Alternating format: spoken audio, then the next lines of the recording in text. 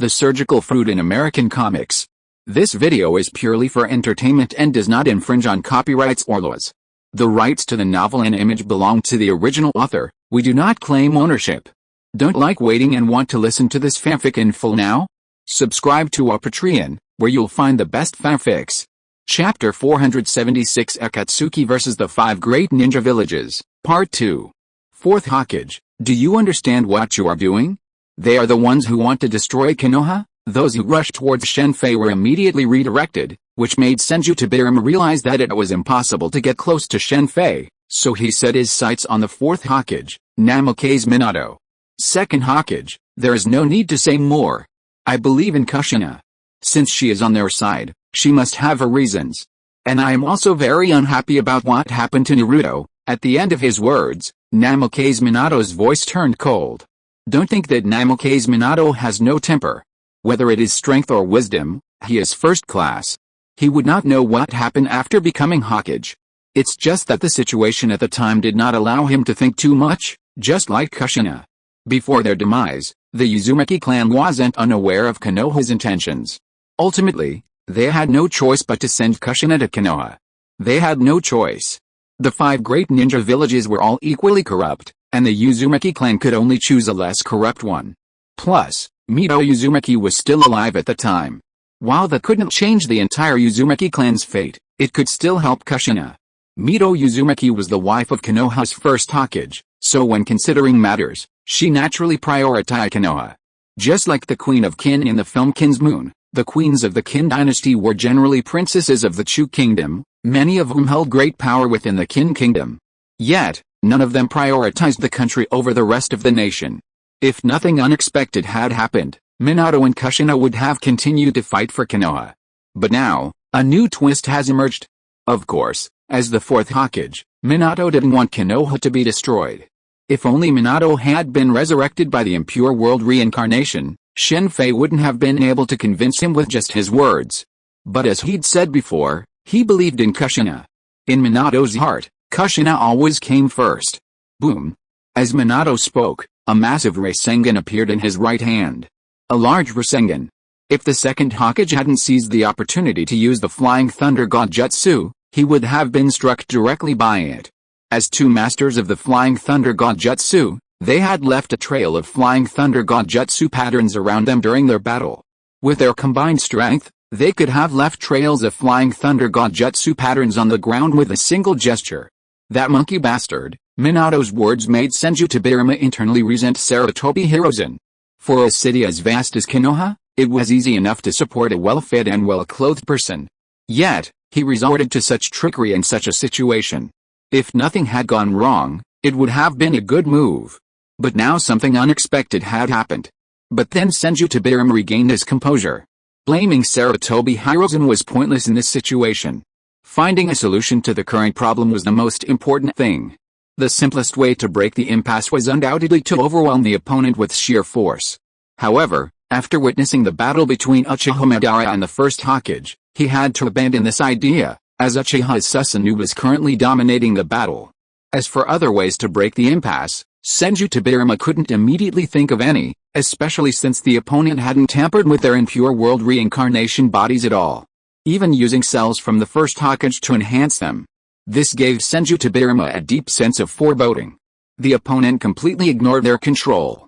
Without such confidence, Senju Tobirama knew that if he were in their position, he would never have resurrected all 4 Hokages at once, instead of just the 4th Hokage. So, faith, these things are truly amazing. Shen Fei, watching the 3 battles from a distance, suddenly thought of Sai's brother, Nobu. Breaking control over impure world reincarnation was extremely difficult, and even a powerful figure not even a Hokage of Konoha could do it. However, Sai's brother, Nobu, had managed to escape the impure world reincarnation on his own. In terms of willpower, he surpassed many cage-level figures.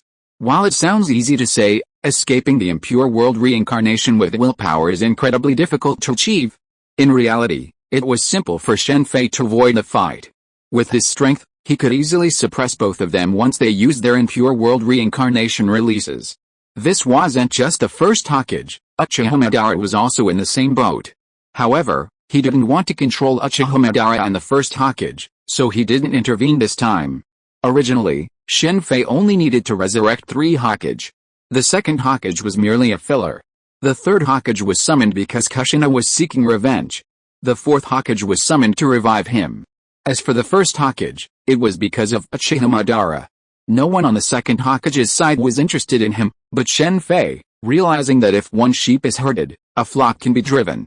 He then summoned the second Hokage to the impure world reincarnation. The reason why Shen Fei did not forcefully control the opponent was because he was originally going to fight the second Hokage himself. Before this, he had never thought that Minato would take action. After all, he was the fourth Hokage. Kushina, Naruto is still in Konoha. Do you really want to destroy Konoha?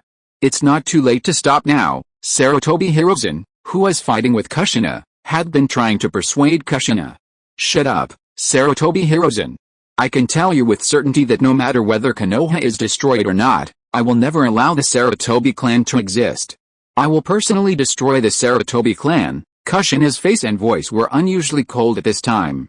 Sarutobi Hiruzen made a fatal mistake in persuading Kushina, that is, he kept mentioning Konoha. He forgot one thing, that is, Kushina was the princess of the Uzumaki clan. After meeting Uzumaki Nagato and Uzumaki Karin and learning about their previous tragic experiences, she was very angry. Just as the second and third Hokage would spare no expense for Konoha's prosperity, Kushina couldn't go to the same extent, but as the princess of the Uzumaki clan, she had also considered revitalizing the clan. Previously, while in Konoha, she couldn't do such a thing, but the situation was different now. Kushina's resolute words immediately made Sarutobi Hiruzen's face turn extremely grim. Aren't you afraid of the Uzumaki clan? I will revitalize the Uzumaki clan, and the Sarutobi clan will just disappear from the ninja world like the Uzumaki clan did before. Sarutobi Hiruzen suddenly took a deep breath and immediately formed seals with his hands, creating 4 shadow clones. Together with the original Sarutobi Hiruzen, there were 5 Sarutobi Hiruzens in total. And they quickly formed different seals. Water style, fire style, earth style, lightning style, wind style, the 5 great combination jutsu.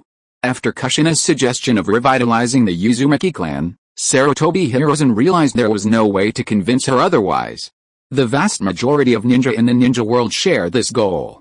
Konoha, strictly speaking, is a single large clan. Numerous individuals in the ninja world are willing to sacrifice anything to revitalize their clans. Just look at the Fuma clan under Orochimaru and other ninja clans. Since he couldn't convince her, Sarutobi Hiruzen immediately treated Kushina as his greatest enemy, employing his ultimate attack, the composite jutsu. Unfortunately, his opponent was Kushina. While Kushina had no record of attacking, her strength was undoubtedly among the highest in the ninja world. When both were alive, Sarutobi Hiruzen couldn't defeat Kushina, the Nine-Tails Jinchuriki, and even in her impure world reincarnation form, he couldn't defeat her either. Vajra Lock, just as Sarutobi Hiruzen was about to use the 5 great consecutive bullet technique, 5 golden chains instantly flew out of Kushina's body. 4 of them pierced through Sarutobi Hiruzen's 4 shadow clones. The final golden chain, launched at Sarutobi Hiruzen, forced him to retreat and dodge. Normally, the body of an impure world reincarnated being is immune to attack, but unfortunately, the diamond lock is a sealing technique. Once locked by the golden chains, Sarutobi Hiruzen is doomed. Sealing techniques are the greatest fear of the impure world reincarnated. Hazuki Sujetsu's water transformation technique was immediately caught by Uzumaki Karin's diamond lock. Unlike Uzumaki Karin, Kushina wasn't as skilled in the diamond lock, but she was quite skilled. This is truly fascinating. Shen Fei was at a loss for words as he watched Sarutobi Hiruzen, who was being chased by Kushina. He hadn't anticipated that Sarutobi Hiruzen would have no chance of fighting back against Kushina. Multiple shadow clone techniques, Rasengan, super strength, Konoha truly lavishes itself. Kushina's display of power opened Shen Fei's eyes. Such immense power had never been seen on the battlefield, and only Konoha could muster such power. Remember the current 4th Raikage and Killer Bee? When they were young, they tried to capture Kushina, but were repelled by Minato. If they had met Kushina back then, it's hard to say who would have captured whom. 4 Red Yang formation, perhaps frustrated by Sarutobi Hiruzen's escape, Kushina summoned 4 shadow clones and used the 4 Red Yang formation, trapping Sarutobi Hiruzen within the barrier. Vajra Seal, the 4 Red Yang formation opened a small door, And Kushina's 5 golden chains bound Sarutobi Hirozen. Is this the 4th Hokage's wife? So powerful. Why haven't we heard of her name in the ninja world? Kushina's quick and decisive subjugation of the 3rd Hokage shocked Sujetsu. After all, the man facing him was the 3rd Hokage. What a pitiful teacher, looking at Sarutobi Hirozen, who looked like he was tied to a cross. Orochimaru shook his head with a look of regret. Monkey, seeing Sarutobi Hirozen restrained, Senju Tobirama immediately prepared to rescue him, but the next moment, a giant red hand immediately knocked him back. I'm sorry, 2nd Hokage, it's over with Kushina, and it's time to stop here. Namake's Minato had already activated Nine-Tails mode. Water style, great explosion water wave. Seeing Minato's Nine-Tails mode, Senju Tobirama immediately leaped back into the air, quickly forming hand seals with both hands in mid-air, and spewed out a huge wave from his mouth. As the wave spread, a moment later, the area where they were standing formed an artificial lake. This was the 2nd Hokage Senju Tobirama's strength in water style. Even Kisame, the Cage of the Mist Village, could not match him. This guy still refuses to give up. Shen Fei shook his head helplessly as he watched Senju Tobirama's figure disappear on the surface. While ninjas could tread water, there was no requirement for it. A sneak attack from below the surface was more effective. This water-based technique had no real offensive power. It could drown an ordinary person, but it certainly wouldn't work against a ninja. Senju Tobirama had created the lake simply to create a favorable environment for him. The surface environment allowed Senju Tobirama to better utilize his water-based techniques. The Great Water Prison technique, combined with the multiplication of detonating talisman technique, was a common tactic used by Senju Tobirama in his past. It was with this technique that he defeated Kinkaku and Jinkaku and their elite troops. How persistent, Shen Fei whispered, gently lifting his right foot. As it landed on the surface again, a boundless chill, centered around his foot, rapidly spread outward. A moment later, the lake created by Senju Tobirama transformed into a crystal-clear sheet of ice. It's so cold, this time, Mizuki's body trembled not from fear, but from the surrounding chill. Boom! As the ice shattered, Senju Tobirama, who had dove beneath the surface, attempting to rush towards Shen Fei and the others, surged out from beneath the ice. Shen Fei had frozen not just the surface but the entire lake, including Senju Tobirama. Room, slaughterhouse, Senju Tobirama, having just broken free from the ice, suddenly appeared before him before Shen Fei waved his left hand. As Senju Tobirama stared in shock, Shen Fei slapped his right hand on his chest, activating the sealing technique and sealing him. Thank you for helping Kushina, Minato, appearing about 10 meters in front of Shen Fei after seeing the 2nd Hokage sealed, said gratefully. Whatever Shen Fei's motives, impure world reincarnation was a forbidden technique that manipulated the soul. Simply allowing Kushina to see the grown-up Naruto was enough for Minato to express his gratitude. You're welcome. I just can't stand what some people do, Shen Fei said as Kushina approached, carrying the sealed Sarutobi Hirozen, and tossed him next to Senju Tobirama. The current sealing jutsu on Senju Tobirama and Sarutobi Hirozen, unlike the original manga, which sealed their entire bodies, now preserves the seal on their heads. This means that while they can now move, they can still think and speak. This was a sealing jutsu specifically developed by Kushina to prevent the impure world reincarnation. Minato, shut up, thrown onto the ice. Sarutobi Hirozen looked at Namake's Minato and was about to speak when Kushina coldly rebuked him, then formed a hand seal to seal his mouth.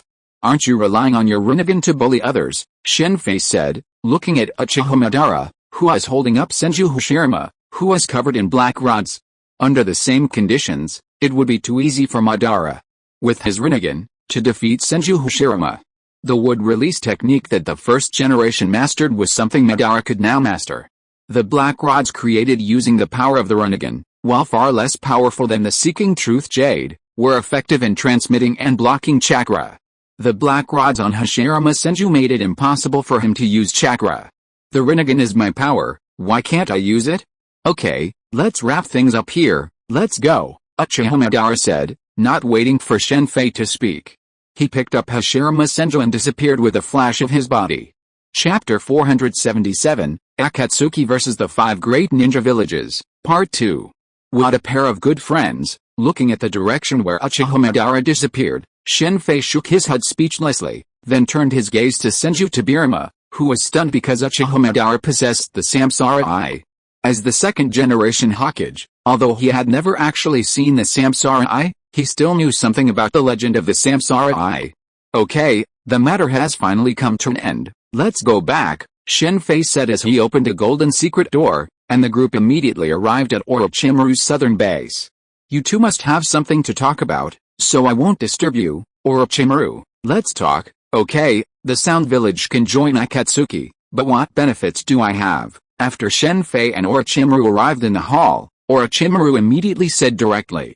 The Akatsuki kingdom was now a foregone conclusion. The 5 great ninja villages simply couldn't resist them. Sooner or later, the land of rice would become Akatsuki's territory, as would the Sound Village within the land of rice. While Orochimaru didn't particularly care for the Sound Village, its support made accepting the land of rice much easier for Akatsuki. Akatsuki can fund your research without excessive interference. Even if you need human experiments, that's fine. There's always been a shortage of death row prisoners, Shen Fei immediately stated his conditions. As a researcher, Orochimaru wasn't particularly interested in power. In fact, if the third Hokage had discussed it with him, he might have withdrawn from the race for the fourth Hokage. Shen Fei's negotiations with Orochimaru went smoothly. After all, he didn't care much for the land of rice and the Sound Village, and using them to secure some benefits was a valuable asset. Strictly speaking, Shen Fei's negotiations with Orochimaru weren't about him joining Akatsuki, nor did Orochimaru have any such intentions. After all, after unifying the ninja world, Akatsuki inevitably faced many restrictions. Many of Orochimaru's experiments were unacceptable to most people. Therefore, the relationship between Akatsuki and Orochimaru was more like a bargain, with Orochimaru trading some of his research successes for Akatsuki's support. Meanwhile, Akatsuki wouldn't actively seek Orochimaru out, and Orochimaru wasn't allowed to openly violate Akatsuki's rules. All transactions were conducted in secret. While most of Orochimaru's research was purely out of interest, if made public, it would be truly astonishing. For example, his human experiments could significantly advance medical ninjutsu. Similarly, Scorpion's human puppetry technique, which allowed him to survive with only a single heart, could potentially save countless lives if applied to medical ninjutsu. Three-tailed Isabu. This conversation with Orochimaru had been quite rewarding for Shen Fei. Orochimaru had revealed the whereabouts of the three-tailed Isabu. Orochimaru had long since discovered the three-tail's whereabouts, but because he couldn't control it, he hadn't bothered Isabu. He secretly searched for someone who could resonate with the three-tails, ultimately finding Ukimaru. Originally, Orochimaru wanted him to be the three-tails Jinchuriki.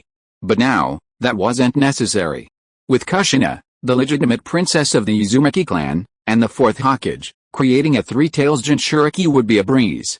The Jinchuriki's current techniques used by the 5 major ninja villages are largely those stolen from the Uzumaki clan and refined. Even with these refinements, they still lag far behind the Uzumaki clan's own techniques. Sealing a Jinchuriki is crucial. If a tailed beast goes berserk, not only will the Jinchuriki die instantly, but it can also cause devastating damage. The previous 8 tails Jinchuriki of the Kumo village was secretly manipulated by Orochimaru, becoming extremely mentally unstable and causing the 8 tails to go berserk. This single technique alone is crucial for Orochimaru's success in Konoha. Fourth Hokage, I'm sure Kushina has already told you everything. What do you plan to do next? After leaving Orochimaru, Shen Fei met up with Minato Namikaze and Kushina Uzumaki inside Angkor Fortress. I hope to minimize the damage to Konoha. After speaking with Kushina, Minato immediately understood the current state of the ninja world. Shen Fei's philosophy aside, the Akatsuki's combat power alone far surpassed that of the 5 great ninja villages.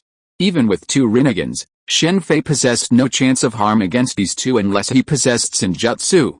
Even if Minato had sided with Konoha, the outcome would have been the same, as he had died too young, leaving him no time to cultivate Senjutsu. Not to mention the fact that Akatsuki likely possessed even more powerful warriors who had undergone the impure world reincarnation. Even if Minato had fallen out with the second Hokage and the others, he was still Konoha's fourth Hokage. You shouldn't be telling me this. You should be talking to Konoha's leaders. If Konoha can accept Akatsuki's rule, they don't actually want to start a war. Shen Fei considered those who want to solve the problem of war once and for all to be arrogant. After all the development in his previous life, even in modern society, the problem of war hasn't been solved, let alone the ninja world. Just like the many scientists in the Marvel Universe, such as the Umbrella Corporation, who dream of solving the problem of human evolution once and for all. This is sheer wishful thinking and will only lead to war. Even Shen Fei, even now, can't solve the problem of human evolution. The major empires in the Marvel Universe have all taken a long time to reach their current state, and even those empires haven't solved their own national evolutionary problems. The so-called universal evolution is a joke. The ultimate beneficiaries are only those at the top. The so-called benefiting all of humanity never begins with the poor. I'll have a good talk with Lady Tsunade. If you can do that, that would be great. I believe the person you two want to see most right now is Naruto. I'll take you there, Shen Fei said as he opened a secret door. Across from him was the Nanmandu Temple on the outskirts of Konoha. Thank you. Looking at the Nanmandu Temple across from him, Minato gave Shen Fei a deep look before crossing the secret door with Kushina. Aren't you afraid they'll never come back? As he spoke, Uchiha Sasuke walked out from the side. It doesn't matter. Even if they're on Konoha's side now, they can't stop Akatsuki. It's their freedom to choose what to do. Just like you, I wouldn't be surprised if you were on Konoha's side now. Don't joke. I'll go back to Konoha, but as its Hokage, even though Akatsuki ruled the entire ninja world and the leaders of the 5 major ninja villages were still Kages, there was no need for any special changes. The 5 great ninja villages will definitely take action during this celebration. If my guess is correct, Itachi will also take action. Then who'll be in your hands? I will definitely kill him myself, the tail beasts, the divine tree. Remember, Obito fused the 9 tails and 8 tails together to become an incomplete 10 tails Jinchuriki without capturing them. The 9 tails partial chakra can also create a pseudo 9 tails Jinchuriki. In other words, even without fusing the 9-tailed beasts, as long as you have their chakra, you can create a pseudo 10 tails, a pseudo divine tree. After Sasuke left, Shen Fei immediately began to recall the tailed beasts and the divine tree. The divine tree can absorb life force to grow. In other words, it's very likely, like the pseudo Jinchuriki, it's just a part of the real divine tree, growing by absorbing life force. In other words, there might be a real divine tree in the Otsutsuki clan's lair, Otsutsuki Kaguya. What a problem. The divine tree was originally just a divine tree, but after Otsutsuki Kaguya fused with it, the situation became very complicated. The current sacred tree is, in some ways, Kaguya Otsutsuki. Shen Fei is somewhat concerned about this sacred tree. The life force it consumes is nothing to Shen Fei. The world of One Piece is home to an incredibly large number of giant sea kings, perfect for feeding the sacred tree. Perhaps it will quickly produce new chakra fruits.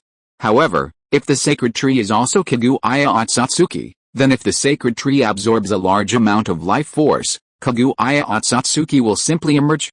While Shen Fei might be overthinking this, given the possibility, he cannot risk it. Just like the recent and pure world reincarnation of the 4 Hokage, while it may seem risky, he is truly in control. Even if the 4 Hokage and Uchiha Madara unite, he is confident they can handle them. This is the true reason he dares to reincarnate them. If he were less powerful, he would never reincarnate them, even if it were Minato Namake's. After all, he is the 4th Hokage. Let's see if we can cultivate a new sacred tree first. While cultivating a new sacred tree would undoubtedly be more difficult than an existing one and require more vitality, it would still be much safer than Kaguya Otsutsuki's. Shen Fei certainly had plenty of vitality. The Sea Kings in One Piece, the dangerous species in Akame's lair, and the Dark Continent in Hunter World all possessed creatures with powerful vitality. He could use the sacred tree to eliminate the dangerous species in Akame's lair. Just as the land creatures in One Piece couldn't compare to the dangerous species in the ocean, the same was true for Akame's lair. Speaking of which, they're quite lucky. They can consume the chakra fruit directly. I might not need it then. Speaking of the chakra fruit, Shen Fei's first thought naturally came to Ada and the others. Of course, such a powerful thing could only be enjoyed by those who truly belonged to the family. Perhaps one day, I can rely on the sacred tree to wipe out the Dark Continent.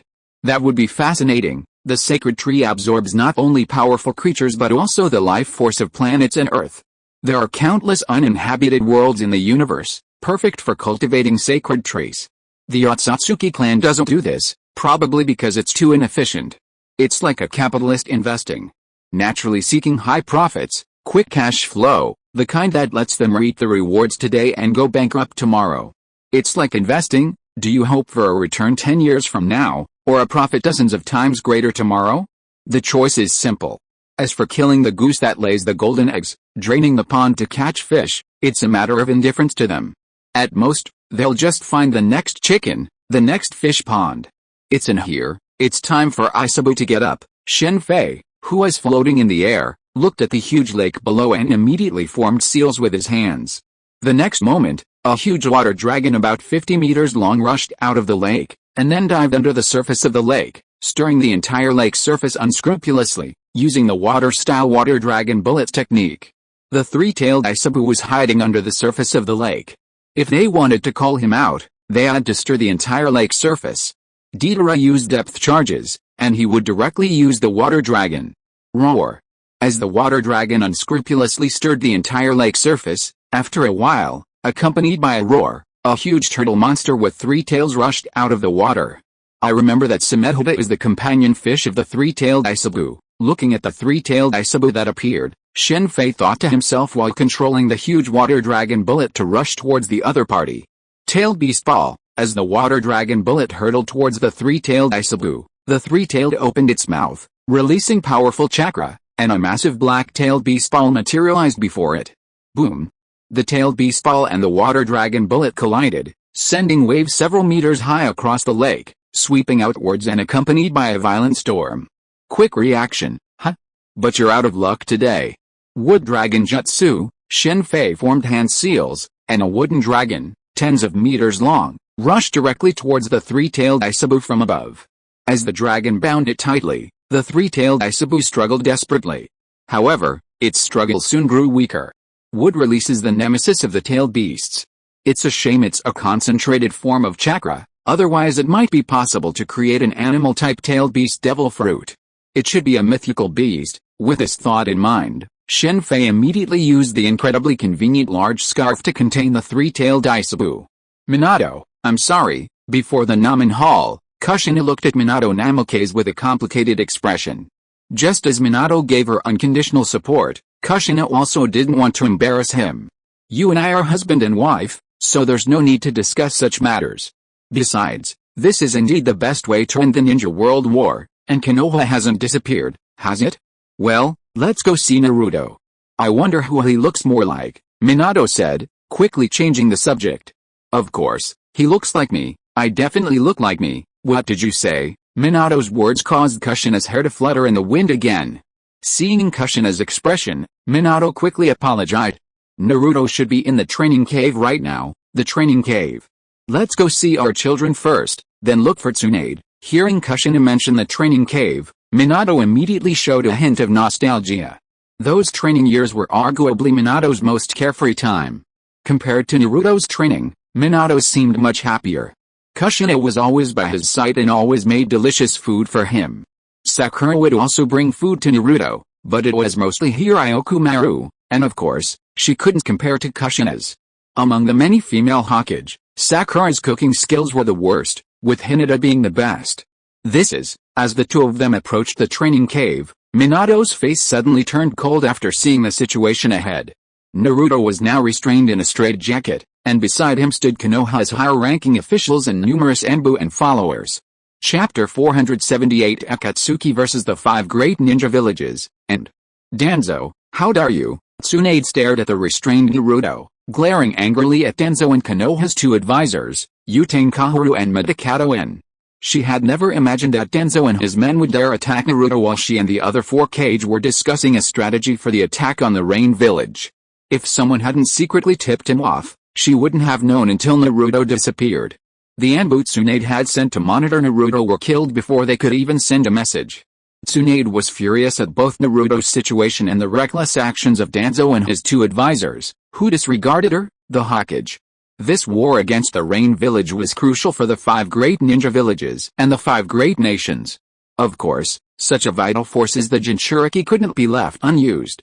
The Iwagakure and Kumagakure villages had already begun recalling their Jinchuriki, and the Mist village had also recaptured the Six Tails Jinchuriki who had been wandering around. However, on Konoha's side, a serious conflict arose between Tsunade and Danzo, the two advisors, over the Nine Tails Jinchuriki. However, with the support of Jiraiya, Kakashi, and several of Konoha's major clans, Tsunade temporarily suppressed Danzo, and Tsunade thought the situation would be resolved.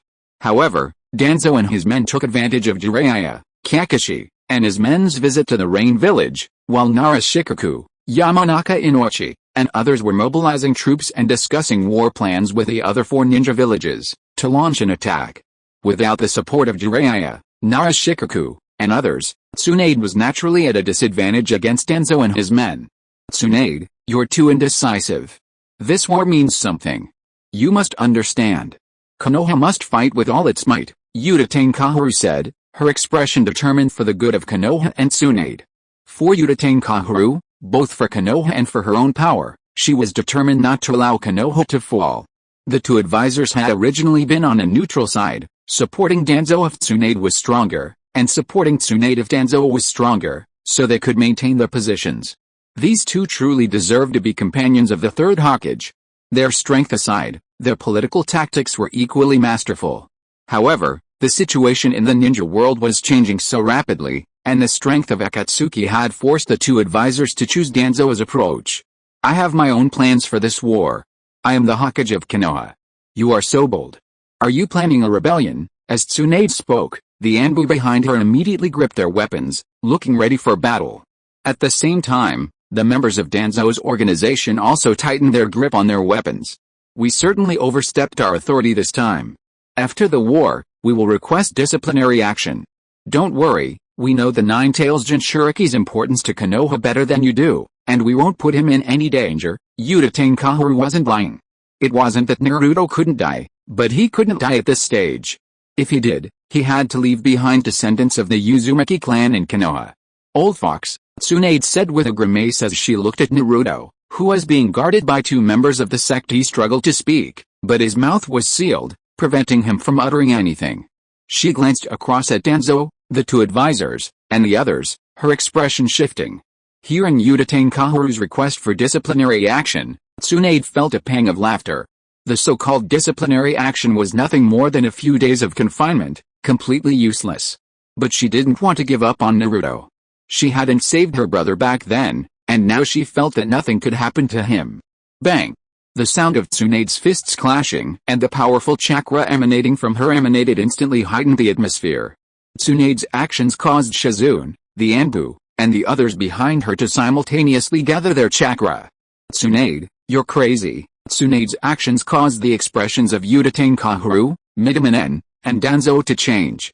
Konoha's 2 advisors and Danzo had acted so confidently, assuming Tsunade would consider the greater good and not allow civil war to break out under these circumstances. This was their tried and true tactic, all designed to pressure Tsunade for the greater good of Konoha. Unfortunately, they had miscalculated this time.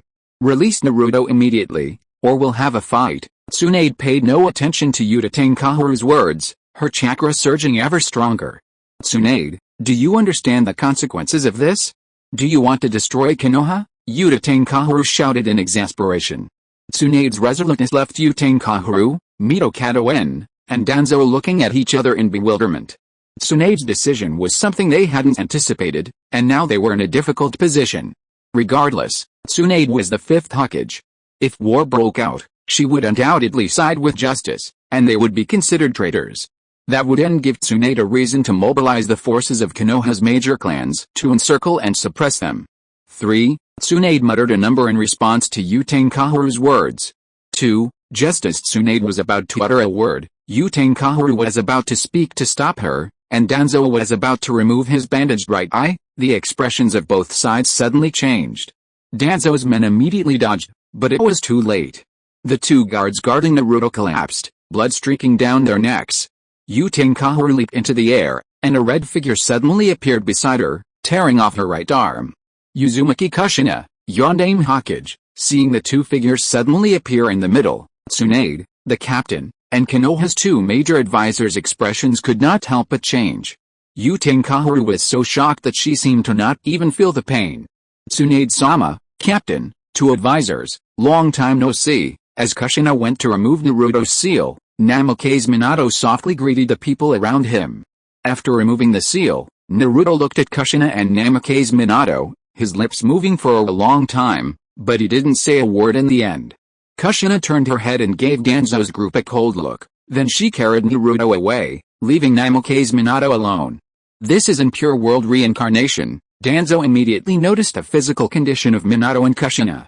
Tsunade-sama, thank you so much for defending Naruto. Minato, don't misunderstand, this is all for Konoha? Utatane Kaoru and Midakato spoke up before Minato could finish.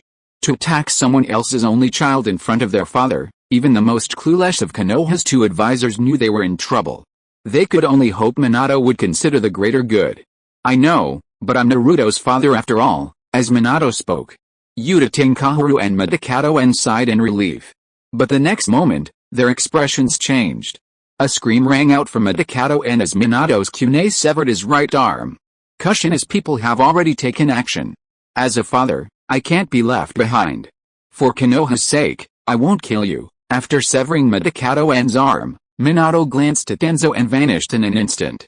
Look at what you've done. While Naruto's rescue was a good thing, the reincarnated fourth Hokage and Uzumaki Kushina weren't good news for Konoha, even though they appeared to possess their own consciousness and weren't controlled puppets. Did Orochimaru betray Akatsuki? Tsunade, returning to the Hokage's office, immediately sent Shizune out. She needed some quiet time and someone to talk to. Tsunade-sama, long time no see. I'm so sorry for what happened earlier. Shortly after Shizune left, Namikaze Minato suddenly appeared in the Hokage's office. It's my fault. I didn't expect them to be so bold. The job of Hokage is truly difficult. You must have had a hard time back then. Namikaze Minato gave Tsunade a wry smile. Tsunade's situation was much better than his own.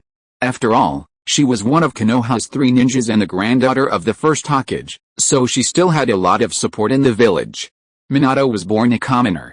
Although he was Jiraiya's disciple, Jiraiya didn't care about these matters, and Minato didn't bother him with them. After all, the third Hokage was Jiraiya's teacher. There are some things, Tsunade-sama, that would be better for you to know, Minato said, revealing what he knew about Akatsuki.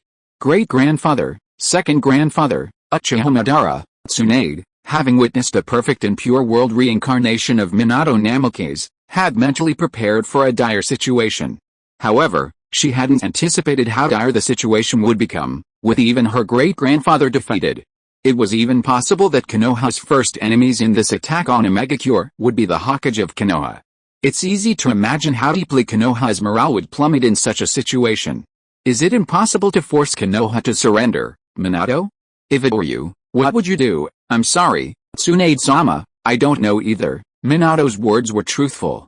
Given the current situation, even if you were in Tsunade's position, there was no solution. Okay, that's the situation. As for Naruto, Kushina will temporarily take him away from this war, Minato said as a figure disappeared from the Hokage's office.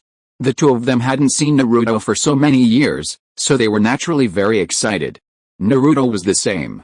This was just the right way for Naruto to avoid this war. It seems that the 5 major ninja villages have made up their minds. That's right. After all, they are not fools. When it's time to make a decision, they will definitely not hesitate. After this battle, we can take over the Sand Village. After capturing the three-tailed Isabu, Shen Fei came to the steel tower of the Rain Village, looking at the holographic map of the ninja world, preparing his next plan. The location of the Rain Village is about the same distance from the Wind Kingdom, the Earth Kingdom, and the Fire Kingdom. The reason they chose the Sand Village first is that it is the weakest and poorest, and with serious internal discord, it can be said to be the most suitable place to occupy first. Just like when Yinjiang unified the 6 kingdoms. His first target was South Korea. Everyone's here. Akatsuki faces a serious situation this time. Based on the intelligence we have, the 5 major ninja villages are already collaborating and preparing to strike, presumably on the day of the festival. With all the Akatsuki members gathered, Shen Fei began to share the intelligence he had. How are your preparations, Sasori? We're fully prepared, very good. Knowing they'd have to fight the 5 major ninja villages sooner or later, Shen Fei couldn't help but be prepared. Furthermore, this was a defensive battle, not a major expedition. It could be said that the timing, location, and people were all on Akatsuki's side. Deidara, how are your preparations? Shen Fei asked, turning his gaze to Deidara. In war, using Deidara and Sasori's abilities effectively could greatly enhance their own strength. Take Deidara's self-destruction, for example. If he disregarded Deidara's life and charged forward with a self-destruction, he could practically eliminate an entire village. Brother Scorpion is ready, so of course there's no problem on my side. This time, I'll show you the greatest art. Excellent. After this war, the 5 great ninja villages will no longer be able to stop the rise of Akatsuki. Shen Fei glanced at Itachi, his voice tinged with excitement. Konoha's luck is quite good, but it's because so many people here are connected to Konoha. It's the Kumo village that's in trouble this time. Based on the locations of the 5 great ninja villages, it's easy to deduce the direction from which they'll attack the Rain village, allowing them to set up an ambush. This time, Konan is ready to go all out, bringing out the 600 billion detonating tags she'd previously prepared to use against Uchiha Obito's Kamui. The direction Konan chose, judging by the location of the Kumo village, indicated their direction of attack. They probably had no idea they'd be greeted by detonating tags worth hundreds of billions. Boom, boom, boom. Within the vast underground chamber of the Rain village's newly constructed ninja army, violent explosions erupted as Shen Fei entered. Looking out, he saw a dozen Metro-like devices at the shooting range to the right, conducting shooting training. This was what Shen Fei had Scorpion prepare. Puppet mechas created using puppetry techniques, controlled by the pilot sitting inside using chakra. The mechas were somewhat cumbersome, and against the agile ninja, they would likely serve only as targets. Using them for missions would certainly not be effective, but using them in war would be a completely different story. Let you ninjas see what real war is like. This underground base was created by Shen Fei using the Traceless extension spell. Not everyone, even within Akatsuki, knew about it. Of course, Shen Fei primarily wanted to hide it from Uchiha Itachi. If the Sand Village's puppetry techniques received national support, they could unleash a terrifying power in war. However, in the ninja world, combat equipment is funded by the pilot. The poverty of the Sand Village was understandable, considering that a puppet was clearly far more valuable than a kunai, shuriken, or other throwing weapons. I finally understand how hard it is for the people behind such a grand celebration. I'd never do that again. Even if I were beaten to death. Shen Fei couldn't help but sigh softly as he looked at the crowd gathered in front of the steel tower of Rain Village. Listening to Nagato's speech. To ensure that the attacks from the 5 major ninja villages wouldn't disrupt the celebration, Shen Fei was going all out. Nothing could go wrong with this celebration. It represented the reputation of Akatsuki. As it started, upon noticing the sudden surge of chakra waves in several locations around Rain Village, Shen Fei immediately formed hand seals. Accompanied by an incredibly bizarre scene, the entire square was drawn into the mirrored space. If you're listening to this novel on a channel other than Fanfic World, it means they downloaded and uploaded it without effort. We cordially invite you to visit our channel, Mundo Fanfic Novelis. There you'll find the original version of this story and you can explore many other novels of various genres. We're waiting for you to immerse yourself in a world of incredible novels. Chapter 479, The Defeat of the 5 Great Ninja Villages, Part 1. Guide everyone to evacuate immediately. As 2 massive portals opened in the underground refuge space of the Rain Village, ninjas immediately began guiding the people out of the mirror space in an orderly manner. Akatsuki had already conducted numerous simulated drills in previous exercises, so while the people were somewhat bewildered and frightened by the sudden change, the ninjas maintained order and prevented any major chaos. What is this? Shen Fei also included the spectators sent by the 5 major ninja villages into the mirror space. The sudden change caused them to panic for a moment, but the next moment, massive portals appeared beneath the feet of the envoys from the Cloud Village and the Mist Village, respectively, throwing the ninjas from these 2 villages out of the mirror space. In order to deal with today's events, Shen Fei had summoned several shadow clones several days in advance, each possessing half his power. The multiple shadow clone technique can certainly summon numerous clones in an instant, but the power of such clones is too dispersed. However, if they are summoned one by one, each clone possesses half the energy of the original. This is the correct way to use shadow clone techniques. Rather than summoning them during battle, it's better to summon them in advance. Of course, in the ninja world, only the top ninjas like Uchiha Madara and Senju Hashirama, and later Naruto and Sasuke in their prime, could pull this off. It's unclear whether they disdained to use it or simply hadn't considered it. It seems no one has ever used the shadow clone technique in this way. Gaara, be careful. After seeing the people from the Kumo and Mist villages disappear, the remaining 3 ninja villages immediately huddled together, watching the ground with great vigilance. Gaara, on his side, had even created a platform beneath his feet made of sand. Compared to other ninja, Garo had a significant advantage: he could fly and control the movement of sand. Temari had already drawn her 3-star fan, placing it in front of Gaara. Kankuro, however, had taken out 2 puppets, protecting Gaara from behind. Around the 3 of them, Gaara's sands shone. Of the 5 ninja villages that had come to Akatsuki for the ceremony, with the exception of Sand Village, which had the 5th acting Kazakage, the others had more than just a cage.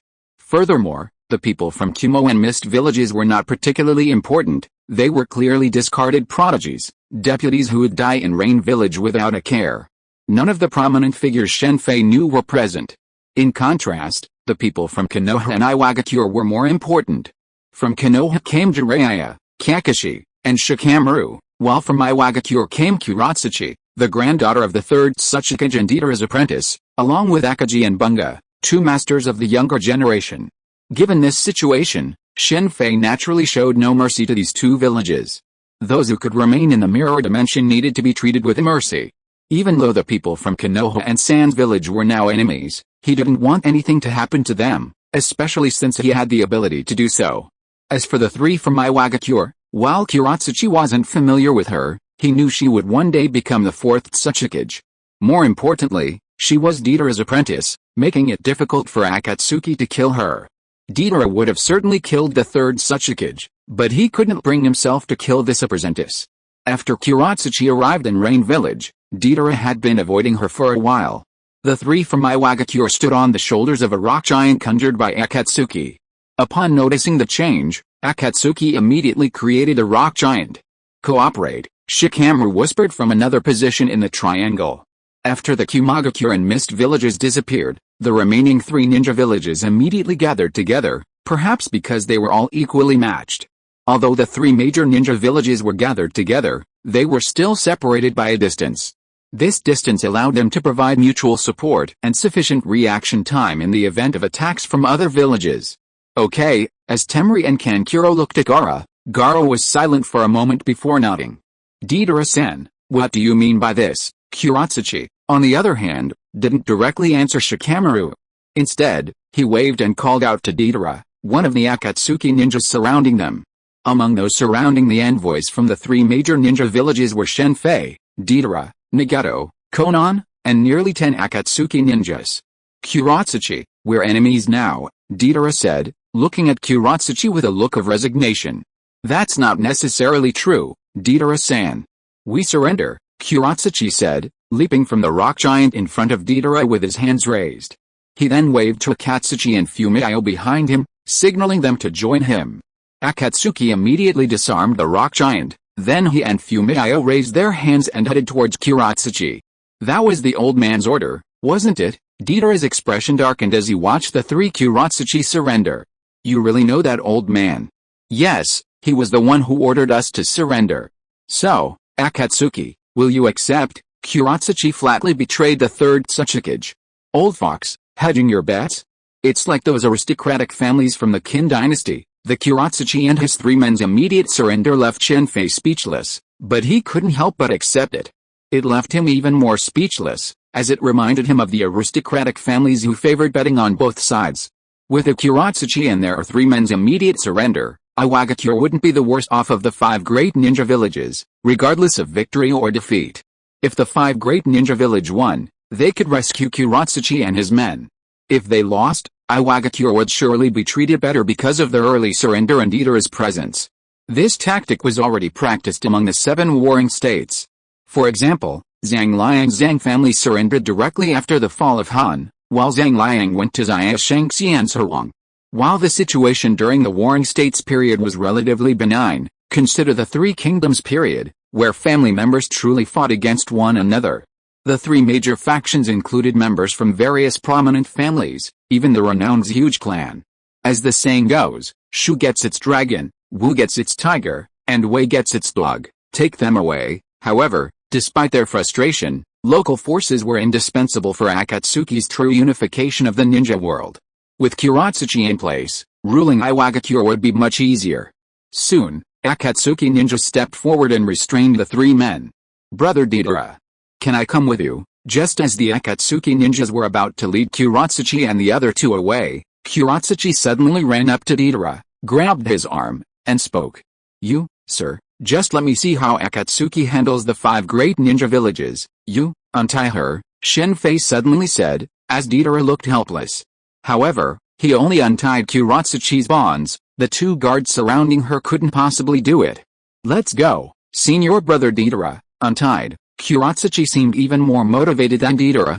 You go first. After a moment's silence, Shen Fei agreed to Kuratsuchi's request. It was a good opportunity for him to witness Akatsuki's methods of warfare. The 3 of the Sand Village, do you want to surrender? You should understand why you're here. Someone wants to use us to eliminate dissidents. Sorry, I'm the 5th Kazakage. Gaara immediately rejected Shen Fei's offer of surrender. Then it seems the 3 of Konoha won't surrender either. Shen Fei nodded, but without further comment, his gaze immediately turned to Jiraiya and the other 2 from Konoha. I'm sorry to disappoint you, Kakashi said, removing the forward protector that obscured his Sharingan. Now we can gather our eyes. Shen Fei knew Konoha wouldn't surrender so easily, but persuading them to surrender was a matter of course. I know you have your own beliefs, but we have ours too. Only strength can determine who's right and who's wrong, Shen Fei said, his figure instantly appearing beside Kakashi. This wasn't a body-flicking technique, but a spatial displacement using the Osaka no Mi. It was Shikamaru who had been by Kakashi's side. Your eye, I take it, just as Kakashi, stunned, was about to react, Shen Fei's right hand had already plucked Kakashi's Sharingan from his left eye. This was Kakashi after all, so Shen Fei didn't remove his Sharingan directly, but rather used the Osaka no Mi's power to remove it, completely painless and without side effects. Even though Kakashi had anticipated Shen Fei's abilities, he still wasn't prepared for them in actual combat. It was like the 4th Hokage's Flying Thunder God technique, known to many but rarely dodged, let alone Shen Fei's sudden, unpredictable displacement. Kakashi, Jiraiya said, launching a punch at Shen Fei. However, Shen Fei had already succeeded, dodging Jiraiya's attack with a flash of body movement. Jiraiya was Nagato and Konan's master, and they had previously suggested that they would handle Jiraiya's situation. If it weren't for that, they wouldn't have stayed here. Kakashi, are you okay? After Shen Fei disappeared, Jiraiya immediately looked at Kakashi with concern. I'm fine, but it looks like I'm in a bad situation today. If Shen Fei had wanted to kill him just now, he could have easily done it. This is really troublesome, Jiraiya said, looking at Nagato and Konan across from him, sighing deeply. Be careful. Gaara had just opened his mouth when 3 wooden dragons entangled Temari and the other 2. Of the 3, only Gaara had time to build a layer of sand to defend himself. Temari and Kankuro were captured before they could even react. As for Kankuro, his puppet substitution jutsu was a decent deception, but unfortunately, this time Shen Fei had completely bound him and his puppet, regardless of whether they were puppets or not. Stop struggling. This is wood release. Shukaku, the one-tailed, can't escape. Shen Fei couldn't help but shake his head slightly as he tried to use Shukaku's power to break free from the wood dragon's restraints. Even the nine-tailed couldn't break free. Although Shukaku boasted that he wasn't afraid of the nine-tailed, he had never actually won. Over the years in the ninja world, the nine-tailed beasts had naturally clashed with each other. Excluding the eight-tailed and nine-tailed, the other seven-tailed beasts weren't actually ranked by the number of tails. However, because the nine-tailed liked to call him that, Shukaku was the most annoyed by the side of the nine-tailed, since he had the fewest tails. After using the instant body jutsu to escape from Kakashi, Shen Fei reappeared beside Gaara and the others.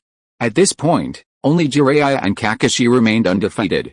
Such powerful chakra, and such a commotion. Is this the secret technique of that Tsuchigumo clan, Konoha? Shen Fei then opened a secret portal, and the group immediately left the mirror dimension and appeared in the square of the steel tower. Feeling the violent chakra from all over the Rain Village, Shen Fei immediately understood what was going on. That Tsuchigumo clan was once a major clan in the ninja world, because they possessed a forbidden technique with a very wide coverage. However, after the 3 ninja world wars, that Tsuchigumo clan declined and was eventually forced to form an alliance with Konoha using their forbidden technique, asking Konoha to protect that Tsuchigumo clan. Konoha naturally agreed. With the secret technique of that Tsuchigumo clan, the only thing left was to protect that Tsuchigumo clan. No joke, if there were only 2 or 3 cats and cats left in the clan, and only one direct descendant, then it could be considered protection. Shen Fei had seen that such Umo clan's forbidden technique from Orochimaru, and even he acknowledged its power. Its force was far greater than Dieter's self-destruction, even rivaling Nagato's Super Shinra Tensei. However, this technique required sufficient time to perform, much like the Ramen Rado who had previously attacked the Rain Village. That such Umo clan's forbidden technique was so potent because it relied on natural energy. Through specialized techniques and bloodlines, a person absorbed the surrounding powerful natural energy, then self-destructed. Simply put, it was a human bomb, and that such Umo clan's decline in talent was partly due to this, as it involved self-destruction. While those not directly descended from that such Umo clan could also perform this technique, its power was far less potent. After all, forcing the absorption of natural energy had its side effects. During the reign of Konoha's third Hokage, this forbidden technique was sealed. After all, its power was far from the legendary, and sacrificing a talented ninja was simply not worth it. However, the third Hokage believed that Danzo's side disagreed. Orochimaru's research had harmed many innocent people, and in fact, Danzo had done similar things as well. He had used many people as test subjects for Konoha's various forbidden techniques, some succeeding, some failing. While it may sound harsh, the truth is that even a ninja with average talent, even self-destructing, could not match the power of a highly gifted ninja. Orochimaru sought to study all ninjutsu in the ninja world, and Konoha's forbidden techniques were naturally the first subjects of his research. Indeed, Orochimaru's interest in Senjutsu chakra was somewhat related to this forbidden technique. Danzo-sama, in a valley southeast of the lake in Rain Village, Danzo's arrival was met with respectful greetings from the members of the valley. Only one person seemed to ignore Danzo's arrival.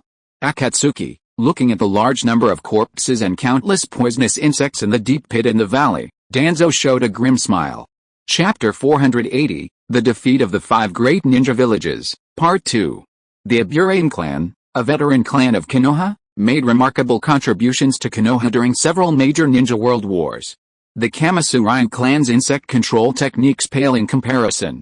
The Aburame clan's parasitic insects possess a comprehensive range of capabilities, encompassing detection, perception, healing, attack, and defense. Their detection and perception range far surpasses that of the Hyuga and Inazuka clans. While the Hyuga clan's Byakugan observation range is limited to approximately 1 kilometer, the Aburame clan's insects can easily reach 10 kilometers. Besides the normal parasitic insect wielders, the Aburame clan possesses a hidden power, the use of poisonous insects, a power considered taboo even within the Aburame clan. The pot of poison is a forbidden technique used by the Aburame clan's poisonous insects. This technique utilizes vast numbers of lives to breed enormous poisonous insects. With enough lives and enough time, they can easily create insects capable of destroying entire nations. Under normal circumstances, Konoha would certainly not have done this, but Danzo was not one to care about casualties. To destroy the Omega-Cure village, Danzo had long ago instructed his followers to prepare the poison jutsu. In reality, Danzo's target wasn't limited to the Omega-Cure village. If possible, he wanted to use this rare opportunity to wipe out the other major ninja villages, as well as the forces of the Konoha Hokage, laying the foundation for his future unification of the ninja world into the 5 great nations. The publicity surrounding Akatsuki's goal fueled the ambitions of some ambitious individuals, like Danzo, who no longer limited themselves to the ninja villages but set their sights on the entire ninja world. Summoning Jutsu, Jiraiya, appearing in the square, immediately bit his left thumb and summoned Gamabunta. His opponent was Uzumaki Nagato, who possessed the Rinnegan. Jiraiya, of course, wasn't prepared for any complacency and used his full strength from the outset. Ultimately, Jiraiya chose Konoha. Jiraiya, what's with that brat? The newly summoned Gamabunta said, his tone filled with resentment. Okay, now is not the time to talk about that. What's important is the enemy in front of us. Jiraiya patted Gamabunta's head, his tone very serious.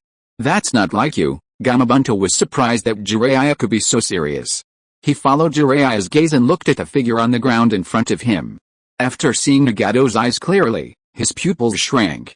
Jiraiya, what's going on? Why are you facing the owner of those eyes? Gamabunta naturally knew the Rinnegan. This is a long story. Please, Bunta, buy us some time. Jiraiya had kept his hands clasped together since he summoned Gamabunta. Do you want to use that? I'll try my best.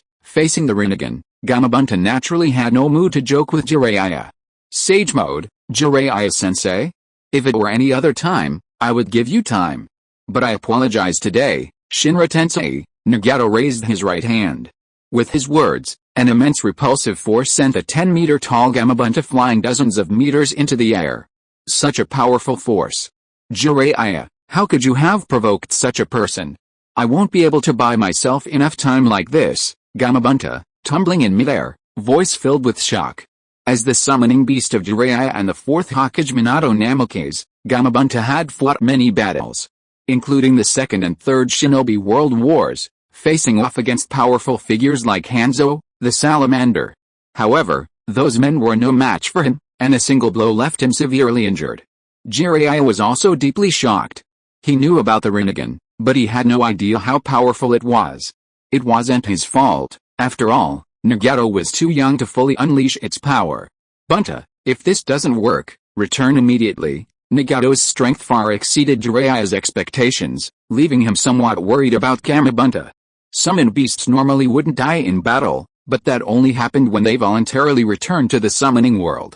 If a summoned beast refused to return, it could be killed. The toads of Myaboku Mountain were different from the snakes of Raichi Cave. The snakes would flee immediately if things got tough, but the toads of Myaboku Mountain worried about their contractors and wouldn't leave until they were pushed to their limits. Don't underestimate me, little Jiraiya, Tipotama. As the repulsive force weakened, Gamabunta rolled over, formed a hand seal, and spat a massive ball of water several meters in diameter toward the distance below. Fueled by powerful chakra, it swiftly rushed towards Nagato.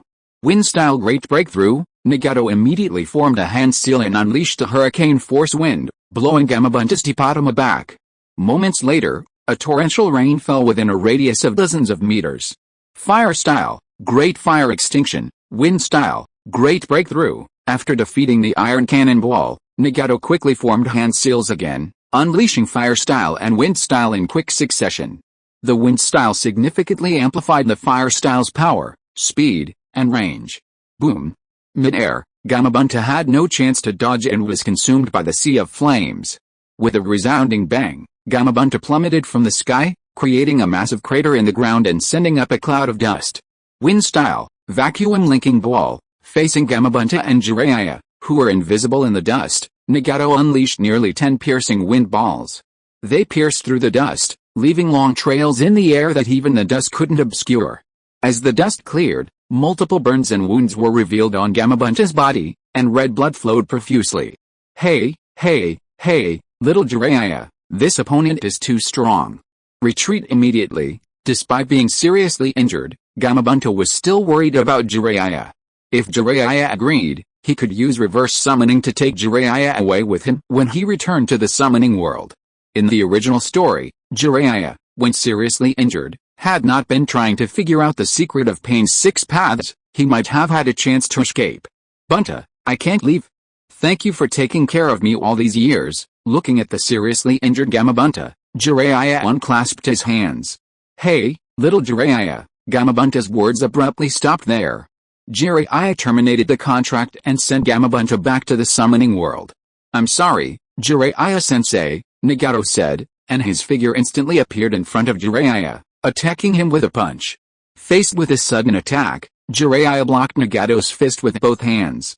However, while he blocked Nagato's fist, he ignored Nagato's left foot. Jiraiya, struck in the stomach by Nagato, was instantly sent flying, blood spurting from his mouth. At that moment, Jiraiya felt his airborne body suddenly and involuntarily fly towards Nagato, a force he could not resist pulling him forward. Goodbye, Jiraiya-sensei, Nagato said, his left hand using the Tensei Tenjin, teleportation of all things, to pull Jiraiya towards him. He looked at Jiraiya expressionlessly, a figure of a Yakuza appearing in the palm of his right hand.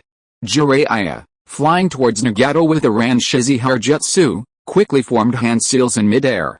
His long white hair stretched wildly, covering his entire body, and a mass of white spikes formed around him, making Jiraiya resemble a white hedgehog.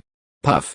Facing the hedgehog-like Jiraiya, Nagato's black rod instantly extended, piercing Jiraiya's body. However, Nagato frowned. He had originally aimed for Jiraiya's vitals, but the stick's strong hair deflected it, piercing only his left shoulder. This is it. Jiraiya's hair immediately began to shrink back, and he stared at the impaled rod in astonishment. He clearly sensed a strange force emanating from it, disrupting his chakra flow, thus automatically disabling his random lion hair technique. Jiraiya was also unable to perform any ninjutsu at this point. Even a resurrected body couldn't withstand the black rod created by his Rinnegan. "Goodbye, this time," Nagato said, and a black rod materialized from his left hand. With a deadpan expression, he thrust it towards Jiraiya's vitals. If he had struck, there was no chance of his survival. Just as in the original novel, Nagato showed no mercy. Whoosh! Just as Nagato's black staff was about to pierce Jiraiya's vitals, a yellow figure flashed past, sending Nagato's black staff piercing the air. Long time no see, Jiraiya-sensei. About 20 meters away, Minato Namikaze, dressed in casual attire, greeted Jiraiya with a smile.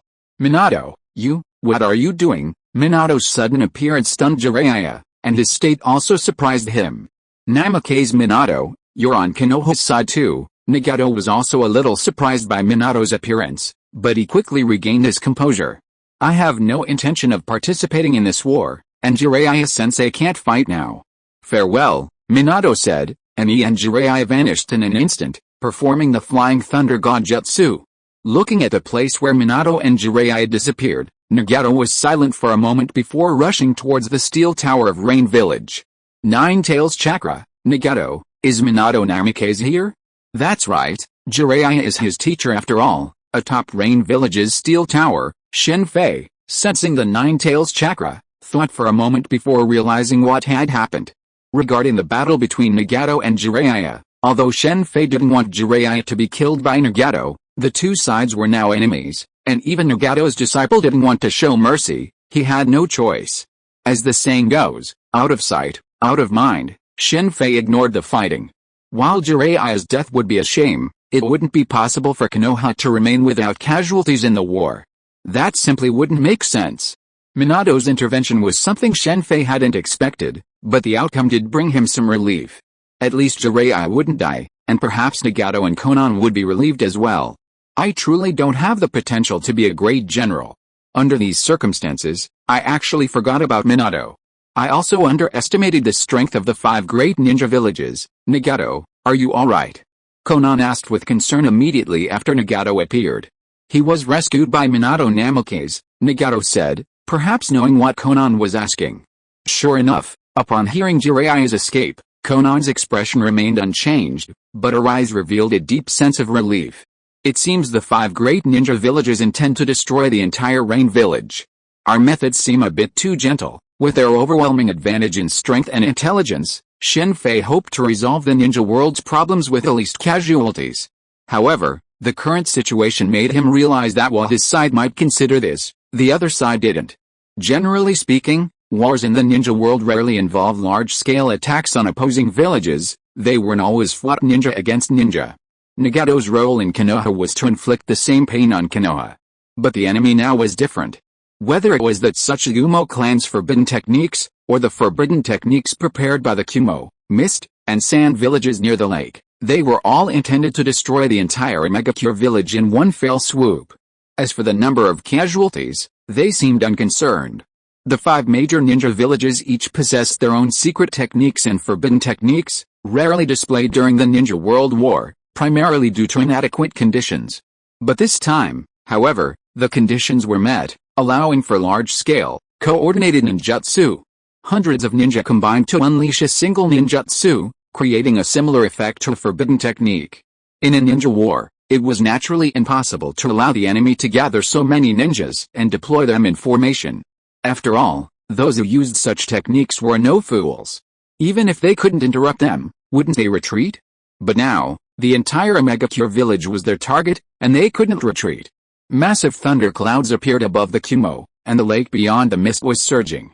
The surroundings of the Megacure village were a natural advantage for the mist. The Sand village, on the other hand, was home to a large number of wind-style ninjas.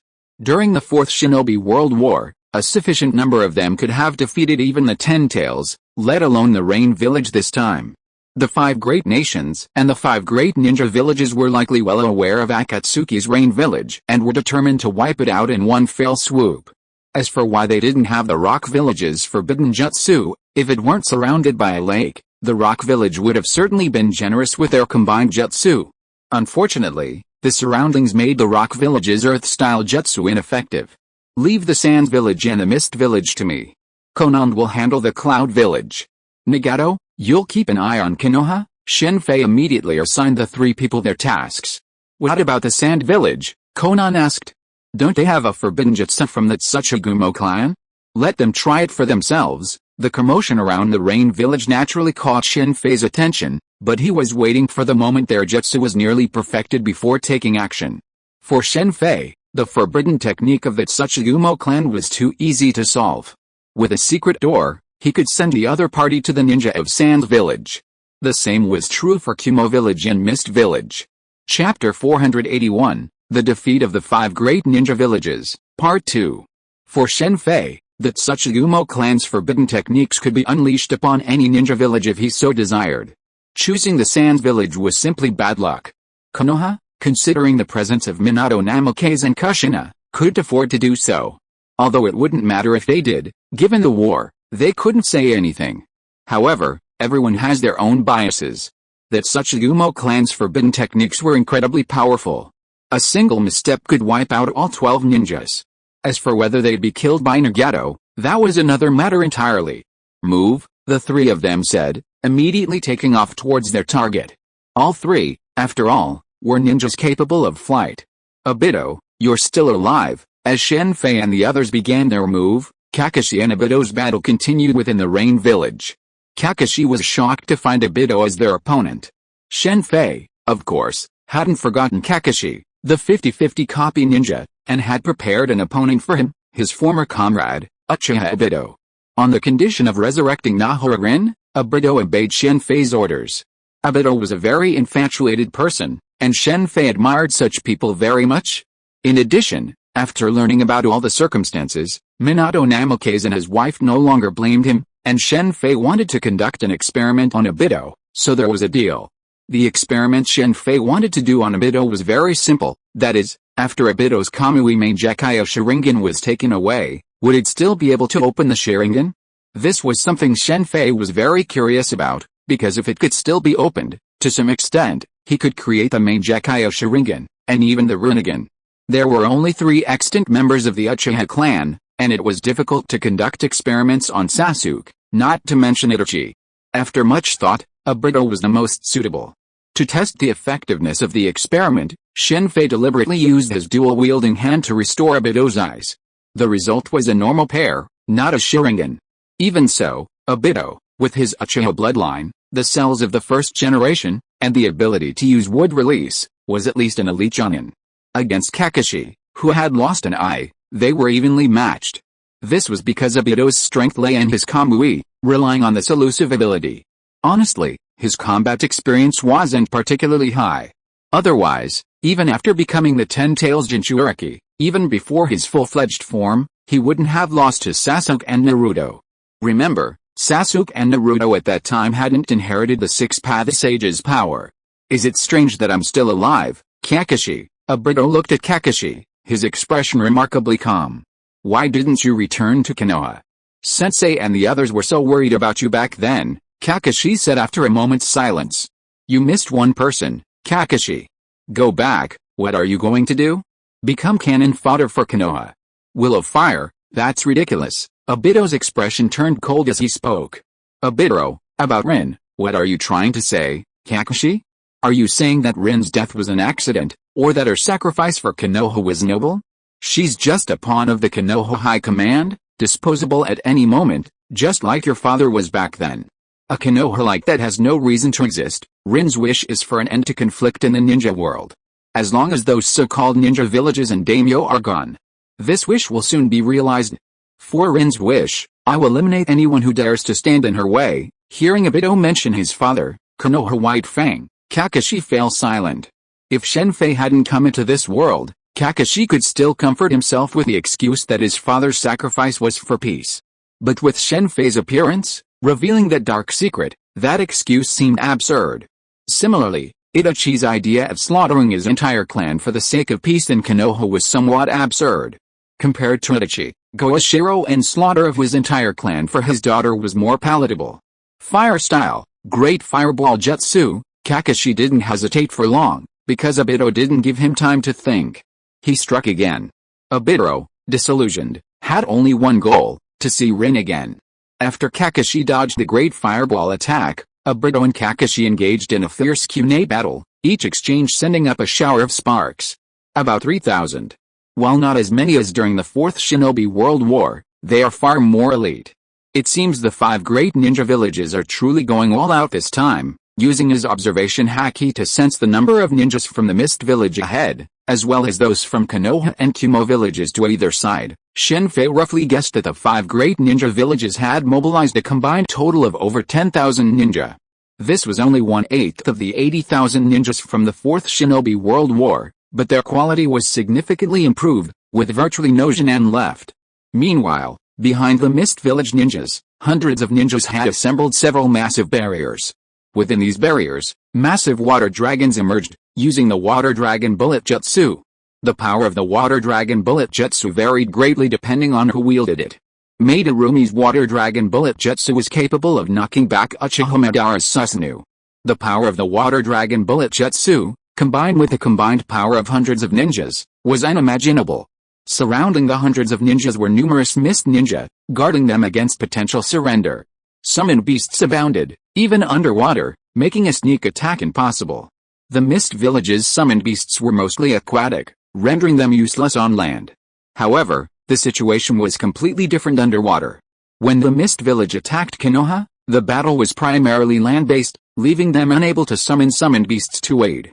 Unlike Konoha's Sannin, the summoned beasts of the 3 sacred summoning sites could fight both on land and water. Meidarumi, it seems Abusa didn't pass on my message to you. Standing at the forefront of the Mist Village was a woman with long brown hair, appearing incredibly voluptuous and mature. It was none other than the 5th Mizukage, Meidarumi.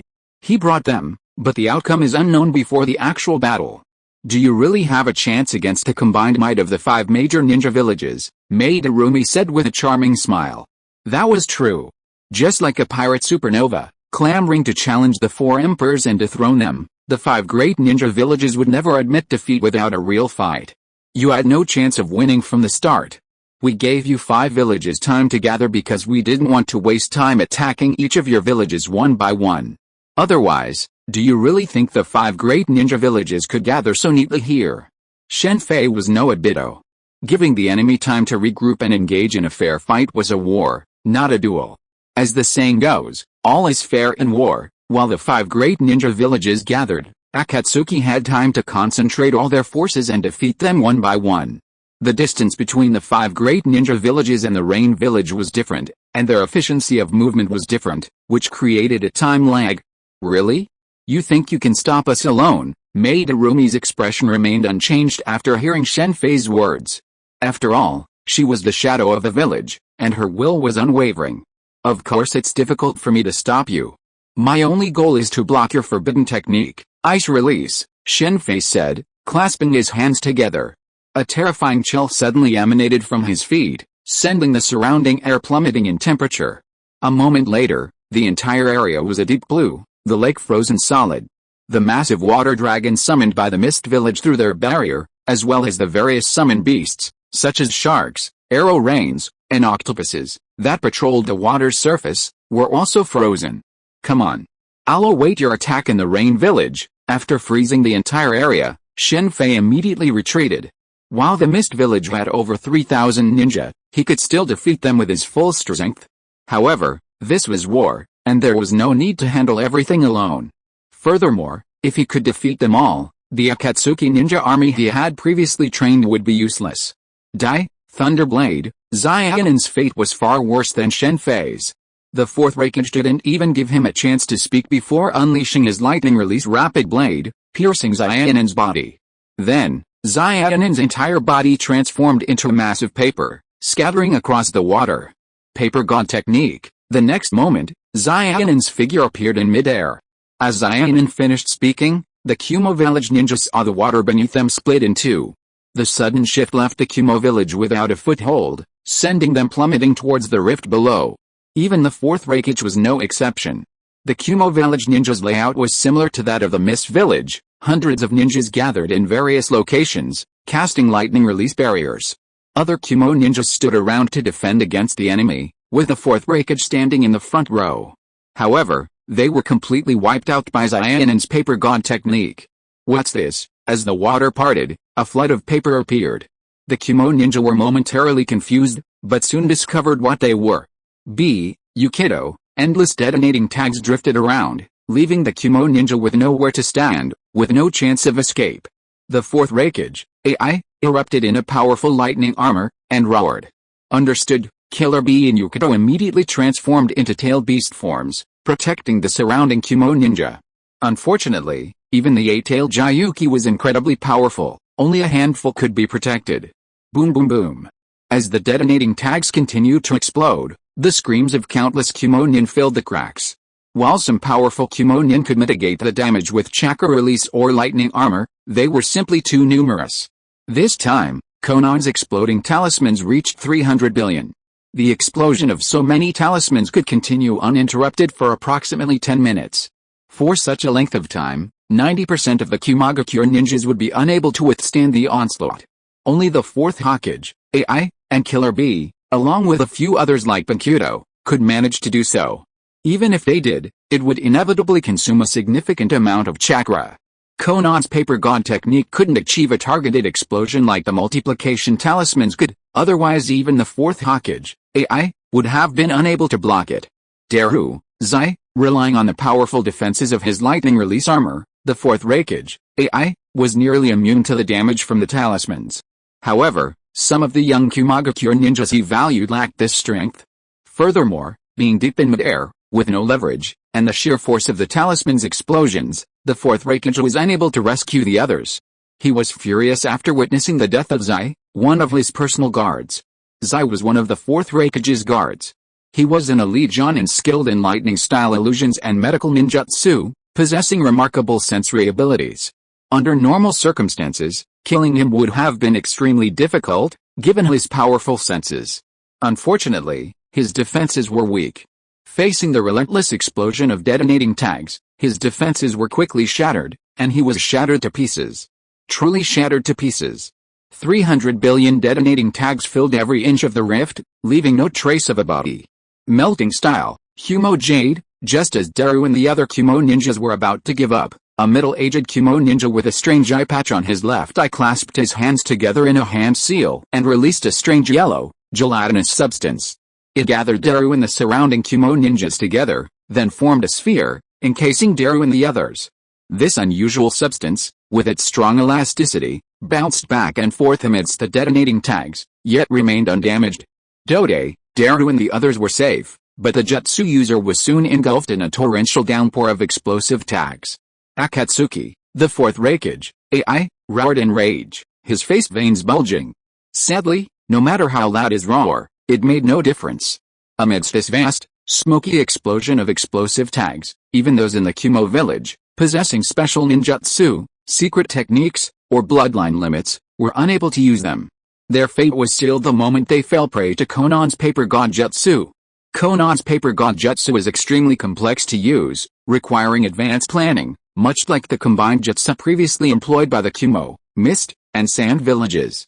If Conan were attacking, it would be difficult for her to pull it off, but the Kumo village was well rested this time. Given the right conditions, Conan possessed the power to destroy an entire village. Compared to using 600 billion detonating tags in a brawl that didn't kill Obito, now 300 billion detonating tags directly wiped out the entire Kumo village. What a bargain. Raikage-sama, directly south of the Rain village, the joint command center of the 5 major ninja villages fell silent after discovering that the Kumo village ninja had fallen into a trap. To annihilate the Rain village and prevent any shirking of their efforts, the 5 major ninja villages had established a joint command center. This system, through a sensory system, could monitor the entire battlefield situation. This allowed for constant reporting of battlefield intelligence to those fighting on the front lines, and also ensured that any shirking of efforts would be immediately detected by the sensory forces.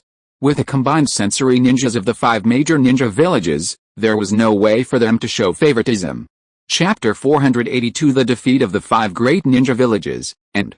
The ninja world can achieve feats that are difficult to achieve with chakra, such as the coordinated attack by the 5 major ninja villages against Akatsuki. Due to their diverse leadership and the independent agenda of each leader, coordinating an attack was inherently difficult. However, with the combined efforts of the sensory ninjas from the 5 major ninja villages, the situation changed. For the headquarters, the entire battlefield was like the fully open map in the strategy games Shen Fei played in his previous life. They could clearly see the enemies' and allies' positions, allowing them to deploy troops with precision. Under these circumstances, unless the strength gap between the two sides was extreme, defeat was difficult. Before the battle, the 5 major ninja villages had never considered themselves defeated. Even with Nagato possessing the Sage's Eye, at most they would suffer heavy losses, much like the Iwagakure's siege of the Third Raikage. Nagato, possessor of the Sage's Eye, could have been worn down to death. However, what they never expected was that even before the full-scale battle began, Akatsuki's single opponent nearly wiped out the entire Kumagakure army. As the sensing force, the command center consisted of powerful sensory ninja from each village. However, even they had no way of accurately determining how many detonating tags were present in the cracked waters. To put it bluntly, the money from that many detonating tags could sustain the 5 major ninja villages for years. Of course, this was theoretically accurate. Under normal circumstances, detonating tags were naturally pricey, but if they were to sell them for hundreds of billions, they wouldn't even fetch a bargain. Oh no! A powerful chakra reaction has occurred in the Sands village. It's Tsuchigumo Hadaru. Just as the sensory ninjas at the command center were stunned by the Akatsuki's power, someone suddenly shouted hurriedly.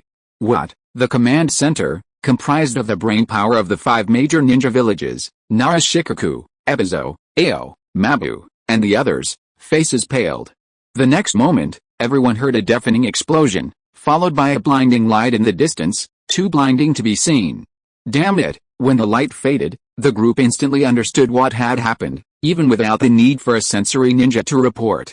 A forbidden technique originally intended for use against the Rain village had been used against them. The 5 major ninja villages had united against the Akatsuki, yet 2 major villages had already suffered heavy losses before the actual battle even began. How did they do that? Flying Thunder God Jutsu, impossible. Narashikaku was aware of the presence of the Edo Tensei Namake's Minato. He had made arrangements in advance. If attacked by Namake's Minato, he would cause Tsuchigumo Hadaru to self-destruct, even if it wasn't at full power. Furthermore, to protect Tsuchigumo Hadaru from Akatsuki interference, each of the 5 major ninja villages had deployed powerful warriors to guard her, while members of the sensory corps were also closely monitoring the area. In this situation, even if Minato himself attacked, Narashikaku questioned them, there would be no chance for them to react. As a witness to the power of Minato's Flying Thunder God Jutsu, he knew how to counter it. What he didn't anticipate was that Tsuchigumo Hadaru, who had been in Rain Village the moment before, appeared among the Sands Village forces the next. The surrounding ninjas guarding her, as well as the sensory team at headquarters, hadn't noticed anything amiss. The reason was simple. Shen Fei's shadow clone had simply unleashed a massive mystical portal beneath Tsuchigumo Hadaru's feet, flinging her and the Ambu from the 5 major ninja villages guarding her into the middle of Sands Village. The sensory team hadn't detected the portal because the chakra accumulated within her was so immense and violent that it obscured the portal's energy. Immediately connect with the 3 cages on the front lines. After a brief silence, Narashikaku immediately instructed the sensory team to connect with its Tsuchikage, Mizukage, and Hokage. He then outlined the situation in the Kumo and Sand villages and inquired about the next steps, fight or retreat. Narashikaku and the others were merely advisors, not the final decision makers. I can't retreat here. Don't tell me you haven't noticed any enemies on my side, Madarumi said immediately. After freezing the area where the Mist Village was located, Shen Fei didn't take action immediately. Madarumi also didn't take action out of caution. The two sides were in a stalemate. For the ninjas of the Mist Village, Shen Fei's ice release was the enemy they feared most. The advantage of water release was gone in an instant. Can we still retreat at this time? Since the forbidden technique has been broken, we have no choice but to attack, the third Tsuchikage immediately stated his position. For the 5 great ninja villages, the arrow was on the string and had to be shot. They would not be allowed to retreat.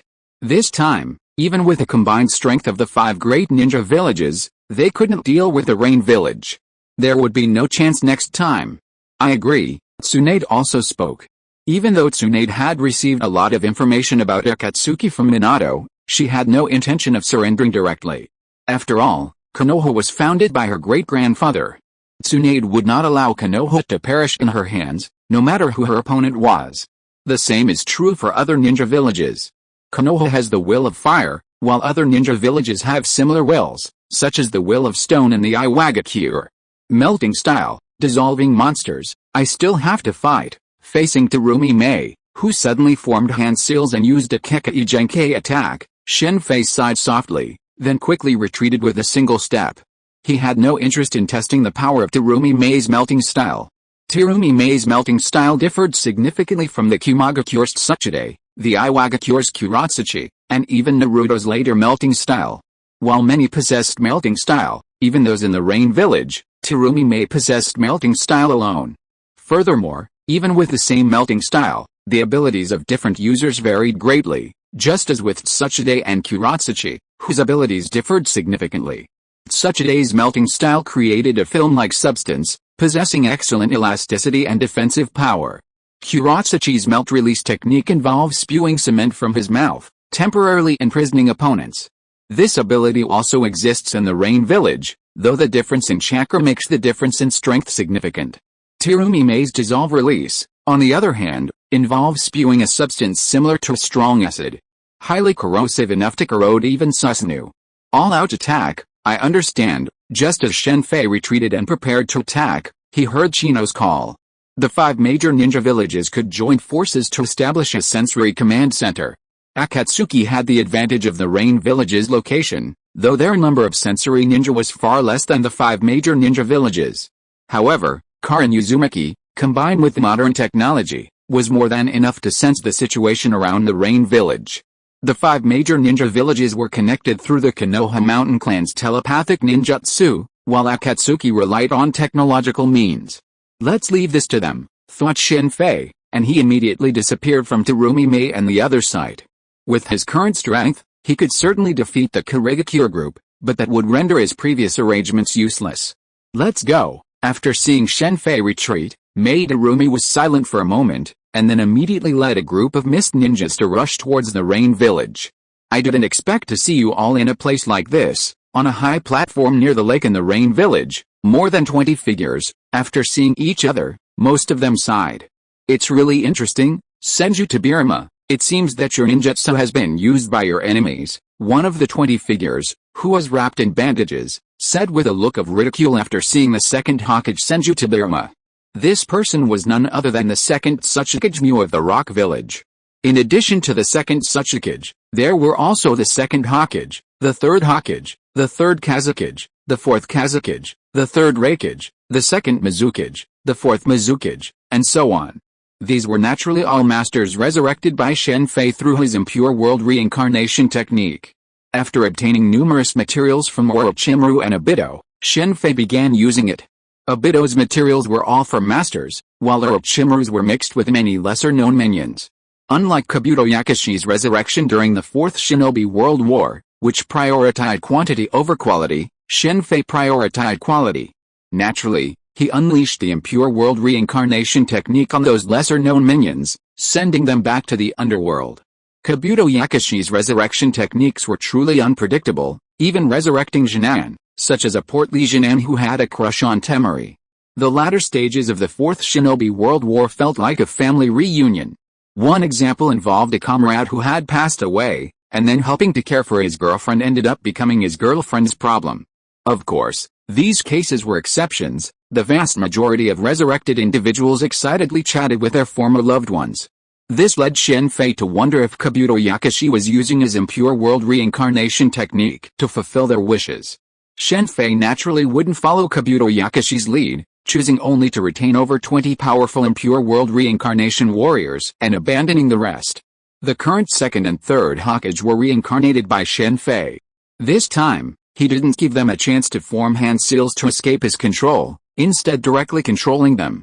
With Shen Fei's current strength, only Uchiha Madara and the first Hokage could break free from his control, and that was without his one-on-one control. Even in a one-on-one situation, these two wouldn't have been able to break free.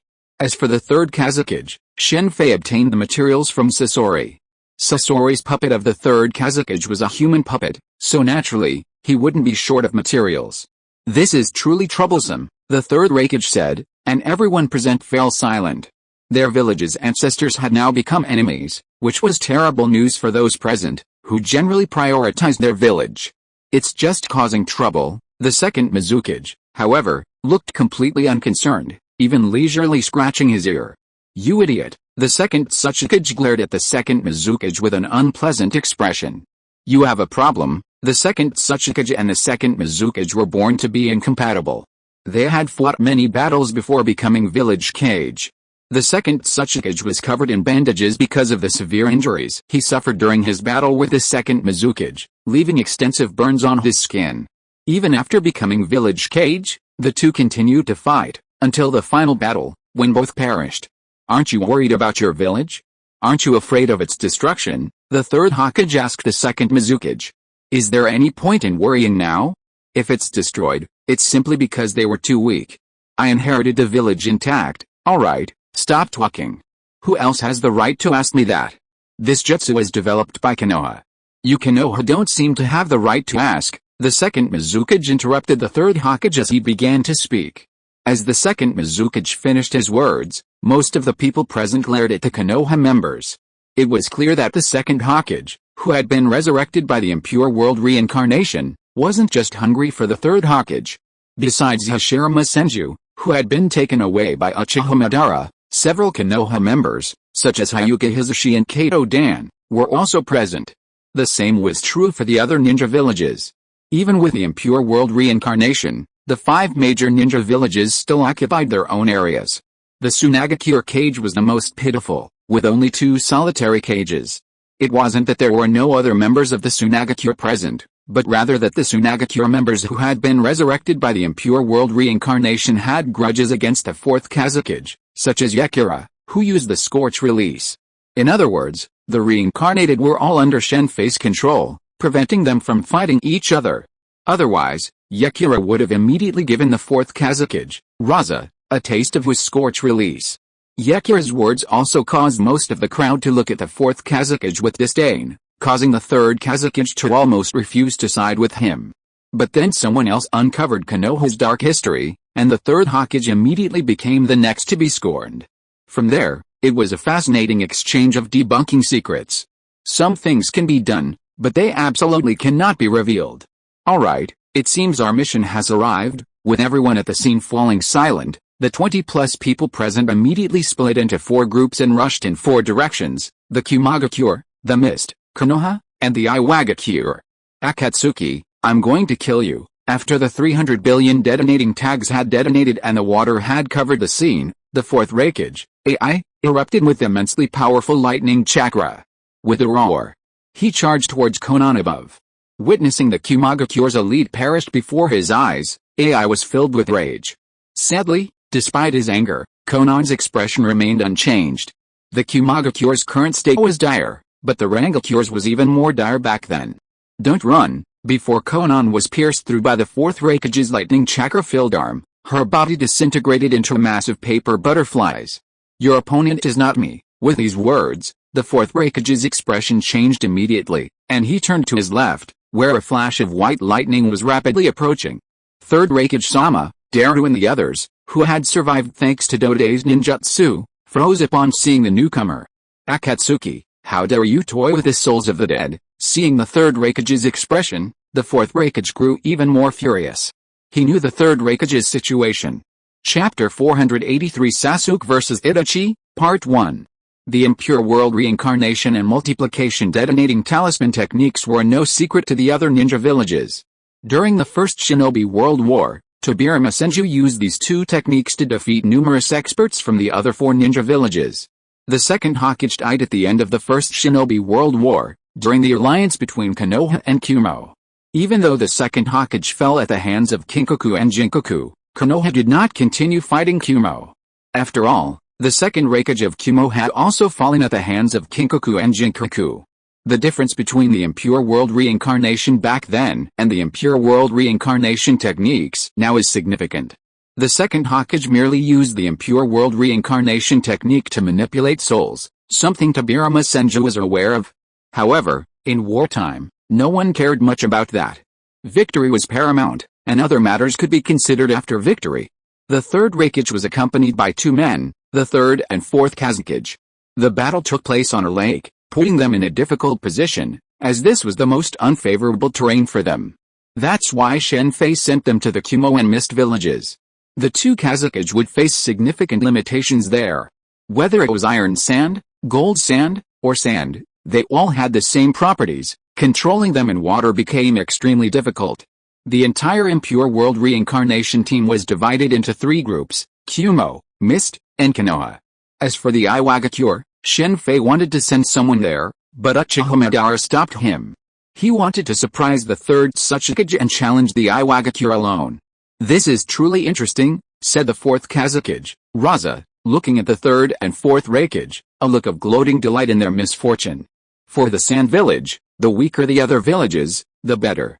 Of those resurrected by the impure world reincarnation, aside from the second and third Hokage, the others didn't actually know the specifics of what had transpired. Most people consider this war the Fourth Shinobi World War, though the idea of the 5 major ninja villages joining forces to take on a smaller one was somewhat strange. However, this was a lesson learned from previous events, and it wasn't unacceptable. The situation in the Land of Whirlpools back then was somewhat similar to that of the Rain Village today. "Father," the third Raikage said solemnly, looking at him. Though lightning flashed from his furious right fist, the fourth Raikage refrained from attacking. "We're enemies now. Don't hold back. Defeat me," the third Raikage said. "I know. I'm sorry, Father, my body is not under my control. I won't hold back. Let me see how much you've grown over the years." With that, the two Raikages simultaneously radiated powerful lightning and charged towards each other. Thunderbolt blade, four-handed sword, with a resounding roar, the two Raikages collided head-on in the middle of the lake. Powerful lightning chakra raged around their bodies. The contact of their fingertips and swords instantly caused the water around them to drop several meters. The shockwave from their collision sent a massive wave several meters high all around. Faced with the rising waves, the two wind cages retreated dozens of meters to avoid a direct impact. They then stood on the surface, bobbing with the waves. Meanwhile, Killer Bee, to protect the surviving Kumagakure, transformed into a half-tailed beast and shattered the incoming waves with a single blow. Konoha's paper god technique reduced the remaining Kumagakure to fewer than 20. Dode's melt release saved some, while Killer Bee's tailed beast transformation saved the rest. While these were saved, Killer Bee was severely depleted. There was no other way, as the number of detonating tags was too great. To protect those people, the enlarged Eight Tails took the brunt of the blasts. "Have you grown a lot?" The third Raikage looked at his vanished right palm with a look of satisfaction.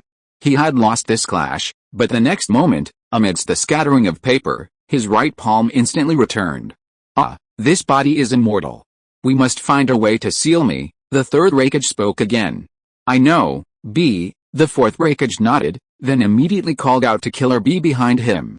Previous Raikages were masters of physical techniques, rarely skilled in ninjutsu, let alone sealing techniques. Of the remaining Kumo ninja, only Killer Bee could perform sealing techniques with the Eight Tails.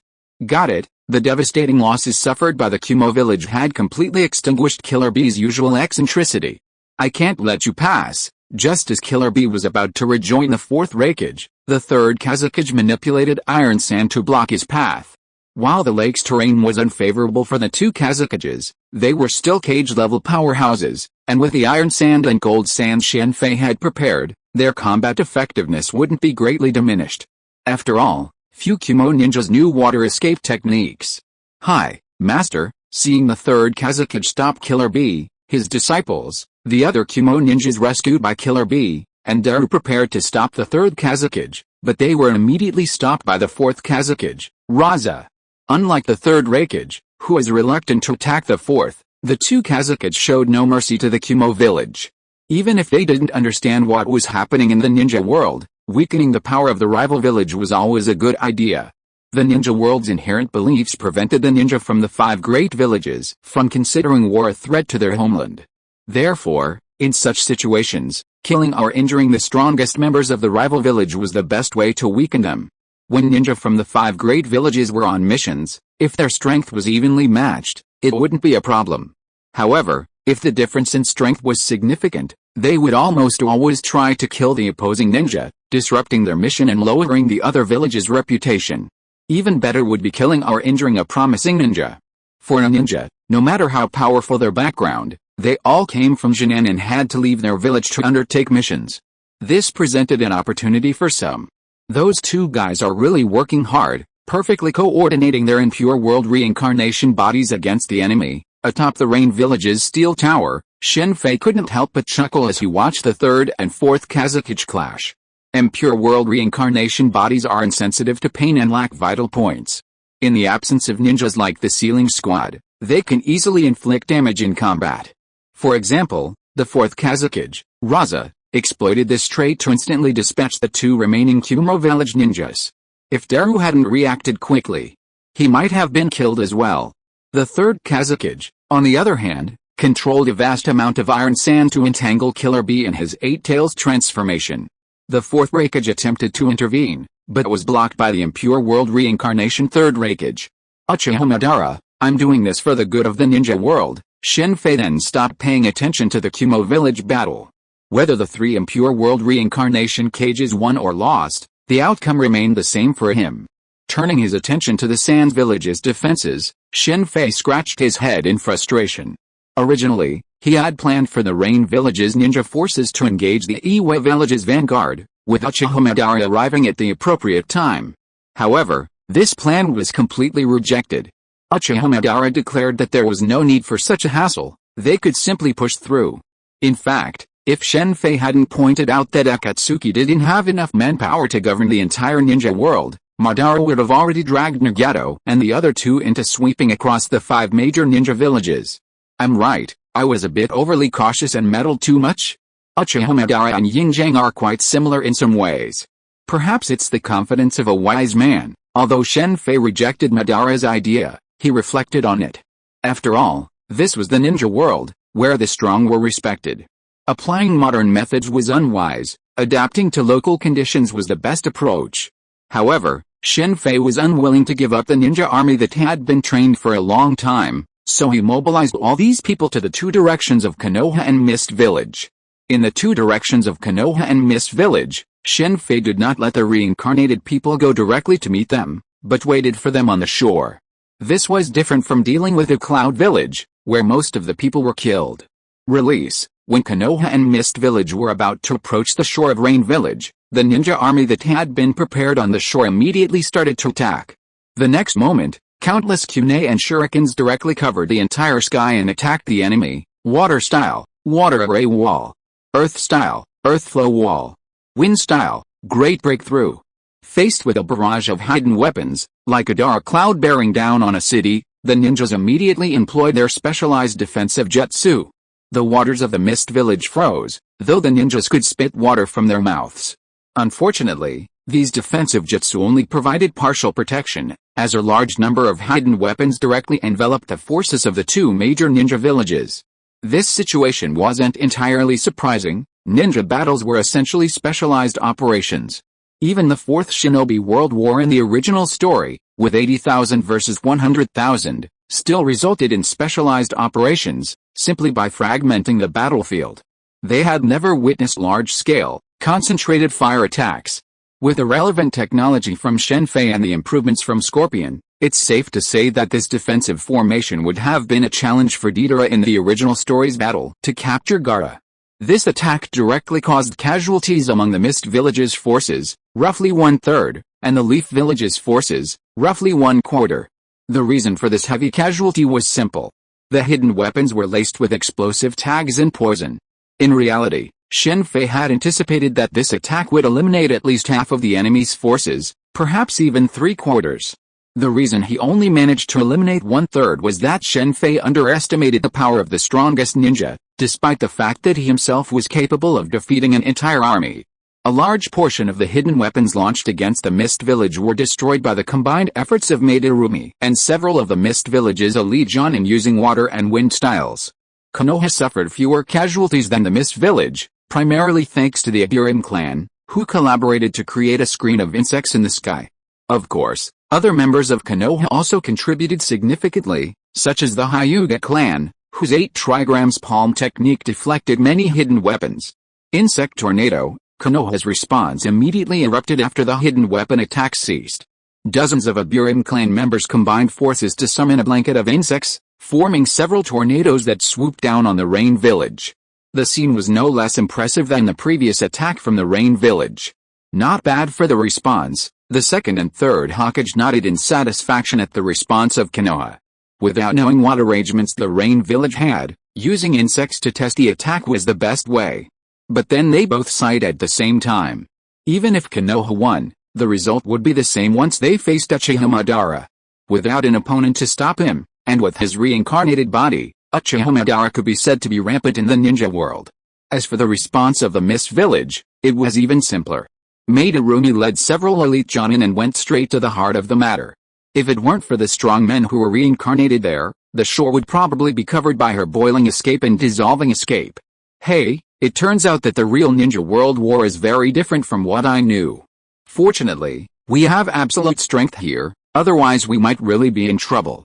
Looking at the several battle scenes on the screen in front of him, Shen Fei sighed softly.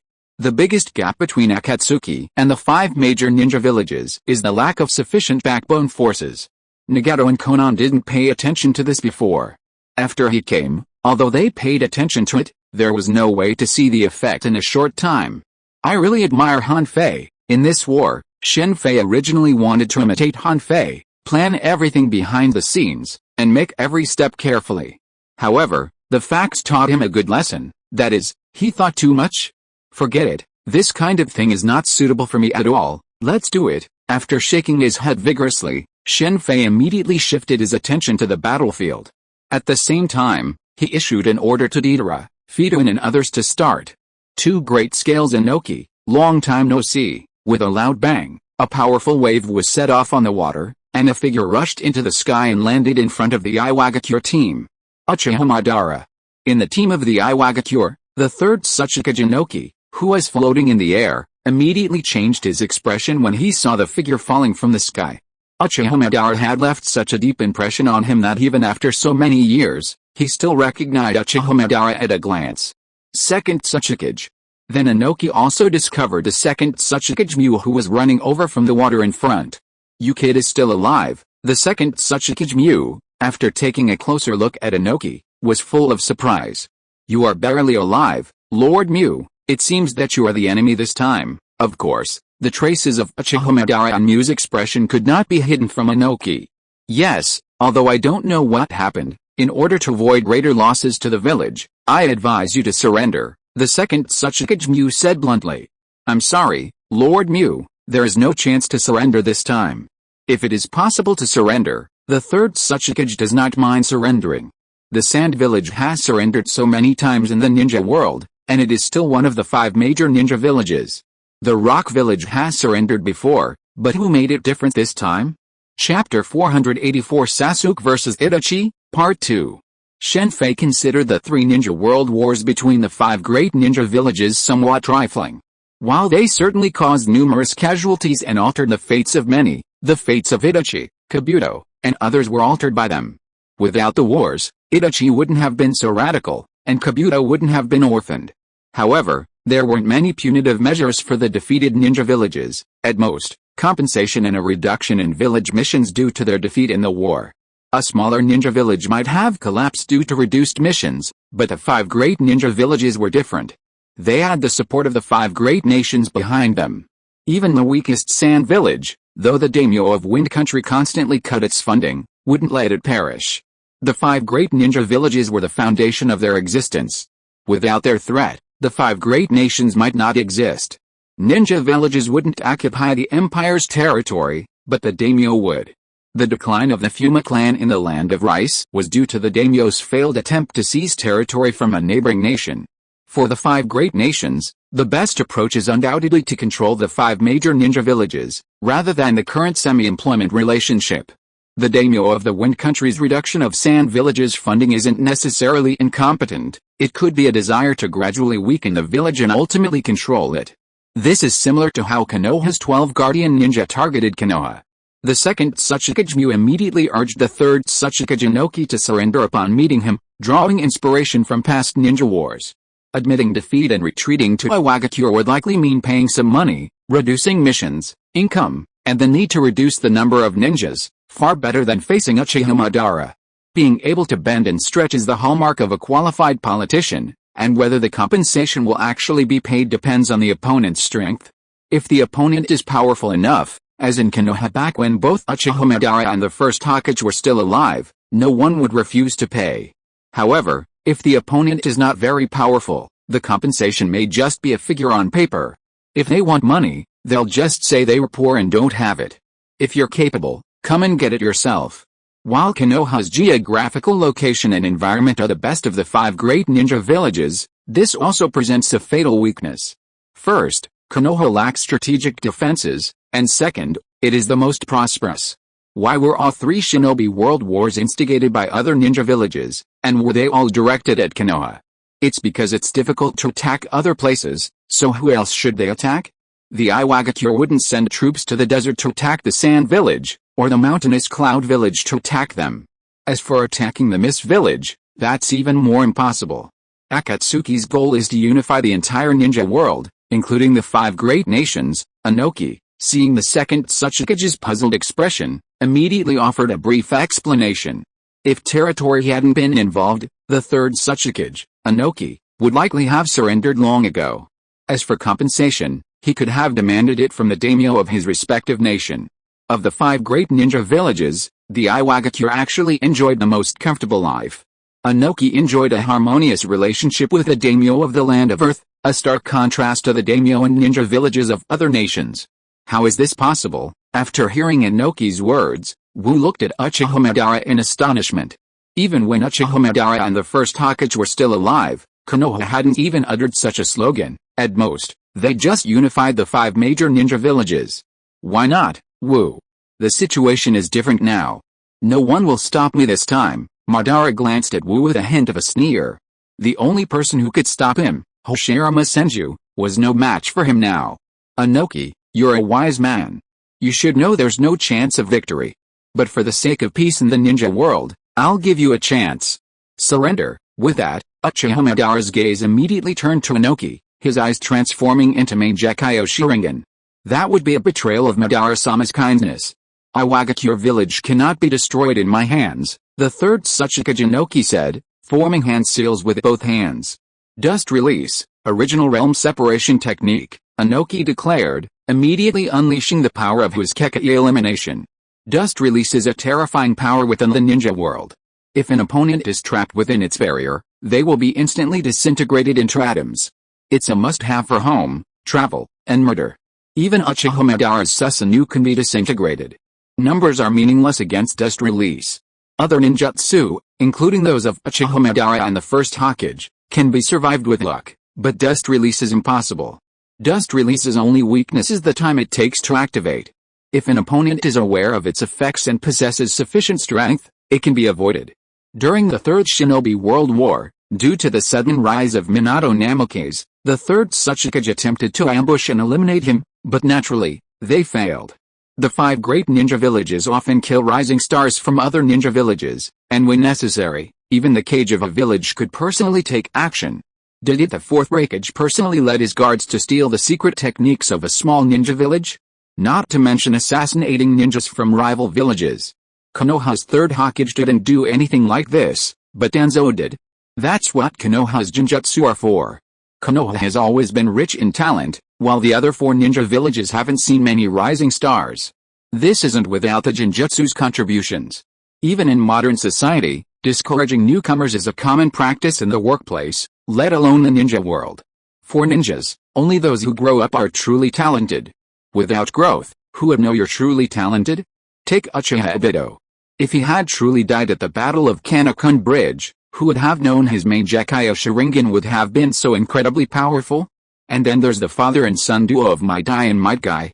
If they had suddenly perished during a mission, who would have known they were the strongest taijutsu masters in the ninja world, excluding the Otsutsuki clan, of course. Dust release, separation of the original realm. As Inoki attacked, the second Tsuchikage Mu also launched his attack. Two white cylinders collided in midair, unleashing a powerful chakra surge before simultaneously vanishing into thin air. Dust release. This ability is only second only to the Seeking Truth Jade. What a shame that such a powerful Keko EK. Generally speaking, the higher the concentration of bloodline, the greater the chance of inheritance. The ninja world is ultimately a world relying on bloodline, and this isn't limited to the ninja world. Even modern society is similarly similar. Just like Stark, how many people possess his wisdom? To some extent, this can be considered a bloodline limit. Similarly, Stark's daughter, Morgan, possesses a high IQ and possesses unusual physical qualities like Strange's photographic memory. Even Shen Fei, possessing the no, can't improve this situation. Shen Fei can transplant a bloodline limit, but for something that's practically a natural gift, there's nothing he can do. Just like the constitution of the Uzumaki clan, the first-generation cells can greatly enhance a person's vitality, but the Uzumaki clan cells can't. Then there's the issue of Oshigaki Kisame's chakra capacity, which is also innate and can't be addressed by the no. After all, the no is not a panacea. However, even the 5 great gods of the Marvel Universe, let alone the no, can't solve this problem. Quickly block it.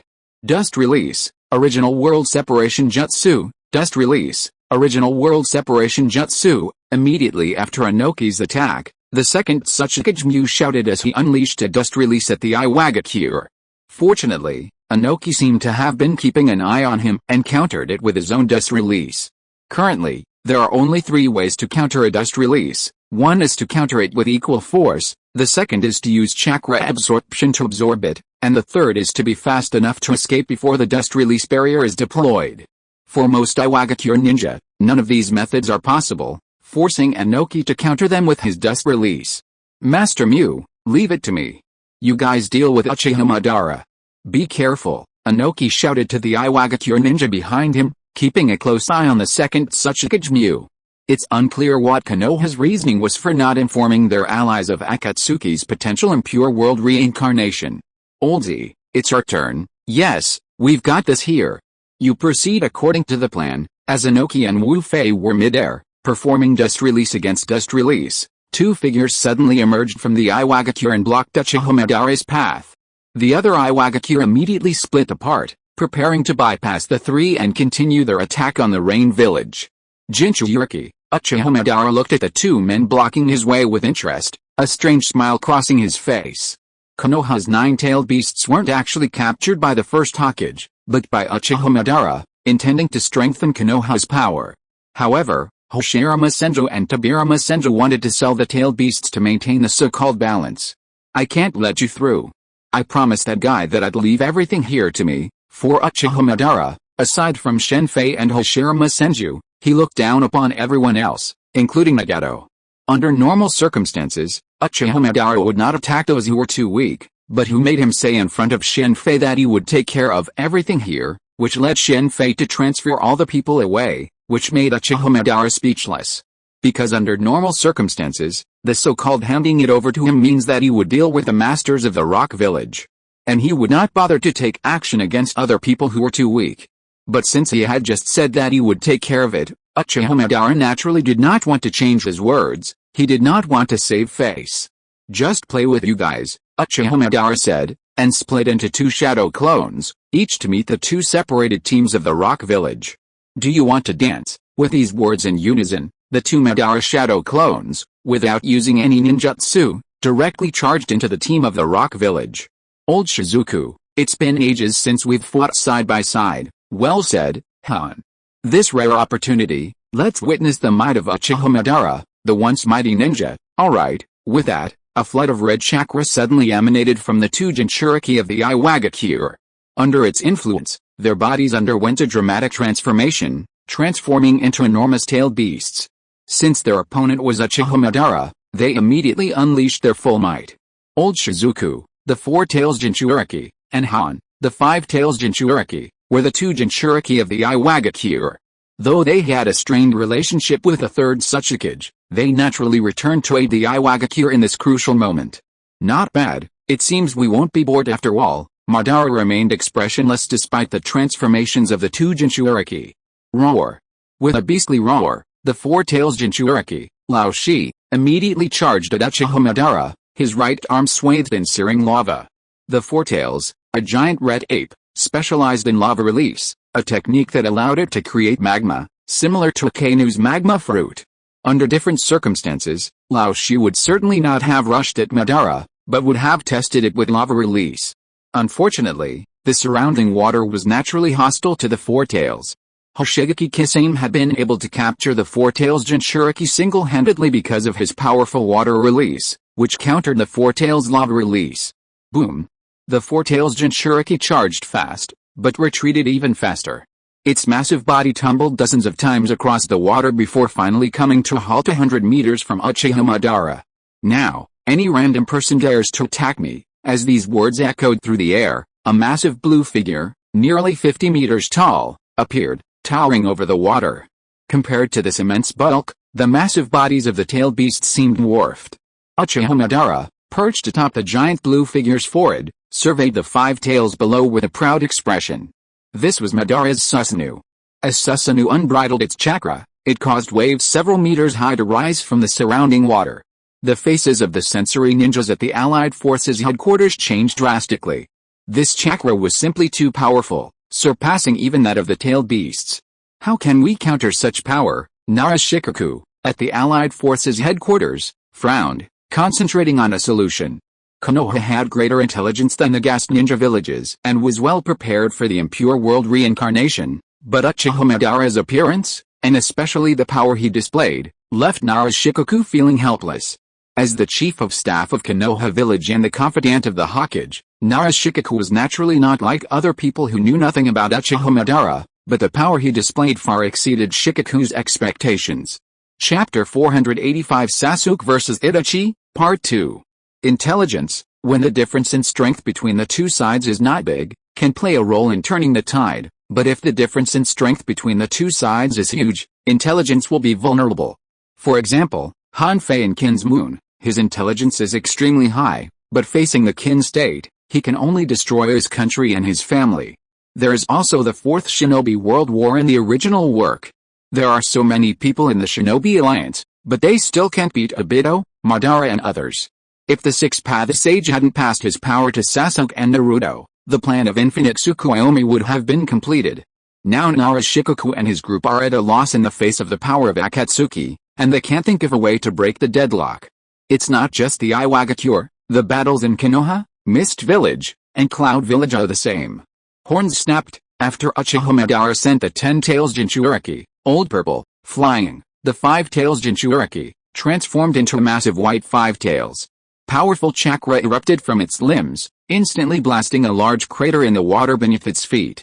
A cloud of steam billowed from its body, it leaped up and swiftly charged towards Uchiha Madara's Susanoo. The 5 Tails Jinchuriki's true form resembled a unicorn, but instead of a single horn, it had 5 horns, like its tails. Its ability was boil release, similar to one of Terumi Mei's Keki Genkai, which allowed it to release large amounts of steam, amplifying its strength. Terumi Mei's boil release was far inferior to the 5 Tails Jinchuriki's. Terumi Mei merely used the heat of steam to injure, but the 5 Tails Jinchuriki could harness the heat to intensify his strength and create a steam armor around his body. This, like a hedgehog, made close combat impossible. With the help of Miyashiro and Shen Fei acquired a considerable number of Keki Genkai masters, some of whom had the ability to use boiling release, but that was even worse, they could only spit out hot steam in battle. The Keki Genkai masters under the command of the wealthy were more like mages than ninjas, with no real fighting methods.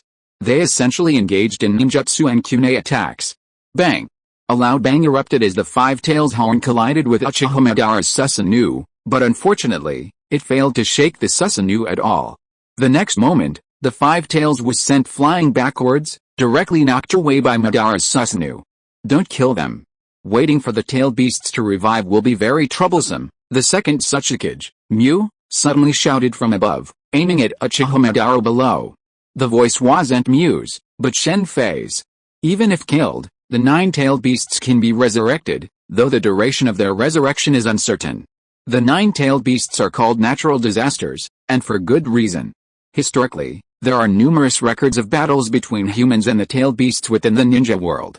Some of these battles were instigated by humans, while others were initiated by the tailed beasts.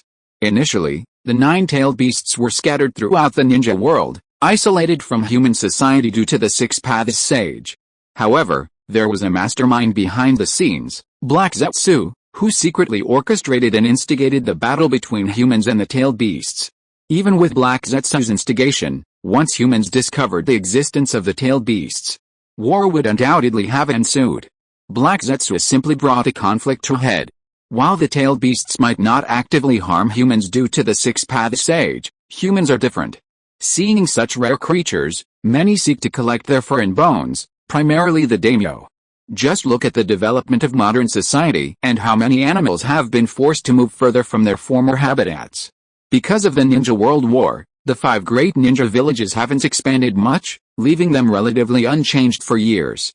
However, in Boruto, Naruto Next Generations, thanks to the formation of the 5 Great Ninja Village Alliance, they've experienced rapid development, with skyscrapers and a constant expansion of land.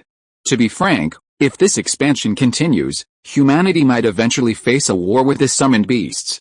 From a purely environmental perspective, a ninja world war and a lack of human development are actually a good thing. In fact, this theory is advocated by some extreme environmental groups in the Marvel Universe, similar to those promoting animal rights. I know what to do. You don't need to remind me. Uchiha Madara glanced up at Shen Fei in the air with an unpleasant expression. He had already shown mercy. If he had used his full strength earlier, the 4 tails Jinchuriki and the 5 tails Jinchuriki might have been killed. Tailed beast balls? I'll play with you then. Seeing the massive chakra bombs gathered around the 4 tails and 5 tails as they rose again, Uchiha Madara folded his arms across his chest, staring down the 4 tails and 5 tails Jinchuriki with disdain, making no attempt to interrupt. Hatsuga, I will avenge you. Back in the Mist Village, the 6 tails Jinchuriki, Bubble, roared in pain before transforming into a massive tailed beast and frantically attacking the surrounding area, not the Akatsuki, but the people of the Mist Village. This outcome greatly surprised the Mist Village ninjas. The Mist Village itself was somewhat pitiful. Its 2 tailed beasts, the 3 tails, had mysteriously disappeared, and the 6 tails Jinchuriki had defected. Without the intelligence provided by Konoha, the Mist Village would have been completely unaware of Bubble's whereabouts. It wasn't until Konoha informed the Mist Village that Konoha and the Mist Village joined forces to capture both Hataru Tsuchigumo and Bubble. Sadly, they were unaware of the bond between Bubble and Hataru Tsuchigumo. Regardless of how they were treated or criticized by the village, none of the 9-tailed beast Jinchuriki, with the exception of the 6-tailed Jinchuriki, Bubble, betrayed their village. Even if they were unhappy and didn't want to return to the village, they would still do their tasks. For example, the 2nd-tailed Jinchuriki of the Kumagakure village, Yubakudo, and the 2 main Jinchuriki of the Iwagakure village were the same. Only Bubble completely betrayed the village. Damn it. Get out of the way. Don't get close to him, Madarumi shouted as she watched the Mist Ninjas fall under the attack of the 6-tailed beast. The 6-tailed beast is a slug-like creature whose main attack method is to spray acid, which is also very similar to a slug. Perhaps due to its size, the acid sprayed by the 6-tailed beast doesn't travel far, but if combined with Bubble's ninjutsu, it would be a different story. The Bubble Jutsu uses chakra to create bubbles that explode upon approaching an enemy. Combined with the Vulpix's powerful acid, its attack power is greatly increased. The Vulpix and his Jinchuriki's jutsu are perfectly coordinated, far superior to other Jinchuriki. Gaara and Shukaku also work in perfect harmony, both fools. If Gaara were replaced by a water-based ninja, he and Shukaku would clash. The Jinchuriki are rebelling. You're truly unfit to be a Mizukage. The 2nd Mizukage, Hazuki Jinjetsu, looked at the 5th Mizukage, Madarumi, with a look of frustration. After his impure world reincarnation, Hazuki Jinjetsu heard from others about the development of the Mist Village after his death. He was deeply frustrated. Once known for having the most Kekkei Genkei families, the Mist Village had declined to this point. He had never imagined it. If Uchiha Madara and the 1st Hokage were excluded, the Mist Village's strength was comparable to Konoha's. Facing the 2nd Mizukage's accusations, Madarumi's face was filled with deep sorrow. The current state of the Mist Village wasn't her fault. On the contrary, she was the Kage who had restored order to the village. When the 6-tails Jinchuriki, Bubble, escaped the village, Madarumi had concealed her Kekkei Genkei identity, primarily using water style. I'm so sorry, Second Sama. After all, Hazuki Genjutsu is the former Mizukage, so Madarumi could only apologize. Never mind, it's a good thing you stopped me, otherwise it would have been trouble. We're not compatible. Hazuki Genjutsu offered no further criticism. As the former Mizukage, being controlled by someone to fight against her own village irritated her greatly, but despite her frustration, she still had to fight. Hazuki Genjutsu's abilities, if used effectively on the battlefield, could be extremely dangerous. His mirage could easily cause the Mist Village ninjas to turn on each other. In the original story's Fourth Shinobi World War, even with his leniency, he still managed to defeat many allied ninjas. This time, he didn't hold back, but the results weren't as good as in the original. The reason was simple: his jutsu was countered by Madarumi's dual Kekai Genkei. The Infinite Blast Jutsu, Steaming Danger and Power, which had left the second Tsuchikage severely burned and bandaged, was destroyed by Boiling and Melting Release after his first use. Even the giant clam he summoned, capable of using mirages, was found by Madarumi's Boiling Release and then destroyed by Melting Release. This result left Shen Fei somewhat bewildered. He had originally wanted the second Mizukage to show off his Infinite Blast Jutsu, but after facing Madarumi, he realized that the second Mizukage and Madarumi had a terrible compatibility. Unfortunately, Shen Fei only realized this during the fight, but by then it was too late to retreat or switch. It wasn't just Hazuki Genjutsu's ninjutsu that was countered by Madarumi, even the Impure World Reincarnation was equally countered. While the second Mizukage, killed by the Dissolution Release technique, could be revived, his recovery was incredibly slow. I should have let Hazuki Genjutsu fight the fourth Raikage. Shen Fei slapped his forehead in frustration, watching Hazuki Genjutsu, who couldn't fully recover from Madarumi's Dissolution Release attacks. Reality wasn't anime. Fighting an Impure World Reincarnation opponent wouldn't allow you to recover and then attack again. Once you're defeated, seize the opportunity and prevent them from fully recovering. Then, all you had to do was wait for the Sealing Squad to arrive. Sure enough, I shouldn't want to see the expressions of the Cage of your own village fighting the ninjas of your own village. Really, villains are just fools. Shen Fei's plan was primarily to see the expressions of the 5 major ninja villages fighting their ancestors, but he forgot the most important factor in war: the winner takes all. This meant Shen Fei possessed absolute power, otherwise this would have been another factor in his defeat. The second Mizukage, Hazuki Genjutsu, was most adept at dealing with melee foes, such as the 4th Raikage or the 5th Hokage Tsunade, easily using mirages to wear them down. Shinra Tensei, on Konoha's side, Nagato, watching the two-tails Jinchuriki charging towards him in tailed beast form, immediately sent him flying with a Shinra Tensei. Perhaps due to Konoha's loss of the 9 tails, the two-tails Jinchuriki of the Kumo village had joined Konoha for unknown reasons. Unfortunately, she encountered Nagato's true form, and even in full-tailed beast form, she was powerless to fight back. While Shen Fei's miscalculation had allowed the Mist Village to stage a comeback, Konoha's side had no chance of a comeback. The full deployment of Nagato and the 6 Paths of Pain, coupled with Konoha's Impure World Reincarnation experts, caused Konoha's casualties to rise sharply. The attacks of the 2nd and 3rd Hokage were the most ferocious. Tsunade, though intent on stopping her teacher and second grandfather, was too slow to keep up, not to mention the distraction of Kato-dan. Damn it! Get out of the way, the second Hokage shouted at the opposing Konoha ninja, then pierced his opponent's body with a single sword. This outcome infuriated the second Hokage, but he was powerless to change the situation. A master of water style, coupled with the Flying Thunder God Jutsu, Konoha's powerful warriors proved unable to stop him. The 3rd Hokage, however, was stopped by the Sarutobi clan and other major Konoha clans. I never imagined that Tobirama Senju possessed such formidable swordsmanship.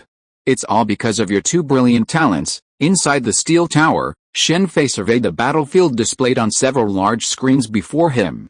He then addressed Hashirama Senju, who sat beside him, imprisoned by Uchiha Madara's black rod. Senju Tobirama, Hashirama Senju, and Uchiha Madara were contemporaries of the same generation.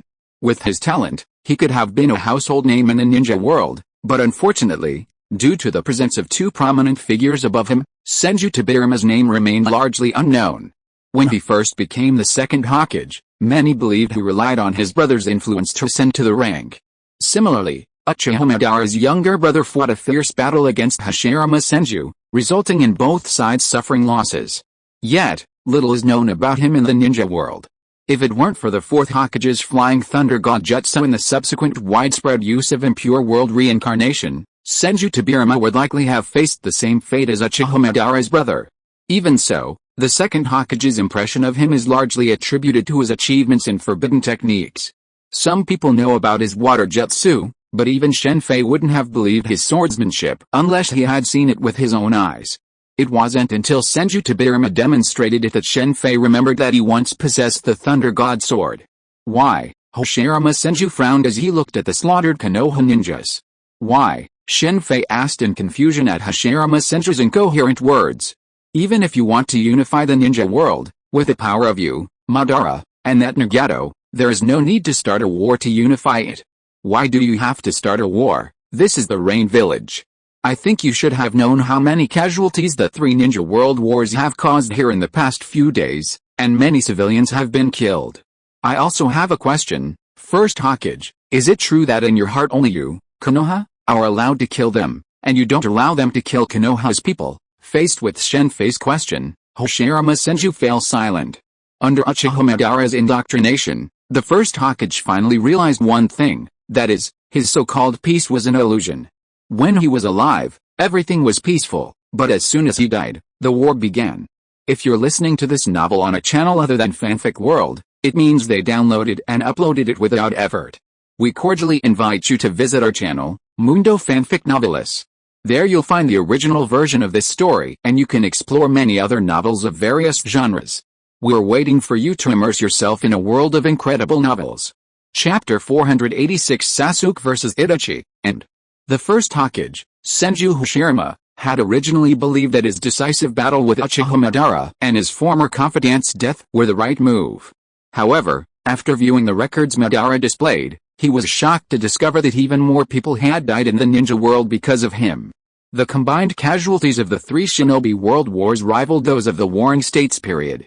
It was like the Qin dynasty's unification of the 7 warring states, which had fought 3 wars in a row but still failed to unify the entire nation. The ninja world was unaware of such a situation. After all, without casualty statistics, the exact toll would be unknown. The 5 great ninja villages didn't keep statistics on casualties. Not only did they not count casualties, but even their own casualties were only vaguely reported. The names recorded on Konoha's memorial tablets were only a fraction of the actual data.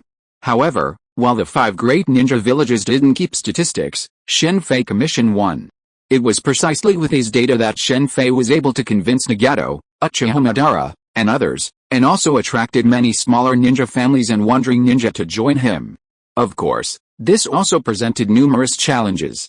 Foremost among them was the surge in rebellious ninjas in the Rain Village. To change the social system meant antagonizing the entire system, much like Xiangyang's reforms, which offended nearly the entire Qin nobility. Even if they had succeeded, Xiangyang's fate was far from favorable. This is even more concerning than those who failed. Uchiha Madara was strictly a reformer, while the first Hokage was a defender of the traditional order. Under these circumstances, some of the traditional ninjas in the Rain Village naturally could not accept such changes. Even Jiraiya, one of the 3 great ninjas of Konoha, who had long journeyed to bring peace to the ninja world, did not side with the Rain Village, let alone the others. Fortunately, this world truly respected the strong, just as in Qin's Moon. Even Emperor Yingzheng had to consider the interests of the nation's aristocratic families. Once the upper echelons decided a course of action, the lower echelons had no choice but to accept it, with no room for resistance. In terms of both individual strength and technological advancement, Naruto's side is vastly superior to Qin's. Of course, that's excluding Xiaoli, Jiu Tianjuanu, and others. If they are included, the story becomes quite different. However, in terms of vision and perspective, Qin's side is miles ahead of the ninja world. Uchiha Madara had previously considered the same issue raised by Senju Hashirama, but it was Shen Fei who ultimately convinced him. Unifying the ninja world through sheer force is quite simple, but governing it afterwards would be 100 times more difficult. In foreign wars, any approach and method is acceptable, but internally, the situation is different. For example, as an individual, Shen Fei could simply eliminate criminals, simple and straightforward. However, from a national perspective, this would be utterly wrong. If everyone were to do the same, what would the point of prisons be? Look at Sasuke and Boruto, Naruto Next Generations. A man known for his decisiveness suddenly becomes indecisive. Founding a nation and maintaining it are two different concepts. Even a powerful figure like the Six-Path Sage was helpless in the face of the conflict between his two sons. Nagato was right not to resurrect Yahiko now. Originally, Shen Fei had considered using this method to convince Hashirama Senju to fight on Akatsuki's side. While the data shocked him, he remained opposed to Akatsuki's actions for the simple reason that war would result in too many deaths.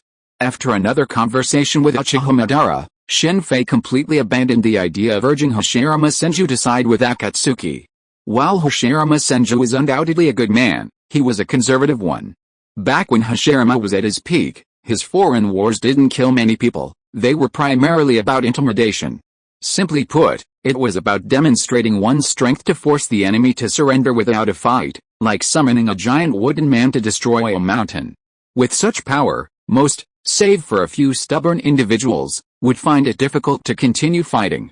This was Hashirama Senju's previous approach, even more naive than Uchiha Madara's.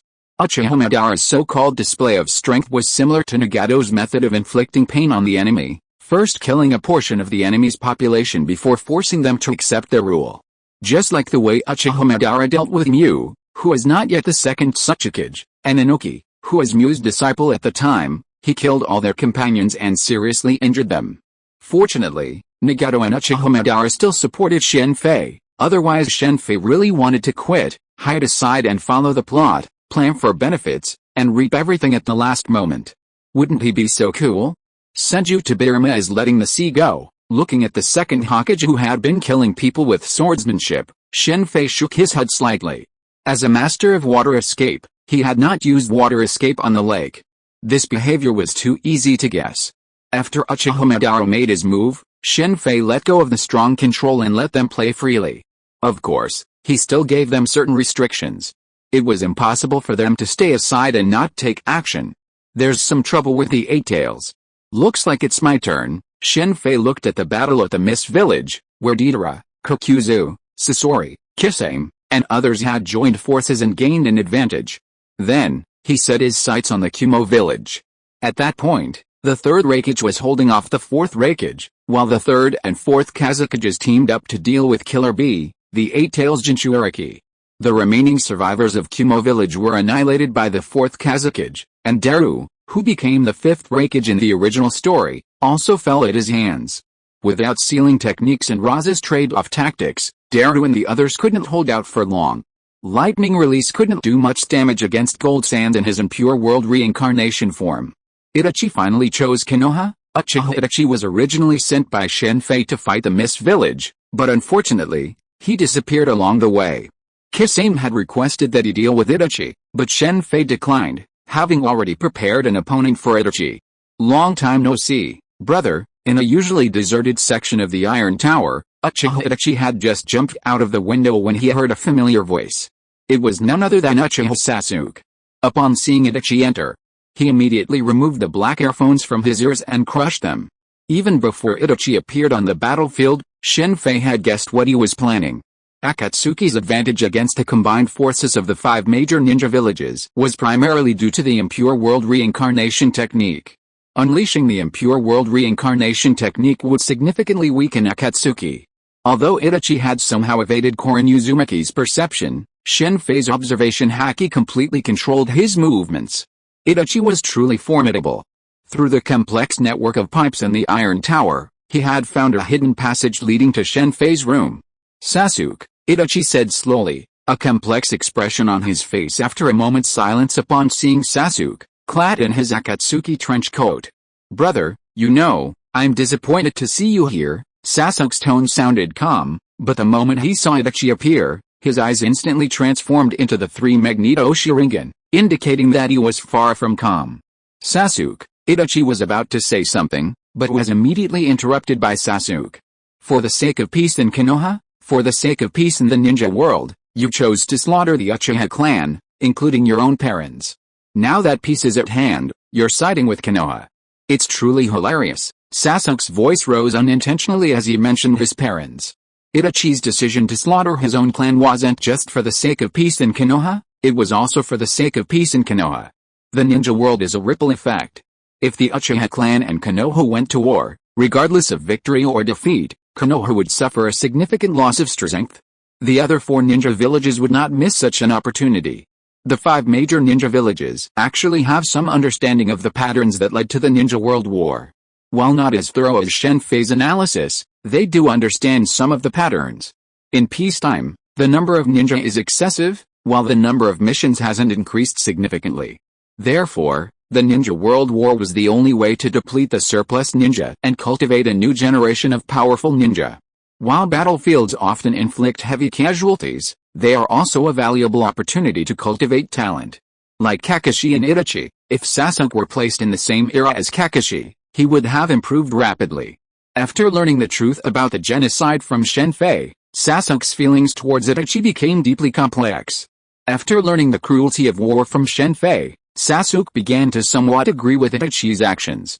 If Itachi hadn't killed his parents, Uchiha Fugaku and his wife, Sasuke might have forgiven the brother he admired so much as a child. However, the hatred for one's parents is irreconcilable, a hatred that Sasuke cannot forgive no matter what. Perhaps only Itachi's blood can wash it away. This is Sasuke's obsession. Sasuke would undoubtedly regret killing his childhood idol, his brother. However, if he didn't kill them, if he didn't avenge his parents, he would regret it even more. There's no need to explain the rest. I already know the whole truth. Now I have only one question for you. Did you kill them yourself? During that Tsukuyomi illusion, Sasuke had seen Itachi kill his parents with his own hands, but it was only an illusion after all, and Sasuke wanted to confirm it. Yes, facing Sasuke's cold gaze. Itachi was silent for a moment before slowly nodding.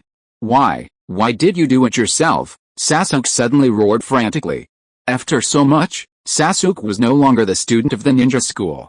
If the Uchiha Fugaku couple had been killed by someone else, perhaps Konoha's Anbu or a member of their faction, Sasuke might have forgiven Itachi, but it was unforgivable that he had done it himself.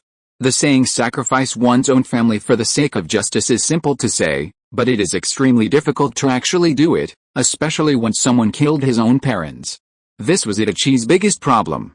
Shen Fei and Sasuke shared similar views. With so many people involved in the killing that day, Itachi had no reason to bear the blame. Of course, this didn't mean that killing one's own parents was inherently unforgivable. Sasuke had always been adamantly opposed to such acts, believing other methods were perfectly acceptable. It wasn't until he arrived in the Marvel Universe that he realized this perspective could be justified under certain circumstances.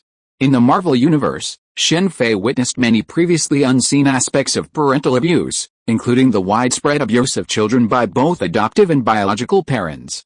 Sexual abuse was particularly unforgivable. In Shen Fei's view, such parents deserved to be killed. Die, Itachi replied, sending Sasuke into a rage. A surge of electricity suddenly erupted from the palm of his right hand.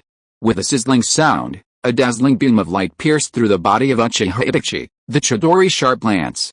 You've become much stronger, Sasuke. Itachi looked down at the Chidori sharp lance that had pierced his body suddenly transforming into a swarm of black crows that scattered in all directions. At that moment, Sasuke swung his Chidori lance through the air, slashing down numerous crows. However, a few managed to dodge the lance's attacks before transforming back into Uchiha Itachi, seemingly unharmed. Sharingan versus Sharingan, a duel of illusions. Inside the steel tower, Shen Fei sensed that after Itachi and Sasuke met, their bodies remained motionless. With no sound emanating, he immediately guessed what was happening. Shen Fei was extremely curious as to whether Sasuke could defeat Itachi now. After all, compared to the original story, Sasuke had only been training for about a year. Two muffled groans echoed through the room, and Sasuke and Itachi involuntarily took several steps back. Almost simultaneously, they both covered their eyes with their left hands, tears of blood welling in the corners of both eyes, though Itachi's tears were more pronounced than Sasuke's. While Sasuke's 3 Mogatama Sharingan couldn't match Itachi's Mangekyou Sharingan in terms of power, his physical prowess far surpassed Itachi's. The Uchiha clan members experienced significantly greater enhancements after fusing with the cells of the first generation. Furthermore, Sasuke was the reincarnation of Indra's chakra. It's fair to say that in terms of sheer power, even Shen Fei's enhancements couldn't match Sasuke's. Adding in Senjutsu chakra, Even though his Sharingan was a level lower than Itachi's, Sasuke ultimately prevailed. Sasuke, you've truly gotten stronger. Covering his bleeding eyes, Itachi could no longer see clearly through his opponent's focused gaze. A smile suddenly crossed his face. Unlike the original novel, where Itachi gave Sasuke a break, this time, Sasuke truly triumphed with his own strength. Today, I will definitely kill you, Sasuke declared, shielding his eyes with his left hand. Suddenly, a surge of lightning chakra erupted from his right palm. As if in a ninjutsu, he stabbed Itachi with his Chidori sharp lance. This time, however, Itachi escaped the stab. The instant Sasuke struck, his body shifted to the left, dodging Sasuke's blow in the nick of time. Sasuke swiftly swung his Chidori lance horizontally, aiming at Itachi. Itachi ducked, dodging the blow once again. Boom boom boom. Sasuke's continuous swings of the Chidori lance sliced the floor, walls, and ceiling of the room into shreds. As Itachi leaped outward, plummeting downward. Chapter 487 Post-War Compensation, Part 1. Fire Style, Great Fireball Jutsu. Fire Style, Great Fireball Jutsu. Itachi, plummeting rapidly from the steel tower, flipped his body and, watching Sasuke leap from above, completed a hand seal at a speed unseen by the naked eye. The next moment, Sasuke completed his own. Boom. Two fireballs of similar size exploded violently in midair, their flames scattering in all directions, melting much of the steel tower. The combined fireball jutsu of Itachi and Sasuke reached temperatures far exceeding those of ordinary ninjas. Having unleashed the great fireball jutsu, Sasuke swung his right hand upwards. From a seemingly ordinary ring on his finger, a thin, almost invisible wire flew out. Using the force of the wire, Sasuke swung his body to the left, avoiding the collision zone of the fireballs ahead. He then continued his pursuit, stepping on the tower's wall. Thunder escape. Sasuke, running downward, saw Itachi below him, also using the wire to keep himself afloat on the tower. He immediately formed a hand seal and placed his right hand on the tower. The next moment, a torrent of lightning shot towards Itachi, forcing him to release the wire and continue his descent. The Uchiha clan was renowned for their use of ninja tools, renowned for their shuriken throwing and the use of wire. Even at the level of Itachi and Sasuke, wire was not useless. It proved incredibly effective as a support, especially for ninjas lacking aerial combat skills.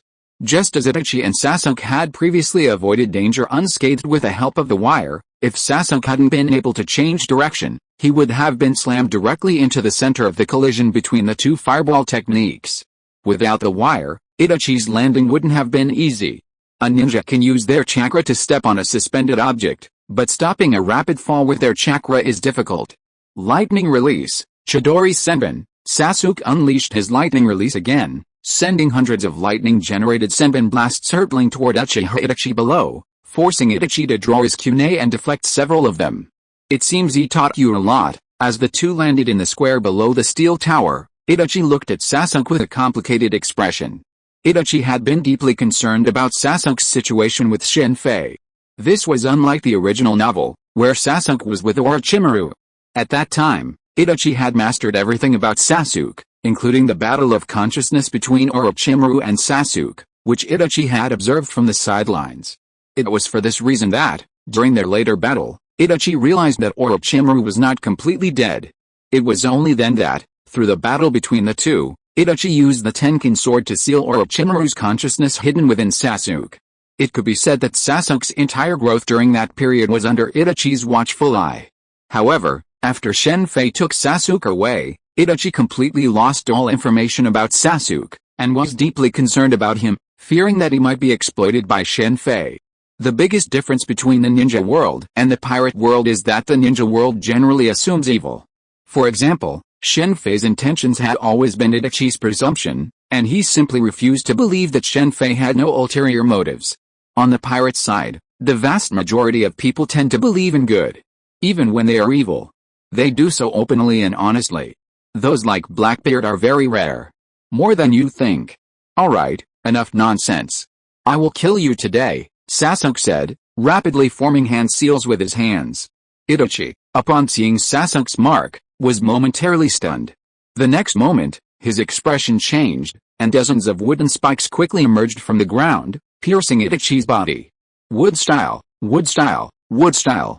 Shen Fei's wood-styles wood spikes were inspired by the Earth-styles Earth Flow gun. Earth-styles Earth Flow gun creates a variable number of earth or rock spikes from the ground to attack the enemy. Wood-styles wood spikes, of course, are used by Sasuke, while Shen Fei uses bamboo spikes. Wood-styles wood style is most similar to Earth styles of the 5 elements. In terms of magic, it's the ability to shape objects. Kamar-Taj can use magic to create a variety of weapons, including swords, chains, knives, and spears. Wood-styles wood style is similar to Earth-styles wood style. The wood-style techniques in Konoha's sealed scrolls are all forbidden techniques, such as the Tree World Advent, the Workman Jutsu, the All-Body Bag Jutsu, and the Ranking Jutsu. There are no ordinary wood-style techniques, so Sasuke combined his own ninjutsu with Yamato's wood-style techniques to create a number of common wood-style ninjutsu. Strictly speaking, there's no such thing as ordinary ninjutsu. It all depends on the user's strength. With strength, ordinary ninjutsu can unleash the power of forbidden techniques, while with weakness, forbidden techniques become less powerful. For example, Yamato's wood wall is essentially a weakened version of the first Hokage's ranking technique. As for Tree World Advent, Uchiha Madara and the first Hokage used it to create a forest, while Yamato's technique created a small grove. Regarding wood spikes, if Shen Fei used it with all his might, he could achieve a degree similar to Kamimaro's early warbler dance. Sasuke's wood release followed the first Hokage's path, while Shen Fei's wood release, after incorporating yin-yang jutsu and other cultivated abilities, differed significantly from the first Hokage's. Sasuke looked at Uchiha Itachi, pierced by multiple wood spikes, without a flicker of expression. The reason was simple: Itachi's strength couldn't be defeated so easily. Sure enough, the next moment, with a puff of smoke, Itachi, pierced by the wood spikes, transformed into a black crow. This wasn't a genjutsu or a shadow clone, but a crow substitute jutsu. In subsequent battles between cage-level figures, with the exception of Naruto, no one would casually use the shadow clone technique. To suddenly lose half his chakra would be tantamount to seeking death. Uchiha Madara had used the shadow clone technique against a 5 Kage during his impure world reincarnation. During the final battle between Uchiha Madara and Senju Hashirama, neither of them used the shadow clone technique. Wood release, Itachi, stepping aside, looked at Sasuke with a look of amazement. The ability of the first Hokage of Konoha, yet possessed by a member of the Uchiha clan, filled Itachi with a complex feeling. Yes, wood release, Sasuke said proudly. Konoha had no records of Uchiha Madara, but there were numerous accounts of the first Hokage, including his pacification of the chaotic world and the creation of Konoha. It was common knowledge among students at the Ninja Academy. And most Konoha history classes boasted about the first Hokage. This is the ability he gave you. Itachi was completely lost for words. Yes, and not only that. He also told me many things. Above the 3 Magatama Sharingan is the main Gekyo Sharingan, and that if a pair of brothers both activate their main Gekyo Sharingan, they can fuse their main Gekyo Sharingan to become the eternal main Gekyo Sharingan, completely eliminating the main Gekyo Sharingan's side effects. It's only by fusing Uchiha Madara's main Gekyo Sharingan with his brother's that he avoided going blind. Sasuke paused, then his face turned grim and he shouted, "The reason you spared my life wasn't because you didn't want to kill me, but because you needed me alive to activate my main Gekyo Sharingan and then take my eyes." Sasuke's words startled Itachi, and his face immediately turned grim as he shouted frantically, "Yes, I want to have the power of Uchiha Madara, but you're too useless. At this rate, you'll never be able to activate your main Gekyo Sharingan. I killed them all to give you the motivation to become stronger, but you're still too useless. You haven't succeeded yet." Itachi's face twisted as he finished speaking. If it weren't just the truth, he looked like a real villain. "You bastard," Sasuke erupted in anger at Itachi's words. He drew his Kusanagi sword in his right hand, his body aglow with lightning, and rushed towards Itachi at breakneck speed. Amaterasu, facing Sasuke's onrushing gaze, Uchiha Itachi's right eye's main Gekyo Sharingan began to spin rapidly, and in an instant, a strange black flame erupted in front of Sasuke. The sprinting Sasuke spun aside, but the next moment, the black flames rushed towards Sasuke, forcing him to retreat rapidly. Fortunately, Sasuke was much faster than Amaterasu's black flames. "What are you two talking about?" Shen Fei, hiding nearby, overheard the exchange between Sasuke and Itachi and shook his head helplessly.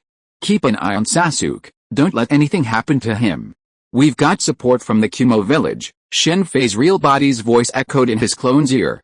Don't worry, the physical clone summoned by the shadow clone technique couldn't share vision like Payne's 6 paths, but technology allowed it. Even before the clone's separate movements, several of them, along with a real body, had earpieces attached to their ears. The Kumo village still had some ninjas at the headquarters. After learning of what was happening on the war front, all but the sensory ninjas went to support them, including many from the sealing squad, who could use sealing techniques. Big Brother, Tailed B's 8 scrolls, Killer B, enraged by the third and fourth Kazukage's constant use of iron and gold sand, leaving him unable to support his elder brother, the fourth Raikage, AI, finally erupted in anger. His 8 massive tails, after knocking back the iron and gold sand, clung tightly around his body. He called out to the fourth Raikage and began to spin rapidly. As the massive hands spun rapidly, a massive vortex formed on the surrounding water. The immense wind pressure generated by the swirling force sent waves several meters high, forcing the third and fourth Kazukages to retreat and avoid the impact. Killer B, meanwhile, spun as it advanced towards the fourth Raikage, AI. The currents whipped up by the 8 tail made it impossible for the 2 Kazukages gold and iron sand to stop Killer B's advance. B, Big Brother. As Killer B approached the fourth Raikage, AI, the two called out each other's names in tacit understanding. Then, the 8 tail spun, and a stream of ink flowed from its massive mouth. Sealing Jutsu, Irodansu Fanrunu, Killer B didn't know how to perform a sealing jutsu, but the 8 tail did. As the ink poured onto the water, 12 black figures of Killer B instantly formed. The 12 black Killer Bees then split into 3 groups, each of 4 charging towards the 3. The fourth Raikage, AI, seized this opportunity, his body ablaze with terrifying lightning. He instantly appeared before the fourth Kazukage, and with a right fist brimming with the force of winds and thunder, he struck Raza. Raza immediately concentrated all his gold sand in front of him to defend against the fourth Raikage's attack, his body instinctively retreating backward. Boom! Raza's gold sand shield was pierced directly by AI's fist. Though the remaining force was still there, Raza had already avoided the direct impact. Just as Raza, landing on the water, was about to control his gold sand to attack, the 4 black Killer Bees charged. Raza immediately controlled his gold sand to defend again and retreated again. This is it. Having dodged the attacks of the 3 black Killer Bees, Raza tried to recall his gold sand to launch himself into flight, but found it was no longer under his control. He glanced back, only to see his gold sand had turned pitch black and remained motionless. This hesitation caused Raza to be grabbed from both sides and behind by 3 other black Killer Bees, and soon Raza felt unable to move. This was a sealing technique. Once the ink had penetrated, movement was immobilized, and after 3 seconds, the entire body was sealed. While the ink itself couldn't seal permanently, it was enough for the moment. Following suit, the black Killer Bees also locked the third Raikage, leaving only old AI, the third Raikage, entangled by the 8 tails. Looks like I've caused you quite a bit of trouble. After the 2 seals were locked, the third Raikage, with the help of the fourth Raikage and Killer Bees, was quickly pinned down by the black Killer Bees as well. All that was left was to wait for the sealing squad to arrive and permanently seal him. I'll make them pay, said old AI, the fourth Raikage, with a resolute expression, as he met old AI's apologetic gaze. I really made a mistake I shouldn't have made. Just as the 2 Kazukages were covered in ink, and the third Raikage, old AI, had his lower body covered in ink, an unfamiliar voice echoed through the air. Killer B and the fourth Raikage, old AI, immediately looked in the direction of the voice. There appeared a figure completely unfamiliar to them, along with the liberated third Kazukage. It was naturally Shen Fei. While the 8 tails sealing technique, Inodoan Shufan Ryunyu, was powerful, it was also easily broken by dispelling the ink that had engulfed the body. Be careful, he's the one who cast the technique, old AI immediately warned little AI. Is that you? Upon learning that Shen Fei was the caster of the impure world reincarnation technique, little AI glared at him with fury, his lightning chakra erupting even further. The next moment, he appeared in front of Shen Fei, his right fist piercing his head. As expected of someone who specializes in lightning release physical techniques, he's quite fast, facing the attack of the fourth Raikage AI. Shen Fei couldn't help but sigh in his heart. In the ninja world, people who possess such physical techniques are very rare. If Kai doesn't open the 8 gates, he may not be able to defeat the fourth Raikage in terms of pure physical techniques. Chapter 488 Post-War Compensation, Part 2. Boom. With a resounding explosion and the crisp sound of bones breaking, the fourth wreckage, AI, was sent flying backwards, even faster than he had charged at Shen Fei. Big Brother, Killer Bee observed, waving two tentacles of his 8 tails to catch the fourth wreckage, AI, as he flew backwards. AI's right arm was completely shattered, dangling to the side, only a few fragments of the steel arm guard remaining stuck to it. His chest was sunken, and his breathing was shallow. Looking at Shen Fei, the black sheen on his right leg and right hand was slowly fading. Facing the fourth wreckage AI's attack, Shen Fei immediately condensed his armament haki, striking him with a punch and a kick. If Shen Fei had to choose one of the 5 cages of the 5 great ninja villages, it would undoubtedly be the wreckage of Kumo village. Similarly, if he had to choose one of the 5 great ninja villages to sacrifice, it would be Kumo village. The blame lay with all the Akatsuki renegade ninjas. There was no Kumo village renegade. Kisame is from the Mist village, Sasori is from the Sand village, Deidara is from the Rock village, and if Sasuke joins, he will belong to Konoha, so the Kumo village can only be the target of killing the chicken to scare the monkeys. Among the 5 major ninja villages, Konoha is the least likely to be sacrificed. Uchiha Madara, the 4th Hokage and his wife, etc. are all from Konoha. If the kingdom of Akatsuki wants to unify the ninja world, it must let the 5 major ninja villages see the strength of Akatsuki. Therefore, it is undoubtedly necessary to kill the chicken to scare the monkeys. This chicken can only be chosen from the 5 major ninja villages. After a selection, Kumo village was successfully elected as the best chicken to scare the monkeys. Who the hell are you? The 3rd Kazakage, standing not far to Shen Fei's right, had a look of disbelief on his face. He had witnessed a previous battle clearly. Facing the 4th wreckage AI's powerful lightning chakra attack, Shen Fei's fist was coated with a black sheen. He then met the 4th wreckage AI's fist with a punch, which then shattered the 4th wreckage's arm. Then, Shen Fei's right foot, also coated in a black sheen, kicked the 4th wreckage AI in the chest, shattering his powerful lightning chakra armor. As the 3rd Kazakage, he had fought against the wreckage before. Although his opponent was the 3rd wreckage, this alone gave him an idea of the 4th wreckage's strength. The 5 cages of the 5 great ninja villages each had their own strengths, and there was no question of who was stronger or weaker.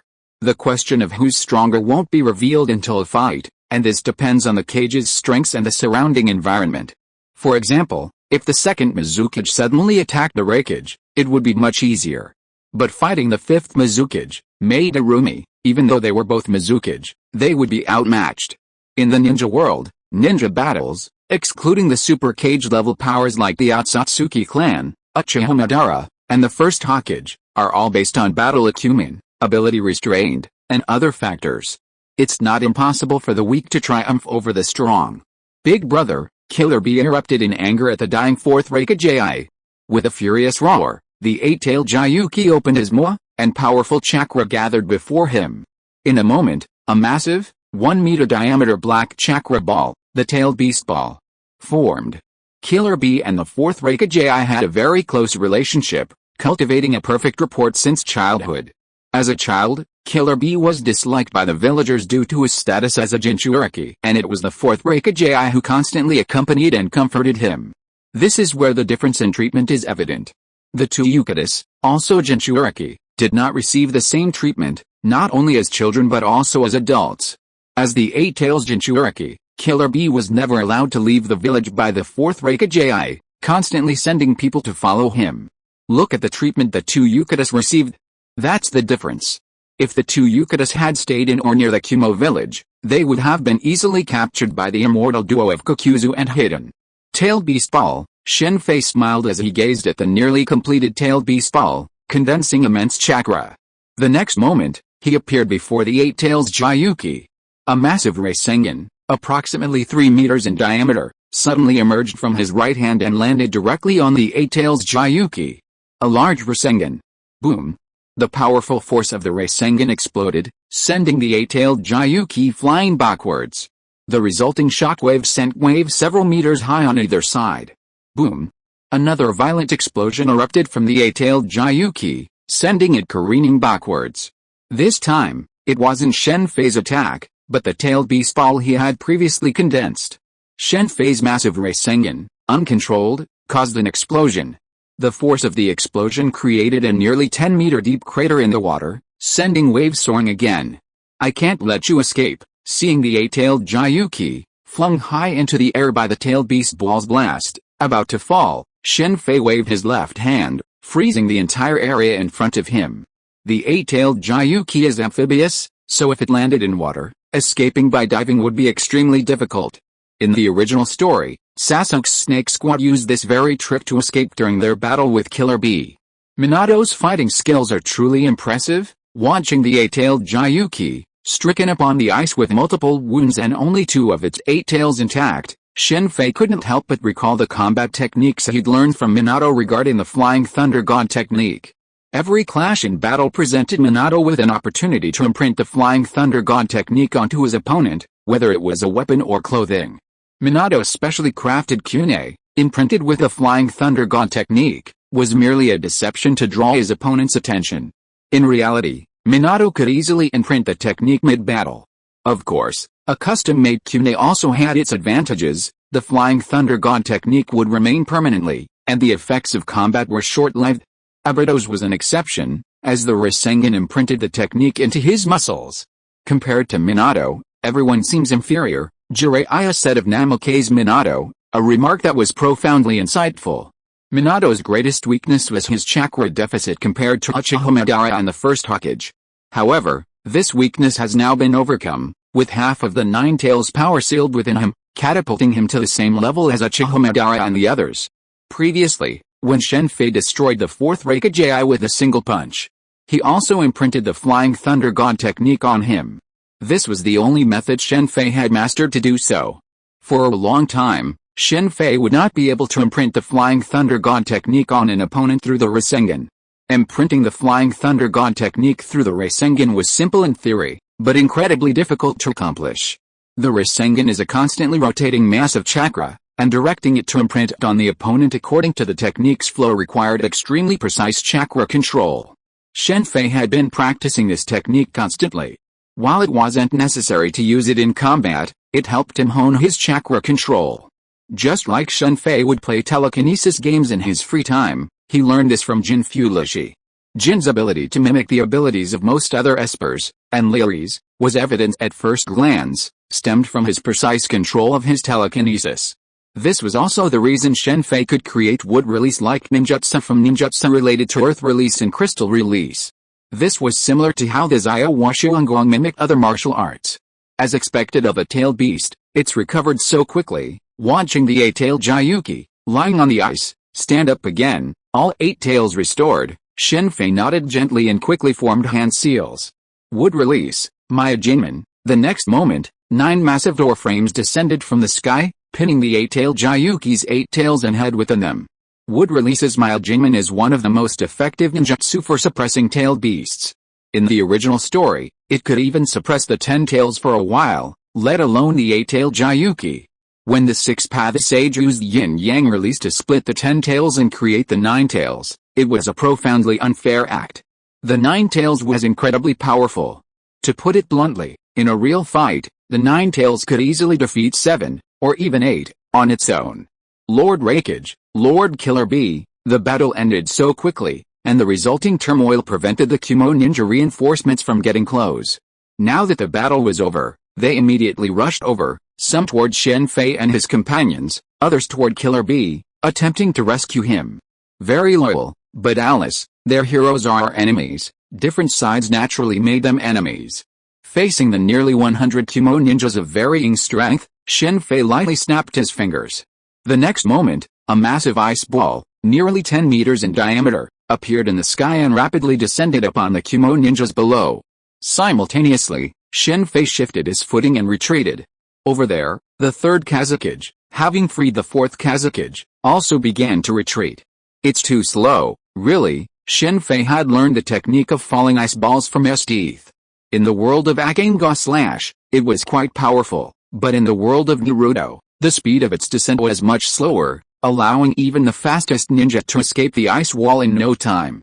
Looking at the 6 Kumo ninjanin, their bodies aglow with lightning release, wielding long swords as they charged towards him, Shen Fei shook his head slightly. He gently tapped the ice with his left foot, and the next moment, a massive ice wall, about a meter thick and 7 or 8 meters high, appeared before him. Caught off guard, the 6 Kumo ninjanin slammed into the wall with all their might. Like a car crashing into a wall. With a resounding bang, their swords shattered, and their bodies clung to the ice, instantly turning it a blood red.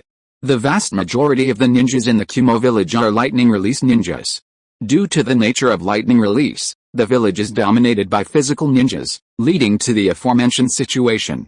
Lightning release is incredibly fast, making it extremely difficult to stop or redirect once they charge at full speed, much like cavalry in an army.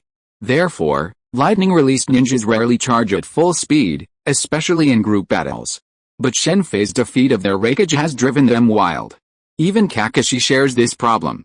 When he created Raikiri, he had this issue as well, until he acquired a Bido's Sharingan, which alleviated this weakness. Eliminate them. Shen Fei chose not to personally attack the Kumo ninjas fleeing from the falling ice ball, instead delegating the task to the 3rd and 4th Kazakages. He then reappeared beside the 8-tailed Gyuki. The 4th Raikage, AI, had been protected by one of the 8-tailed Gyuki's tails. The heaven-sending technique?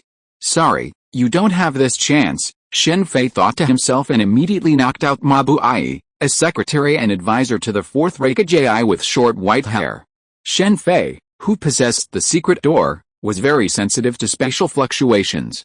In addition, he had been comprehending the space gem, and his strength in space was far beyond the reach of Minato. He felt a moment there was an abnormality in the space here.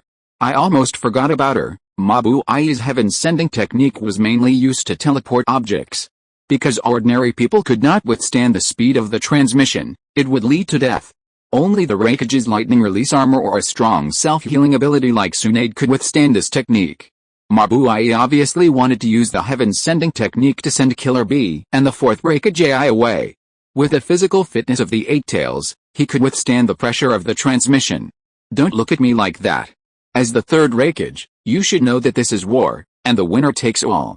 This war, you, Kumo village, lost. The 3 great ninja wars of the ninja world were wars between the 5 major ninja villages, but they were also wars in which the 5 major ninja villages exploited the smaller ninja villages.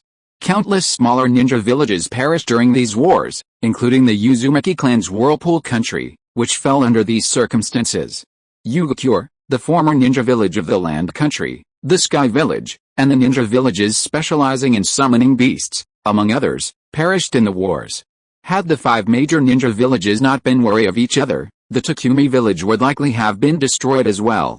Takumi village was once a formidable force, and the ninja tools it crafted significantly enhanced the strength of ninjas. Several of the 7 swords of the Mist village were forged there.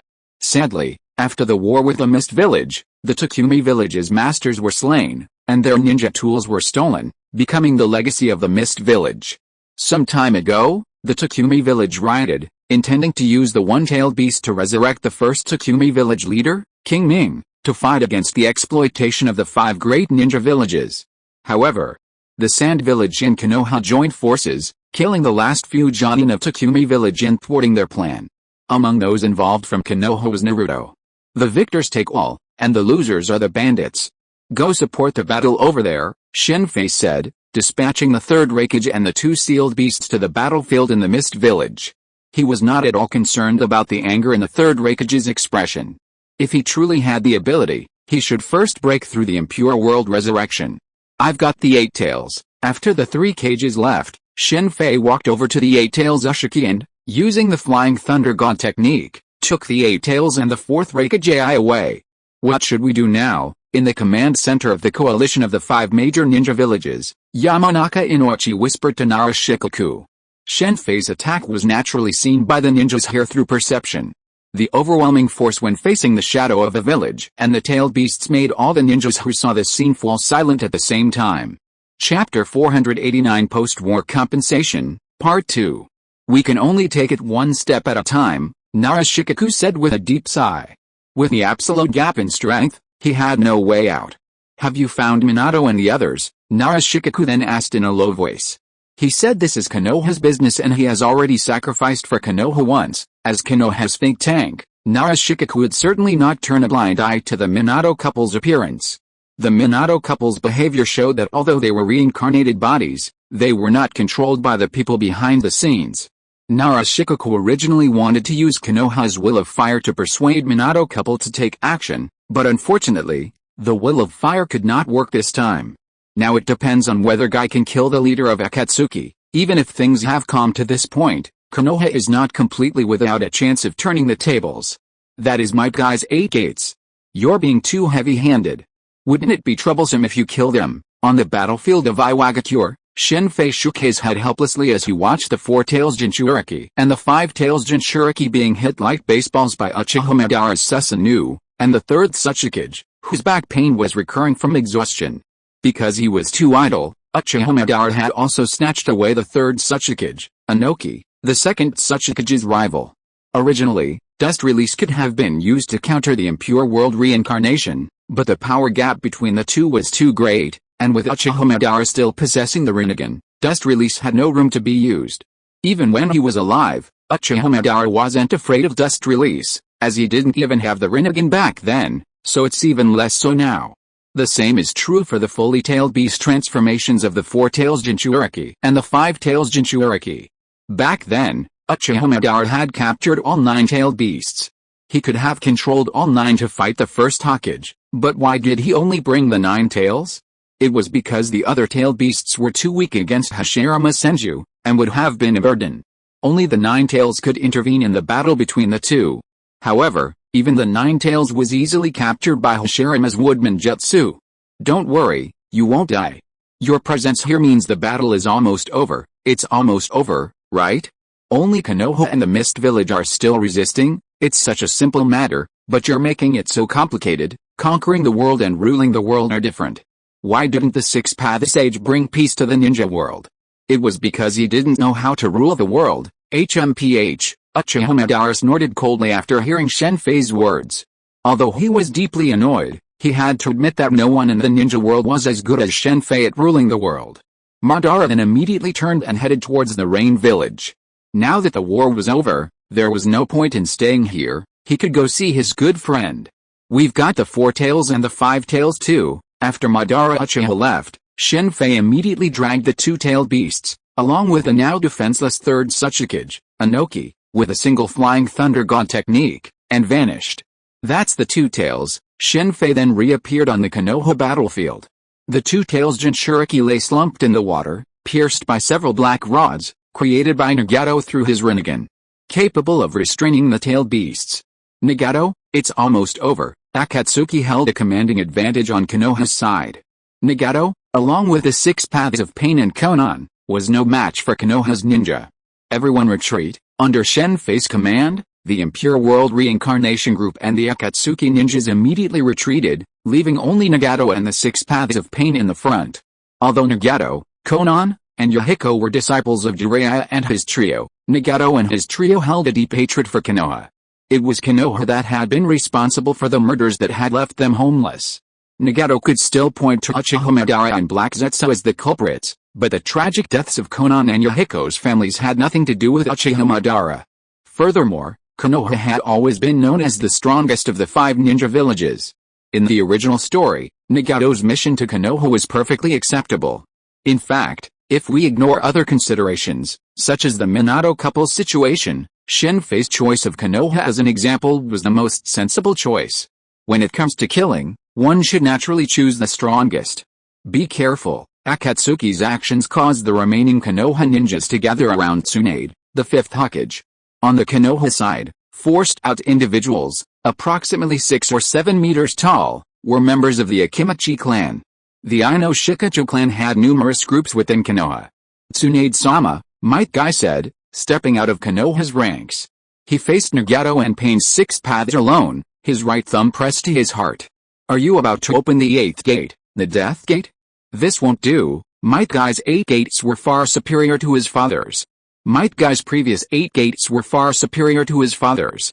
After opening the Death Gate, Might Guy only managed 1 strike before his body collapsed and died. After Guy opened the Death Gate, Zai-Xiang delivered 5 punches, and even then, there was Night Guy's mode. Forget Night Guy, just Zai-Xiang. If Guy used Zai-Xiang now, Nagato would definitely not be able to withstand 5 of his punches. Uchiha had been able to block Zai Shuang's 5 punches by using 6-path Sage mode. Tsunade saw Guy's actions, and although she felt sad, she didn't stop him. In this situation, she could only rely on Guy to break the deadlock.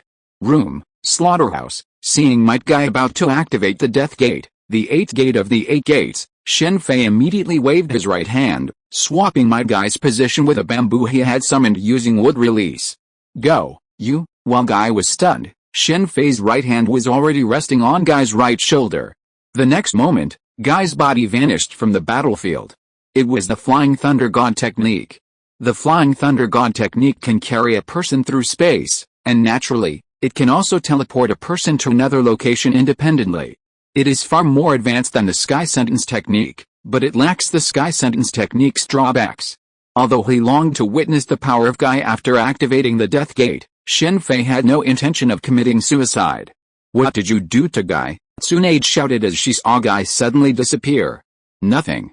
I just used the Flying Thunder God technique to throw him onto an island in the sea. The Death Gate, the 8th gate of the 8 gates, was your last resort? Too bad it's gone now, Shen Fei said, grabbing the 2 tails and disappearing immediately. The Death Gate of the 8 gates of ninjutsu is undoubtedly powerful, but there are many ways to counter it. The simplest is, of course, the shadow clone technique, creating dozens of clones and dispersing them around. Alternatively, a body reborn from the impure world reincarnation is completely immune to the 8 gates attacks. Of course, all of this relies on Shen Fei's vantage point. If they had seen it for the first time, it would have been difficult to defend against this attack. This is how the 7 mist ninjas felled. Super Shinra Tensei. After Shen Fei vanished with the 2 tails, Nagato unleashed his most powerful attack.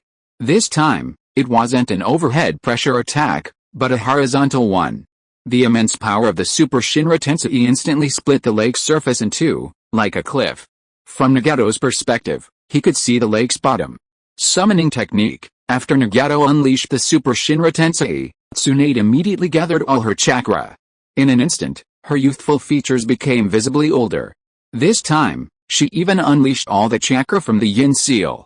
Bang! With a puff of smoke, a white wall appeared before the Konoha group. Looking down from above, one would be shocked to discover that it wasn't a white wall, but a massive slug, hundreds of meters long and tens of meters tall. The slug sage of the wet-bone forest was enormous, even the slugs Tsunade had summoned were only a small fraction of its size. Boom! As soon as the massive slug was summoned, it was met by Nagato's Super Shinra Tensei.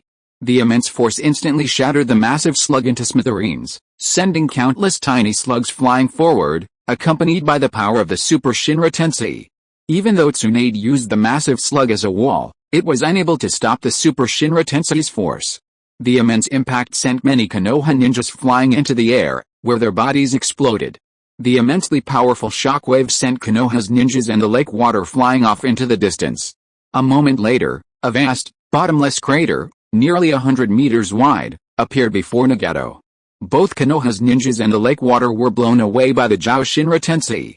A long moment later, the lake's surface water began to flow back into the bottomless crater, causing the surrounding water level to drop several meters. Konoha suffered heavy losses from the attack. Fortunately, Tsunade had previously used her summoning slug technique to act as a wall, blocking the first and most powerful wave and allowing many of Konoha's ninjas to survive. Without Tsunade's intervention, the losses would have been far greater. That's enough, Deidara. Didn't I tell you not to blow him up? Back in the Mist Village, when Shen Fei appeared, the Six-Tails Jinchuriki could only hunker down helplessly under Deidara's aerial bombardment.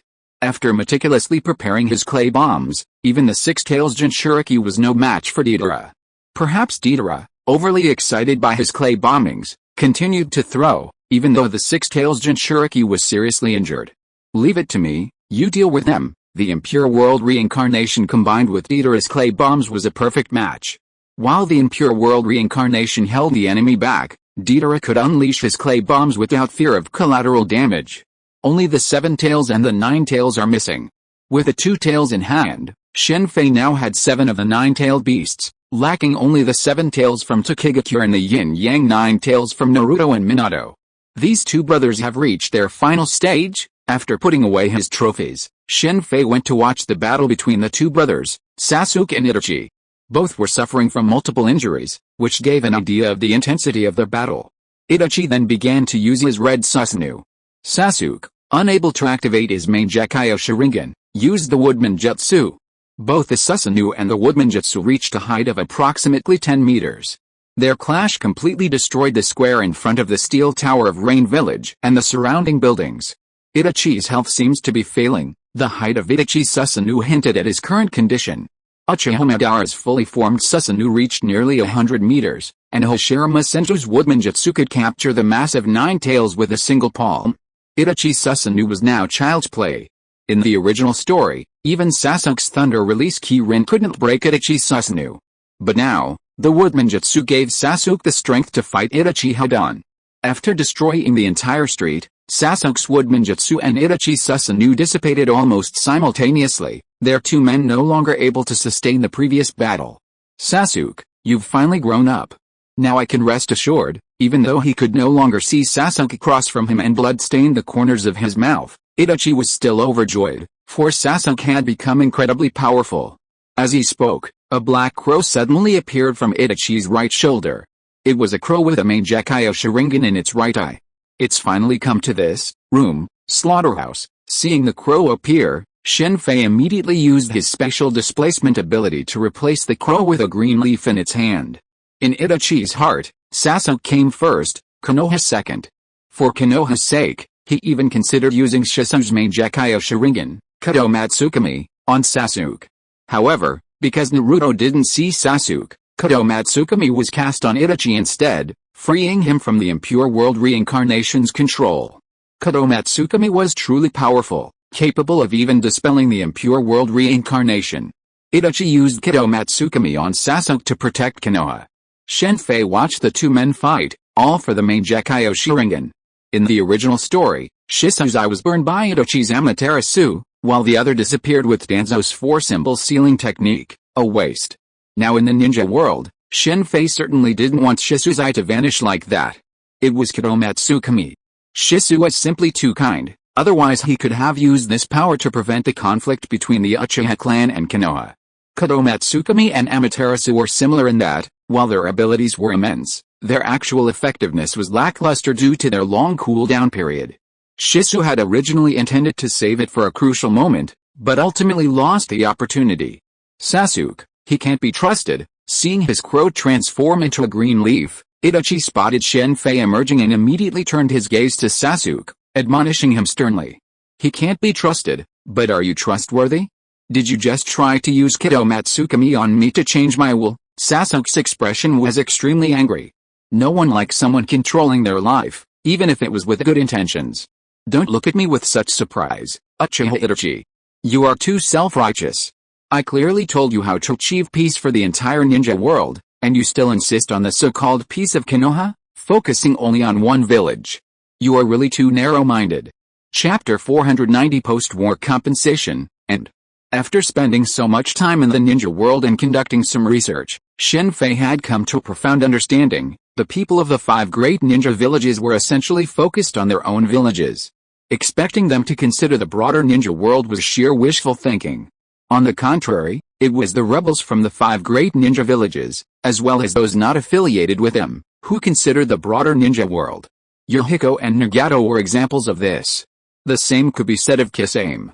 He was a ruthless individual. In the original story, to avoid being captured alive and thereby revealing Obito's plans, Kisame summoned a shark to devour himself. Kisame's devotion to this must have been due to his belief in Uchiha Madara's ability to bring true peace to the ninja world. Even Jiraiya, who constantly traveled, searching for a way to achieve peace in the ninja world, was focused solely on ending the conflict between the 5 great ninja villages. The so-called peace in the ninja world, strictly speaking, was simply peace within the 5 great ninja villages. Whether the 5 great ninja villages were at peace, or whether other nations or ninja villages were at peace, was of little importance. Protecting Konoha, the will of fire, that's just a joke, my dear brother. Your claim of sacrificing the Uchiha clan for the peace of Konoha is nothing more than a joke. The war that's coming will come. Seeing Itachi's surprised expression, Sasuke suddenly burst into laughter. Sasuke's feelings for his brother were deeply complex, a mixture of childhood admiration and later resentment. This sentiment brought Sasuke and Madara into a similar state, specifically targeting the things that mattered most to the other. Konoha was a shared concern for both Itachi and the first Hokage. Shen Fei had no idea what was happening with Itachi, but the first Hokage had been dealt a heavy blow. "Okay, I understand. I'll be there right away." Just as Shen Fei was about to say something to Itachi, a message suddenly rang through his earpiece, startling him. He immediately abandoned his immediate surroundings and vanished with a fleeting jutsu. Poison pot jutsu. This guy Danzo is truly ruthless. Shen Fei's departure from Sasuke and Itachi stemmed from a sudden incident in Konoha. Nagato's Super Shinra Tensei had left Konoha devastated, leaving them practically powerless. But then, a boundless, black swarm of insects appeared behind them. It was the forbidden technique Danzo had been planning for so long. Originally, Danzo had intended to use this forbidden technique to wipe out Tsunade's entire faction. However, the outcome of the battle was drastically different from his expectations, and with the appearance of the second and third Hokages, Danzo abandoned this opportunity to eliminate Tsunade. Given the current state of affairs, even if Tsunade survived, she wouldn't be able to continue serving as Hokage. Anyone else would have no effective way to deal with these boundless swarms of poisonous insects. The best way to deal with the insects was naturally fire release, but due to their sheer number, it would take too long to completely eliminate them using fire release. If these venomous insects were allowed to spread, the damage to Akatsuki and the Rain Village would be immense. Not only would they kill people, but they would also pollute the environment. For example, if a large number of them landed in the lakes surrounding the Rain Village, the water would likely become toxic. While the use of poison wasn't restricted in ninja combat, using the pot poison technique was still too ruthless. I'll leave it to you, while these venomous insects were formidable, Shen Fei could easily deal with them by simply pulling them into the mirror dimension. After handing the endless swarm of black venomous insects to his two shadow clones, Shen Fei immediately flew towards their source. "Danzo, you're the one behind this." Flying through the air, Shen Fei quickly spotted Danzo and his group atop a mountain. Atop the mountain was a massive pit, from which black insects continuously flew out. Shen Fei's face darkened as he took a single glimpse of the pit from the air. The pit was filled with corpses, and judging by their clothing, most of them were likely civilians. Fire style, great fire extinguishment. Shen Fei immediately formed hand seals and unleashed a massive fireball towards the pit below, from which black insects were constantly emerging. Fire style, dragon flame song jutsu. Fire style, great fire extinguishment. Three powerful fire styles in quick succession engulfed the dozens of Anbu on the mountaintop, including Danzo and Aburimtone, who had created the pot of poison jutsu, in a sea of flames. This time, Shen Fei held back not a bit. His powerful fire style melted the entire mountaintop, dissolving the rock into a magma-like state. Even the rock melted, let alone the followers. Under the blazing flames, the vast majority of the followers immediately fled to the underworld, including Aburimtone. Only a few, thanks to their quickness, escaped from the mountaintop and managed to escape. Ice-type abilities explore the path towards absolute zero, while fire-type abilities naturally excel at the highest temperatures. The knowledge gained through the Full Middle Gate of Truth has made Shen Fei's fire style the most powerful in the ninja world, surpassing even Uchiha Madara's power. Fire style, great fire extinguishing. To prevent the potential impact of the pot of poison jutsu on the surrounding environment, Shen Fei unleashed several more great fire extinguishing techniques. Heart-disturbing jutsu. As Shen Fei cast his fire style against a mountaintop, one of the escaped members unleashed a secret technique of the Yamanaka clan against him. "What is this?" The member who had successfully performed the technique, upon entering Shen Fei's mind, immediately paled. The next moment, before a scream could emanate, the sound faded completely. At the same time, Shen's Hongfeng, supported by his companions, suddenly opened his mouth and spat out a large pool of blood before finally fading. "Idiot," Shen Fei sneered after crushing the consciousness of Yamanaka Feng that had infiltrated his mind. Playing with a mind invasion trick in front of him was simply showing off one's skills before an expert. The Yamanaka clan's mind invasion, in fact, soul invasion, is indeed a very powerful secret technique, but it also has a big drawback. That is, if the invader is someone far beyond one's own strength, it is simply like throwing a meat bun at a dog, and there is no return. Not to mention that Shen Fei himself has extraordinary attainments in the soul. Fire-style Dragon Flame Song Jutsu. Yamanaka Feng's attack made Shen Fei immediately shift his target to the fleeing Danzo and his group. Danzo was the one Shen Fei promised to deal with for Sasuke, but before that, he needed to get the other eye of Shisa from Danzo. In this way, Shisa's main Gekyo Sharingan would be complete. Using his levitation cloak, Shen Fei, from above, unleashed a fire jutsu against the dozen or so men below. The members accompanying Danzo were undoubtedly at least Jonin. Only a few had escaped from the mountaintop, the rest remained on guard. Thanks to his commanding position, combined with Shen Fei's strength, Danzo was soon reduced to only 4 guards, the others reduced to ash by the fire jutsu. Wind jutsu, vacuum great ball. Shen Fei's constant attacks from above forced Danzo to relentlessly attack. Expert in wind jutsu, he immediately unleashed his most powerful wind jutsu. A massive, high-pressure ball of wind instantly struck Shen Fei, its force sending him flying dozens of meters. "Let's go!" Danzo, stunned for a moment after seeing his wind jutsu strike, immediately led his men into a rapid retreat. Danzo had initially wanted to see how Shen Fei fared after being struck by his wind jutsu, but upon noticing no trace of blood in the air, he immediately realized something was amiss and forgot to bother checking on him. "It's quite powerful." Shen Fei, who was blown away for dozens of meters, shook his left hand after landing. It was his left hand that blocked Danzo's vacuum ball just now. Then, Shen Fei, under the perception of observation haki, immediately chased after Danzo. Although Danzo's vacuum ball was incredibly powerful, and in the original work it could even shake Sasuke Susanoo, it was impossible to hurt or blow Shen Fei away. The reason why Shen Fei was blown away was that he took the initiative to retreat in order to take this opportunity to hide in the dark.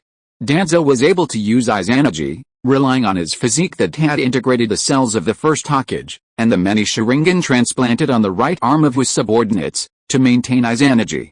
One Sharingan could last for 1 minute. Of course, if he was killed within this minute, the Sharingan would be directly closed. Shen Fei chose to hide in the shadows to prevent Danzo from pressuring Izanagi and consuming the Sharingan on his arm. Even Shen Fei, under Izanagi's influence, had no chance of retrieving Danzo's Uchiha Shisuzai. Given this, he could remain in the shadows and wait for an opportunity to strike. Danzo, not considered a member of the Uchiha clan, could use Izanagi directly, even when seriously injured. In fact, as long as they were still alive, any Uchiha could use Izanagi at will.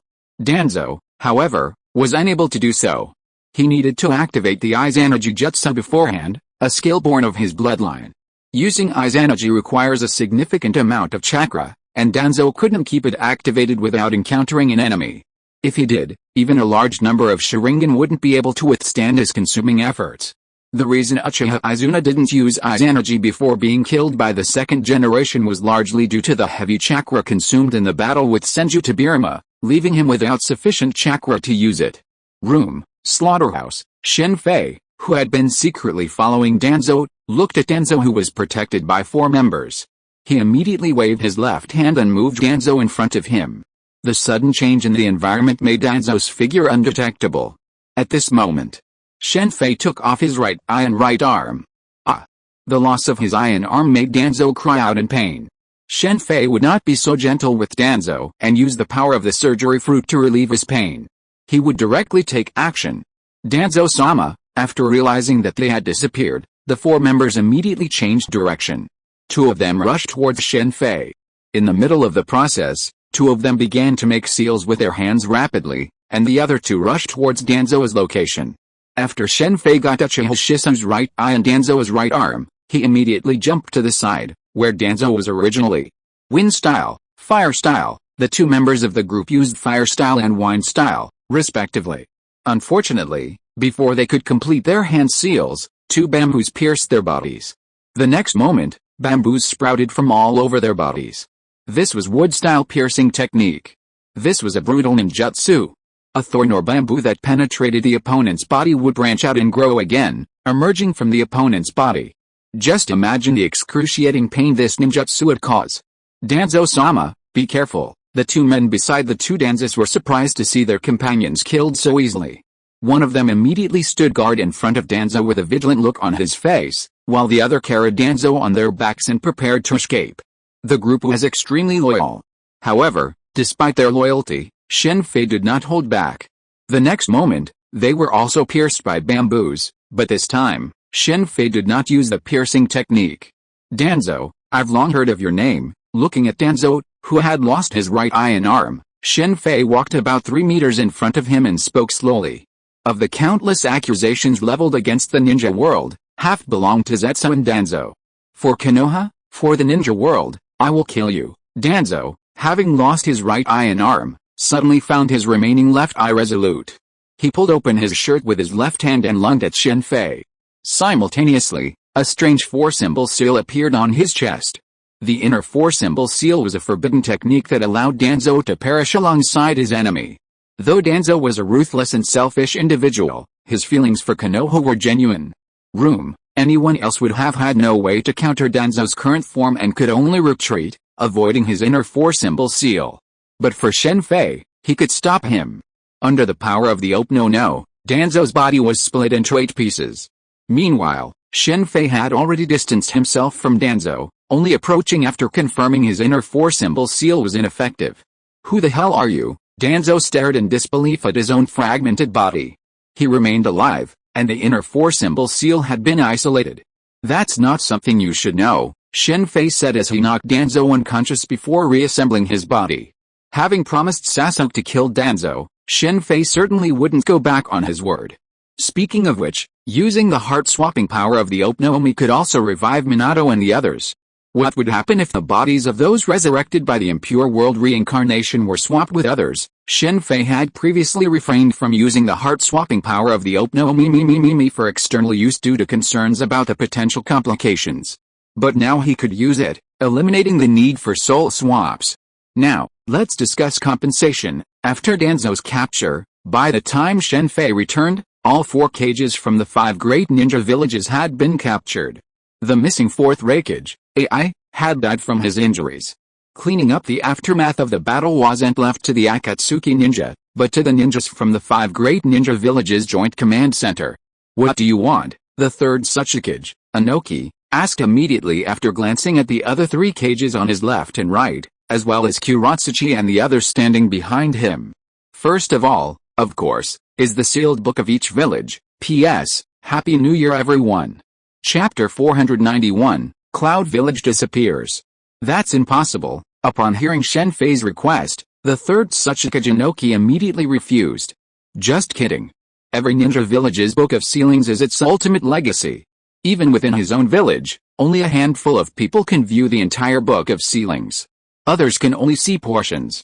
As for ordinary ninjas, they may never have the chance to view the book of sealings in their entirety. Inoki, you seem to have made a mistake. Do you think this battle is the same as the previous Ninja World Wars?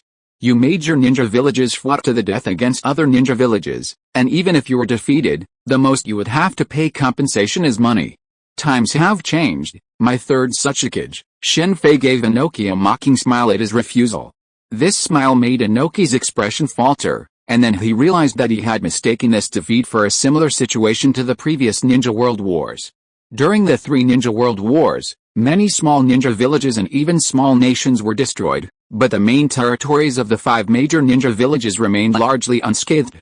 Even Konoha, with its vulnerable terrain, managed to keep the enemy at bay. Even the brutal Battle of Mount Kikaya was fought in a single city in the Land of Fire. Of the 5 major nations, only the Land of Fire suffered significant destruction during the Ninja World Wars, due to its lack of strategic defenses. Of course, these cities were border towns. Mount Kikaya is mentioned because it was the hometown of Kabuto Yakashi, whose parents died during the conflict between Konoha and the Sands Village. While Ninja World Wars tend to minimize civilian casualties, a requirement of the 5 major daimyos, this is difficult to achieve. Some ninjutsu are so powerful that it's difficult to predict whether they might harm civilians during combat.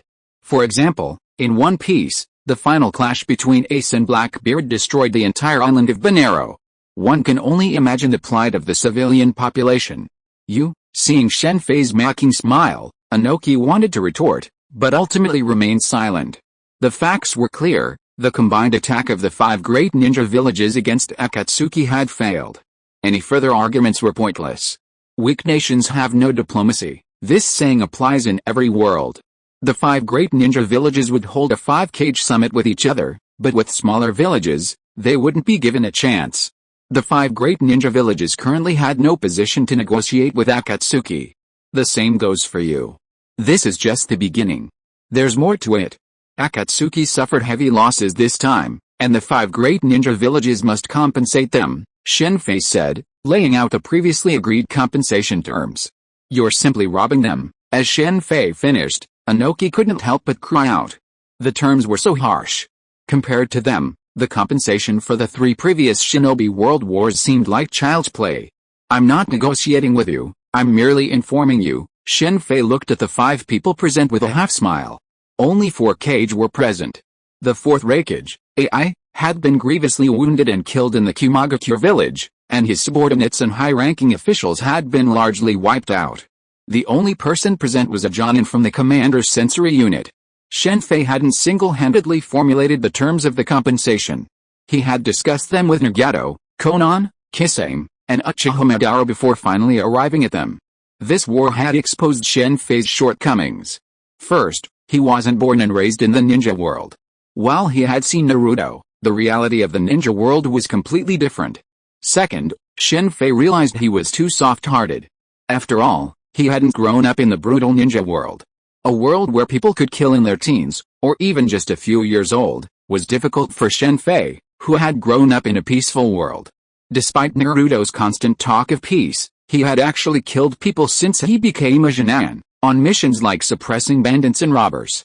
While the targets were those criminals, a person of the same age in a peaceful world wouldn't have the opportunity to kill except under special circumstances. The reason why there are special circumstances is mainly referring to those chaotic countries.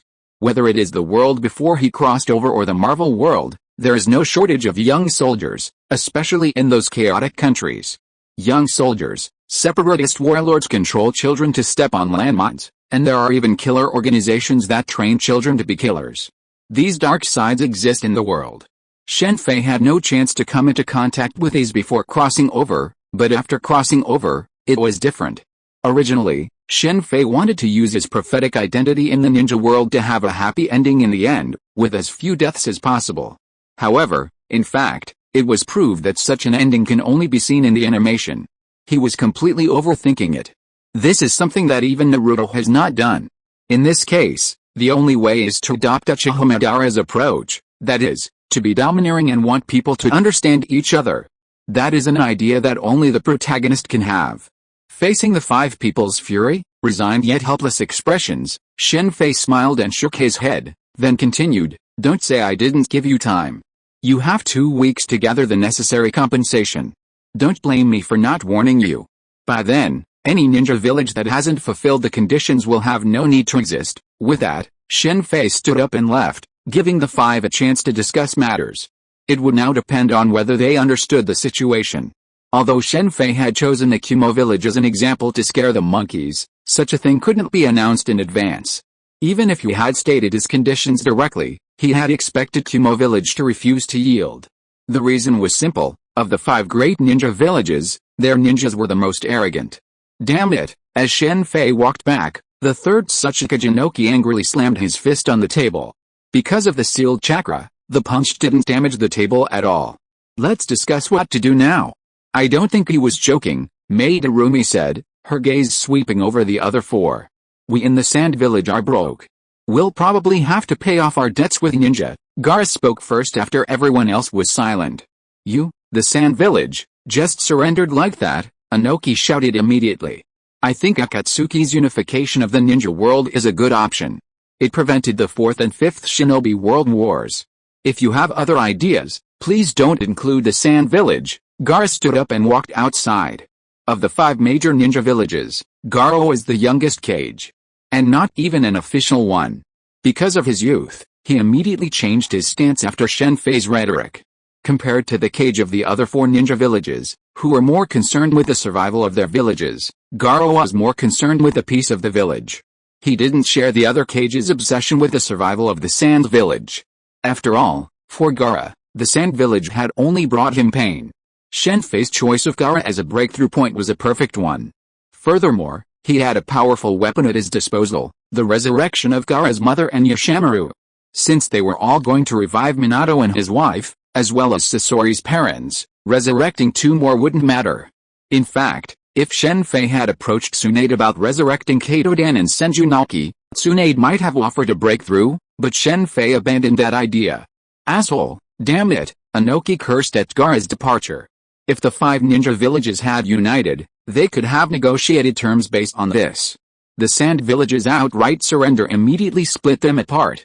What do you two say? After a series of curses, Inoki looked at Madarumi and Tsunade. As for the Jonin from the Kumo village, no one present took him seriously, and he sat quietly, saying nothing. Although the 4th Raikage of the Kumagakure was dead, the village still held a significant number of elders and other high-ranking officials. It wasn't his turn to make decisions regarding Kumagakure, all he could do was convey Akatsuki's terms to the elders. Facing Inoki's question, Madarumi and Tsunade remained silent. Naturally, they didn't want to accept Akatsuki's terms, but Shen Fei's threats were still fresh in their minds, and they agreed not to ignore them. The combined efforts of the 5 great ninja villages had failed, and if Akatsuki wanted to destroy a single village, there was no stopping them. While this time, unlike the 4th Shinobi World War in the original novel, where the entire village's might was mobilized, the combined forces of the 5 villages still mobilized at least 2/3, or even 3/4. The remaining ninja, despite having the advantage of terrain, were severely outmatched. Old man, it seems you don't want to admit defeat, a frivolous figure entered the room. It was Inoki's granddaughter, Kuratsuchi. Since you've lost, you must admit it. You don't think you can turn defeat into victory, do you? Kuratsuchi, who hadn't yet become the 4th Tsuchikage, felt a sense of belonging to the Iwagakure. However, after spending some time in the Rain Village and experiencing Shen Fei's philosophy, he had already begun to lean towards the kingdom of Akatsuki. Because of his youth, he wasn't as stubborn as the 3rd Tsuchikage, Inoki. Kuratsuchi was particularly enamored with Shen Fei's technology and directly asked Hydra for a smartphone. You? Kuratsuchi's words infuriated Inoki. He pointed at Kuratsuchi, his body shaking like he was having a heart attack. If it's alright, I'll take my leave. Seeing that Kuratsuchi and Inoki were about to argue, the Jonin of the Kumagakure village immediately stood up. The decision was not his. He could only return to Kumagakure as quickly as possible and let the village elders make the decision. I'm taking my leave too. Madarumi also stood up, preparing to leave. The 5 great ninja villages couldn't defeat them all together, there was no need for an alliance. Tsunade then prepared to leave. At the speed of ninja travel, a fortnight's round trip was certainly more than enough. However, with such a major undertaking, even if they were village cages, returning home would present numerous challenges. Bringing the impure world reincarnated to the pirate world would be a formidable force. As long as they didn't encounter anyone with spiritual abilities, they'd be practically mortal, while the cages of the 5 great ninja villages each returned with a subordinate, and Akatsuki restored order in the Rain Village and informed the entire ninja world of the defeat of the 5 great ninja villages. Shen Fei was considering whether to bring Uchiha Madara to the pirate world. The other impure world reincarnated were out of the question, Shen Fei hadn't yet liberated them. Whether he would use them was entirely up to him. However, Uchiha Madara was different, the impure world reincarnation couldn't control him. Shen Fei wouldn't liberate them just because peace had returned to the ninja world, given the useful power of immortality. Forget it, I'll think about Madara later. Now's the time to try this. After putting Madara's concerns behind him, Shen Fei immediately produced a pair of crimson Sharingans, the Mangekyo Sharingan from Uchiha Shisu. Is this Kidomatsukami? Luckily Shisu is kind-hearted, and the cooldown is too long, otherwise it would be truly terrifying. Shisu's Kidomatsukami is the most powerful genjutsu, and that's no exaggeration. Other genjutsu, even Itachi's Tsukuyomi, would reveal their presence, but Kidomatsukami can completely obscure any alteration of one's will, even with the slightest warning. During the 5-cage summit, Danzo used this technique to control Mifune to speak for him. If it weren't for the presence of the Azure Byakugan, the then-captain's plan would have succeeded. While Kidomatsukami is known as the most powerful genjutsu, a genjutsu is still a genjutsu, and its weakness is impossible to weaken, the difference in chakra, which cannot be eliminated. Without the Byakugan, Kidomatsukami would be virtually undetectable. But with a Byakugan, things are different. Even if the person isn't aware they're under genjutsu, what if someone reminds them? It's like a normal person thinking they made the decision on their own, but then someone reminds them they're being manipulated. Even if they don't realize they're being manipulated, they'll still think twice. Danzo must be very depressed. After feeling Kido Matsukumi's power, Shen Fei couldn't help but think of Danzo. Shisu was very cautious with Kido Matsukumi's power, but Danzo wasn't. If given the chance, he would definitely use Kido Matsukumi to control the third Hokage and his two advisors. Kido Matsukumi's cooldown period was a bit long, but Danzo possessed cells from the first Hokage. Unfortunately, Konoha had the Hyuga clan, and with the Byakugan, no Genjutsu could escape. Even Ranmaru could confuse the Byakugan, but chakra couldn't be concealed. Unfortunately, no illusion is truly unbreakable. Theoretically, Kido Matsukumi's illusion is difficult to dissolve, otherwise Itachi wouldn't have thought of giving Sasuke Kido Matsukumi at the last moment. However, this unbreakable illusion is only Itachi's perception. Even illusions as massive as the infinite Tsukuyomi can be dispelled. The so-called unbreakable illusion is fundamentally due to too little strength. Sasuke has begun fusing Itachi's main Gekyo Sharingan. I wonder if it will directly transform into the Rinnegan. Although Sasuke's current strength is far behind Uchiha Madara's, there's still a chance he could directly possess the Rinnegan. Shen Fei personally performed the fusion of the eyes on Sasuke. This was the first time he had witnessed such a scene, and it was truly magical. Chapter 492, The Disappearance of the Cloud Village, Part 2. Shen Fei once believed that the so-called eternal main Gekyo Sharingan was created when one person's main Gekyo Sharingan went blind and then replaced it with their brother's. Shen Fei reasoned that if the two brothers exchanged their main Gekyo Sharingan, wouldn't that create two eternal main Gekyo Sharingans? However, the truth is that one main Gekyo Sharingan absorbs the eye technique of another main Gekyo Sharingan to fuse into one eternal main Gekyo Sharingan. We can now attack the river country. As the members of the 5 great ninja villages returned to discuss countermeasures and the entire ninja world was stunned by the strength of the Akatsuki, the Akatsuki began their next move, targeting the river country. As a buffer zone between the fire country and the wind country, and indeed between Konoha and Sand, with the 5 great ninja villages defeated, there was no need to worry about the river country. In the entire ninja world, river country is one of the largest nations outside of the 5 great nations. It once housed the river village, a ninja village comparable in strength to the Kusanagi and Omegakure villages. Unfortunately, due to its location on the border between Konoha and Sunagakure, it was annihilated by Sunagakure. Konoha didn't intervene, or perhaps it wasn't in a position to do so. The reason Sunagakure took action was simple: river country was rich in gold, a bonanza for the resource per Sunagakure. River country was once incredibly wealthy, with abundant gold mines and numerous prospectors.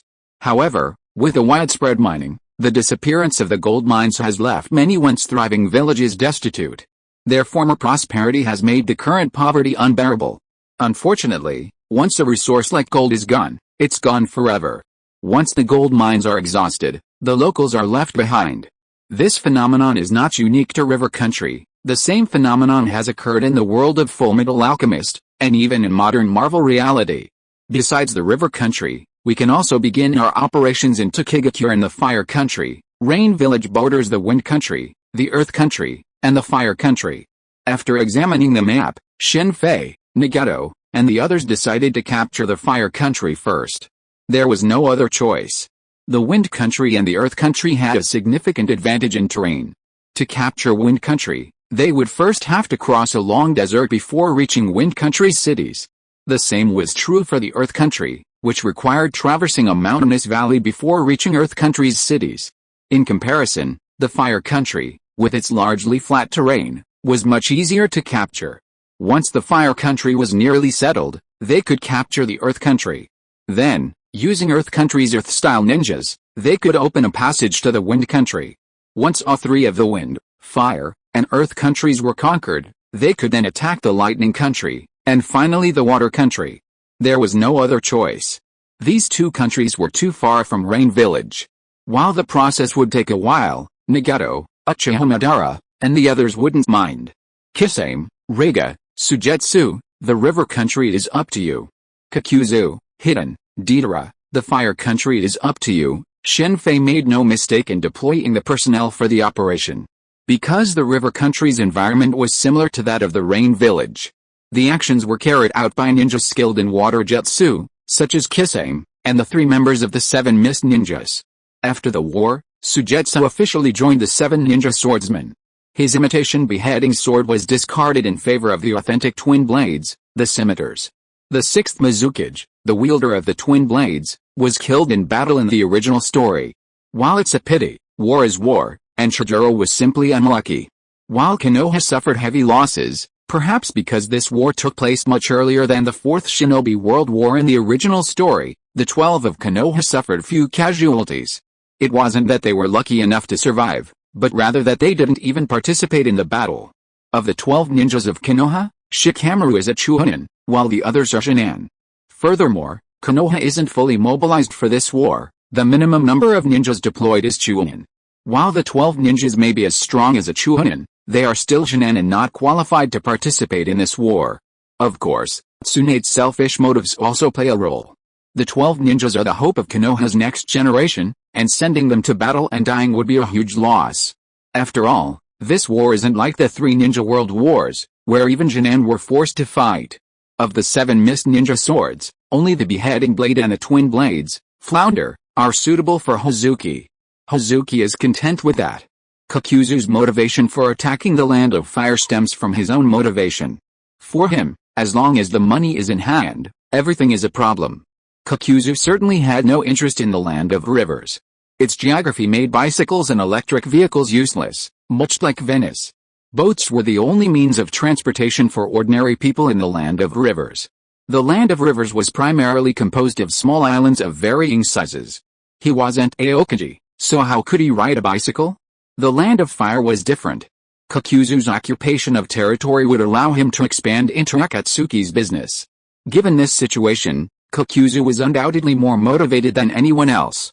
As for Takigakure, Shen Fei personally took action. Takigakure wasn't particularly strong.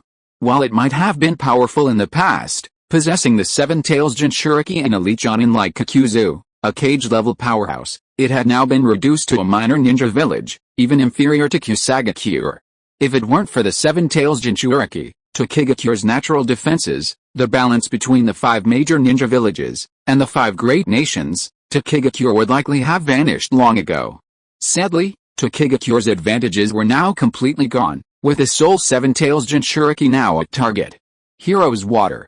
I almost forgot about this. Although Takigakure wasn't particularly strong, Shen Fei had made some preparations ahead of time, gaining considerable intelligence from Kakuzu.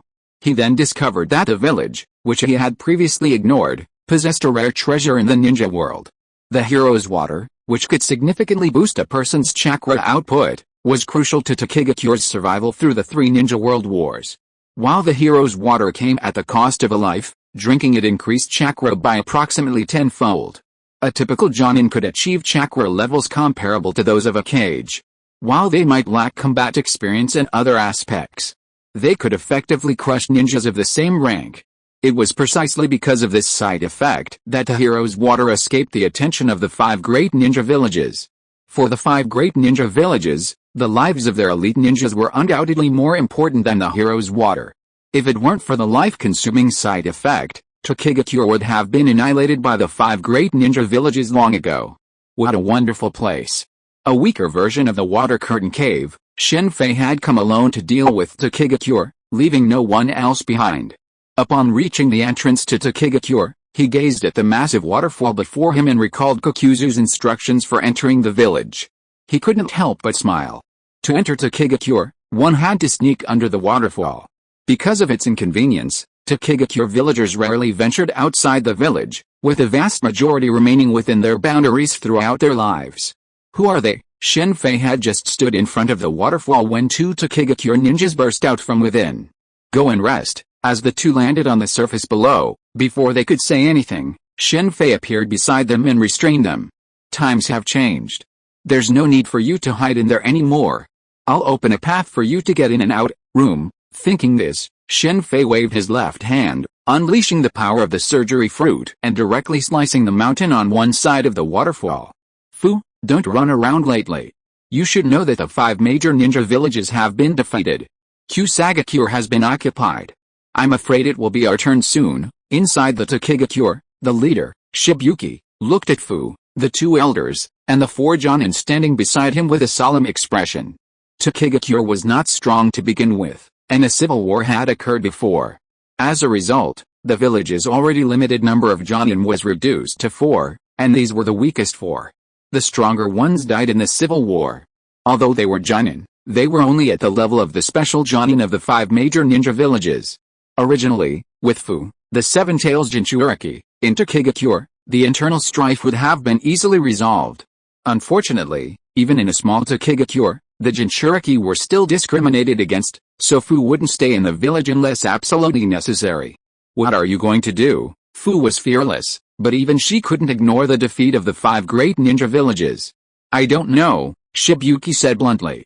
Shibuki wasn't meant to be a leader in the first place, but Tokigakure's small size, coupled with his status as the son of the previous leader, meant he inherited the leadership. No, we have to surrender, Shibuki said after a moment's silence. Small ninja villages have their advantages, they're not stubborn. Or rather, Shibuki wasn't a stubborn person. He had once considered abandoning his position as leader and fleeing. Just as an elder was about to speak, a sudden, violent commotion erupted from outside, forcing Shibuki and the others to leave the room. What happened? Shibuki walked out of the room and was about to ask what happened, but then everyone in the group stared at the front in amazement.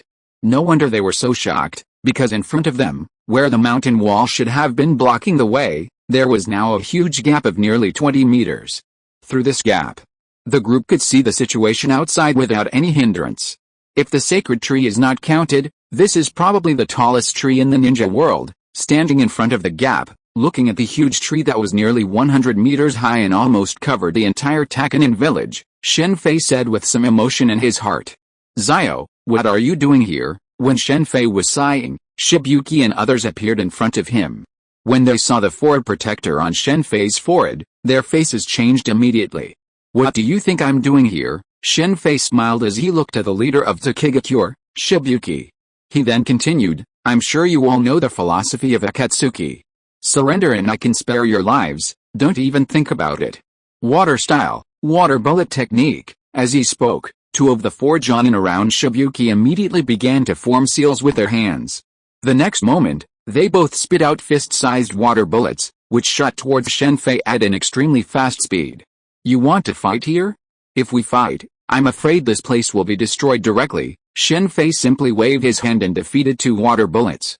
Then he looked up at the 7 tails Jinchuriki, Fu, who had transformed into 3 pairs of wings behind her in the air. You want Tokigakure to surrender, but if you defeat me, we'll fight outside. As he spoke, Fu in the air flapped her wings, preparing to fly outside. Because of the gap opened by Shen Fei, Fu no longer needed to leave the bottom of the lake. Is that so?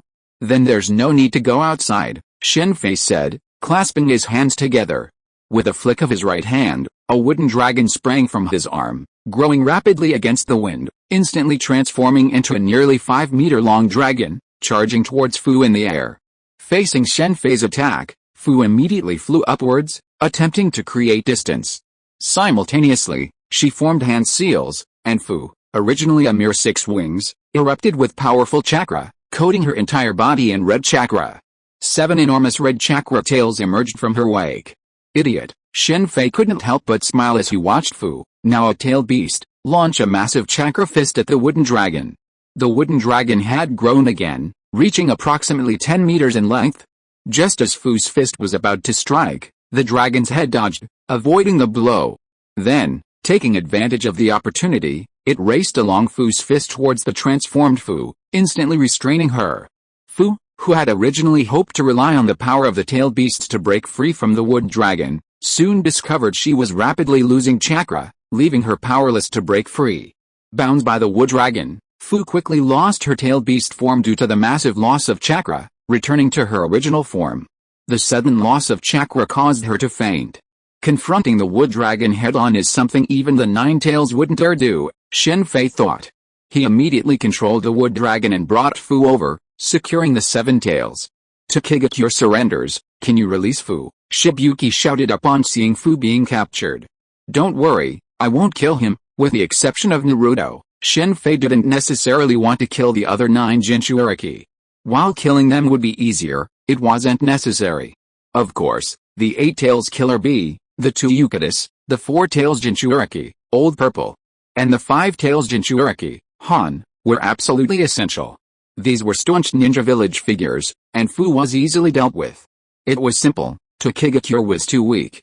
Let's discuss how to deal with Takegakure. After learning that Takegakure had the hero's water, Shen Fei formulated a plan for Takegakure. Everyone would be relocated. In order for Akatsuki to better rule the ninjas, relocation of residents was inevitable. With the exception of Rangakure, all other places would need to be relocated. For example, Bird Country and Kusagakure had already dealt with this issue. Fortunately, the ninja world was vast and sparsely populated, making it easy to arrange. If you're listening to this novel on a channel other than Fanfic World, it means they downloaded and uploaded it without effort. We cordially invite you to visit our channel, Mundo Fanfic Novelis. There you'll find the original version of this story and you can explore many other novels of various genres. We're waiting for you to immerse yourself in a world of incredible novels. Chapter 493, The Disappearance of the Cloud Village, Part 2. That's impossible. Shibuki surrendered readily, but upon hearing Shen Fei's proposal to relocate to Takegakure, he refused without a second thought. It's hard to leave one's homeland, no matter the world. For Shibuki, surrendering and accepting Akatsuki's rule was a reluctant decision, but the situation was stronger than he was now. Resisting would only lead to more casualties. Shibuki wasn't afraid of death. Perhaps he had been afraid back then, but after years as leader, he was no longer the same. I'm not discussing this with you, I'm just informing you. Shen Fei ignored Shibuki's objection. Initially, the Kusagakure and Torai villages disagreed about relocation, but unfortunately, it wasn't something they wouldn't do. Relocation and cohabitation were beneficial to the integration of nations. After Shen Fei explained the situation, he immediately gained the support of Nagato, Konan, and Uchiha Madara. Even Emperor Qin Shi Huang practiced relocation. For example, after the conquest of Korea, many of its nobles and aristocratic families were forcibly relocated to Qin. For aristocratic families, power is deeply entrenched within their own territories. However, once they leave their territory, their influence is like water without a source or a tree without roots, drastically weakened. After unifying the Six Kingdoms, Emperor Qin Shi Huang relocated many of their nobles to the Qin Empire. During the Qin dynasty, the relocation of civilians was impossible, otherwise Emperor Qin Shi Huang would have undoubtedly sought to relocate the inhabitants of the Six Kingdoms. Relocation is a costly and laborious undertaking, even in the ninja world. It's only now that Shen Fei can open the secret door that relocation becomes less of a burden. Typically, entire villages aren't relocated, they're primarily intermingled and integrated. Shen Fei's primary motivation for relocating the entire population of Takegakure was selfish. He had a crush on Takegakure. Takegakure, with its beautiful scenery, tranquil environment, and giant tree that produces the heroic water, made it a perfect base for his Naruto world. The territory of Takegakure is much smaller now than it was back then. In fact, back then, Takegakure was located outside the waterfall, with the area inside the waterfall being just a portion of the village. However, after the 3 Shinobi World Wars, Takegakure suffered heavy losses and was ultimately forced to abandon the outer village. The survivors moved inside the waterfall. Do you really think I wouldn't dare kill you? Seeing the stubborn Shibuki, leading about half of the Takegakure ninja, attempting to resist the order to relocate, Shen Fei immediately erupted with unparalleled chakra, instantly suppressing Shibuki and the others who were about to attack. If only I had Conqueror's Haki. At that moment, Shen Fei deeply missed Conqueror's Haki, a skill essential for clearing small soldiers. If he had Conqueror's Haki, he could easily stun Shibuki and the others in an instant. Wood release. Seeing Shibuki refusing to yield despite his powerful chakra and attempting to use the hero's water, Shen Fei immediately used wood release, binding all of Shibuki's men with vines and seizing the hero's water. The Takegakure village wasn't a monolithic entity. When Shibuki held out, an elder led some jonin in a decisive surrender. Go and investigate your village's situation, then report back. We'll arrange a similar living environment for you. Shen Fei's relocation policy took many factors into consideration. In reality, it wasn't Shen Fei's own decision, but rather a combination of opinions from various quarters, including those of the Rangakure village elders. Considering the vastness and sparse population of the ninja world, relocation, simply a change of location, didn't significantly alter living conditions. Farmers continued to farm, and businesses continued to trade. Furthermore, there were some preferential policies at the national level, making relocation a very beneficial option for the truly lower-class people. Born a commoner, Shen Fei, not a second-generation resident, would never take advantage of ordinary people. Only those truly at the bottom of society understood their needs, unlike those who spoke high-sounding words but were eager to exploit them for every possible advantage. It's better to be tough. Negotiating with good intentions will only make you weak and vulnerable. After suppressing Shibuki, the rule and migration of Takigakure went smoothly, coinciding with an exchange with some residents of Kaiu, which had just been occupied by Kisame and his men. Kaiu offered no resistance to Kisame and his men, and the daimyo of Kaiu and his ninja guards were utterly annihilated. Meanwhile, Kakuzu's occupation of the Land of Fire was also proceeding smoothly. After the defeat of the 5 great ninja villages, the daimyo of Fire called on its people to resist, but after Kakuzu and Hidden exterminated several of the fire nobility, resistance waned considerably. Akatsuki then offered a public bounty on the daimyo of the 5 great ninja villages, forcing them to retreat even further. Even with the covert assistance of Enma Goishiro, Akatsuki was unable to locate the daimyo of Fire. However, Enma Goishiro claimed they were close to finding him. Thank goodness we detained a number of the Earth-style ninja from the Iwagakure. Otherwise, we wouldn't have been able to quickly build the houses for those relocated people. The 5 major ninja villages attacked the Rain Village. While the Kumagakure and Sand villages were nearly completely annihilated, many of the other 3 villages survived. Now, all of them have become free labor for the Akatsuki. The water-style ninja from the Mist Village worked on dredging the Water Conservancy, while the Earth-style ninja from the Iwagakure built houses. As for the ninja from Konoha, they were scattered throughout. Of course, those who were able to work were low-ranking ninja. The high-ranking officials from the major ninja villages, such as Nara Shikoku, Yamanaka Inoichi, Ebizo, and Ao, were all still imprisoned in the Rain Village. This is the spirit transformation technique. Kato Dan is truly a genius. What a shame for Konoha. Kato Dan's death was undoubtedly the fault of Konoha's higher-ranking officials. At the time, Konoha had several potential candidates for the 4th Hokage, Orochimaru, Konoha White Fang, and Kato Dan. Kato Dan held considerable prestige within Konoha. He was an elite Chunin, and combined with his contributions to the medical system and his status as Tsunade's lover, if he hadn't died early, he would have been a top contender for the 4th Hokage, even more likely than Konoha's White Fang. It's worth learning from. Soul techniques were the foundation of Shen Fei's abilities, and Kato Dan's spirit transformation techniques would be of significant use to him.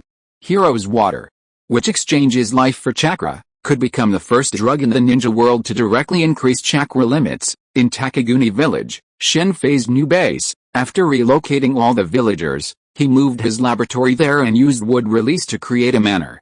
Once the research is successful, it will add many powerful ninjas to the Rain Village. The Rain Village was also producing a number of rising stars, led by a woman named S.H.I.E.L.D, who resembled the shrine maiden S.H.I.E.L.D from the Land of Demons. The two simply happen to share the same name. The 5 great ninja villages still have a hope, but it's the Kumo village that's the most stubborn. With Akatsuki giving the 5 great ninja villages a deadline, the compensation they demanded, including the monetary portion, was gradually delivered by the other 4 ninja villages, with the exception of Kumo Village. Sand Village, short of funds, also sent ninjas to manually make up the difference. As for the Book of Sealing, the 5 great ninja villages also gradually sent some common or unique ninjutsu of their own villages, though no forbidden techniques. Only Kumo Village received neither the Book of Sealing nor the monetary compensation. According to intelligence gathered by Akatsuki's Embu, Kumo Village even publicly declared that there would be no compensation and that anyone with the guts could come to Kumo Village to claim it. The other 4 ninja villages, presumably after receiving intelligence from Kumo Village, began to harbor a hopeful hope, waiting to see how Akatsuki would handle Kumo Village before making any final decisions. After all, it's better to let a friend die than to let me die. Are you interested in a trip? Just as Nagato was about to head to Kumo Village himself, Shen Fei interrupted him, looking at Uchiha Madara and inviting him along. A bunch of clowns, Uchiha Madara said, but he still agreed to take action. This terrain is truly easy to defend and difficult to attack, even for ninjas. No wonder they're so brazen. Shen Fei and Uchiha Madara quickly arrived at Kumo Village. Although Shen Fei had a general idea of the area before arriving, it was only upon his arrival that he realized the formidable terrain. Are you skilled in lightning release? Then let me show you its power. Floating in the air, Shen Fei looked down at the Kumo village headquarters below and immediately descended, then unleashed several large-scale fire release techniques into the air. Kumo village was known for its frequent lightning strikes, making practicing lightning release here a highly effective method. Shen Fei's fire release quickly triggered a massive thundercloud, which naturally caught the attention of the Kumo ninjas below, who then attacked Shen Fei with lightning release techniques. Lightning release is highly advantageous against air enemies, but unfortunately, their lightning release is too weak to harm Shen Fei. Lightning release, Ki-Rin, the lightning release technique, borrowed from Sasuke and passed down to him, unleashed its immense power at this moment. It was truly a rain of lightning. The advantages and disadvantages of the lightning release Ki-Rin were both very clear. In the original novel, Sasuke was able to use it against Itachi because Itachi was letting him down, otherwise, he could have avoided it by simply leaving the thundercloud. However, using it against a stationary target was a different story. Fellow Taoist, are you here to transcend the tribulation? Not bad, isn't it? While Shen Fei was using the lightning release Ki-Rin, Uchiha Madara wasn't idle either. With his Rinnegan activated, he also possessed the ability to levitate. He waved his right hand downwards in midair, and an unparalleled pressure suddenly descended from above, a supernatural force. With a single blow, the Kamar-Taj, already severely damaged by the thunder release Ki-Rin attack, was completely annihilated. The once mountainous Kamar-Taj was reduced to a flat plain, its elevation reduced by hundreds of meters. In terms of range, Madara's Super Shinra Tensei wasn't as wide-ranging as Nagato's in Konoha, but it was far more powerful. You're truly worthy of the Rinnegan. I'll leave the rest of the area to you, too. Upon seeing Madara's attack at the Black Lake, Shen Fei abandoned his plans. HMPH, Madara snorted, then began forming hand seals. The next moment, a massive shadow appeared in the sky shaking star. Continue, Shen Fei said, filming with his camera.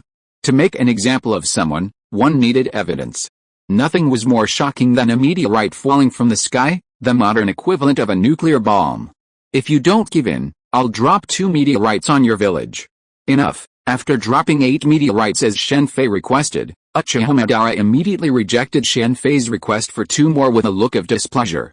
This was essentially treating him like a tool. Alright, Madara didn't want to drop the meteorites anymore, so Shen Fei didn't force him. The 8 meteorites had completely destroyed Kumo village and all the surrounding buildings, turning the high mountains into a deep valley.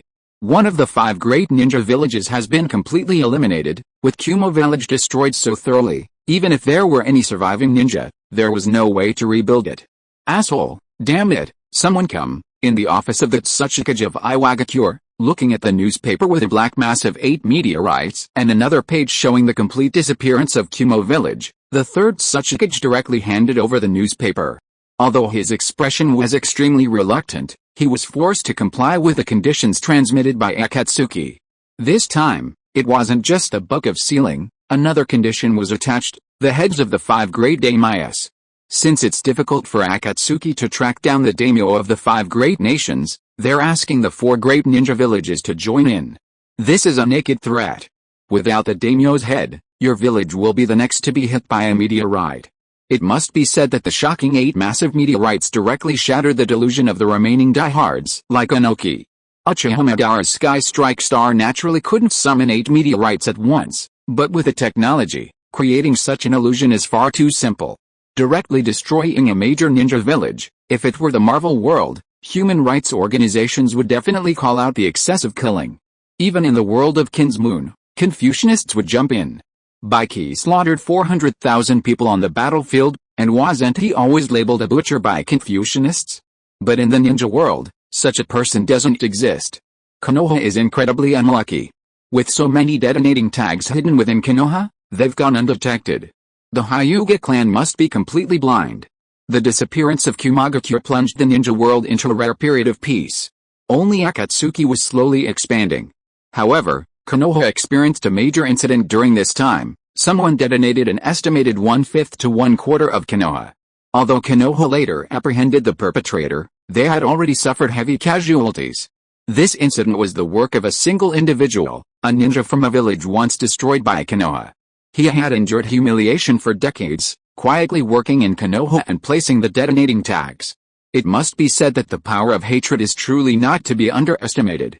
This individual was a ninja from Kajero village. In fact, this incident would not have happened. In the original work, it was resolved by Naruto's mouth-to-mouth. However, because of the butterfly effect of Shen Fei's arrival, Konoha suffered heavy losses in the previous war. In addition, Naruto was taken away by his parents and was not in Konoha, which gave the ninja from Yangine village an opportunity to detonate all the detonating tags in one fell swoop. Chapter 494 Resurrection of Everyone. Master Xuan, the mountain country, Kajero village? It's truly impossible to defend against them. Shen Fei then received detailed intelligence on the person causing unrest in Konoha. He had diligently worked as a carpenter in Konoha for decades, and his colleagues praised him as a skilled woodworker. This was natural. For a ninja, their physical abilities were far superior to those of ordinary people, allowing them to perfectly handle most occupations. However, even Shen Fei had no definitive solution for such a situation. As he had said before, it was impossible to defend against it, and the only thing he could do was to increase his vigilance. The Hyuga clan. No wonder so many people want the Byakugan. The Hyuga clan's power in supporting abilities was truly formidable, and not just in terms of Jinjutsu. Thinking of the Byakugan, Shen Fei couldn't help but think of Hisashi. The other impure world reincarnations had been taken into custody by Shen Fei, leaving only a few like Hisashi free to roam freely, though not unconditionally. The price of Hinata Hisashi's freedom of movement was helping Akatsuki patrol, giving him the chance to see his son, Hyuga Niji. Impure world reincarnation, from that perspective, was a valuable forbidden technique, one that could make up for some regrets.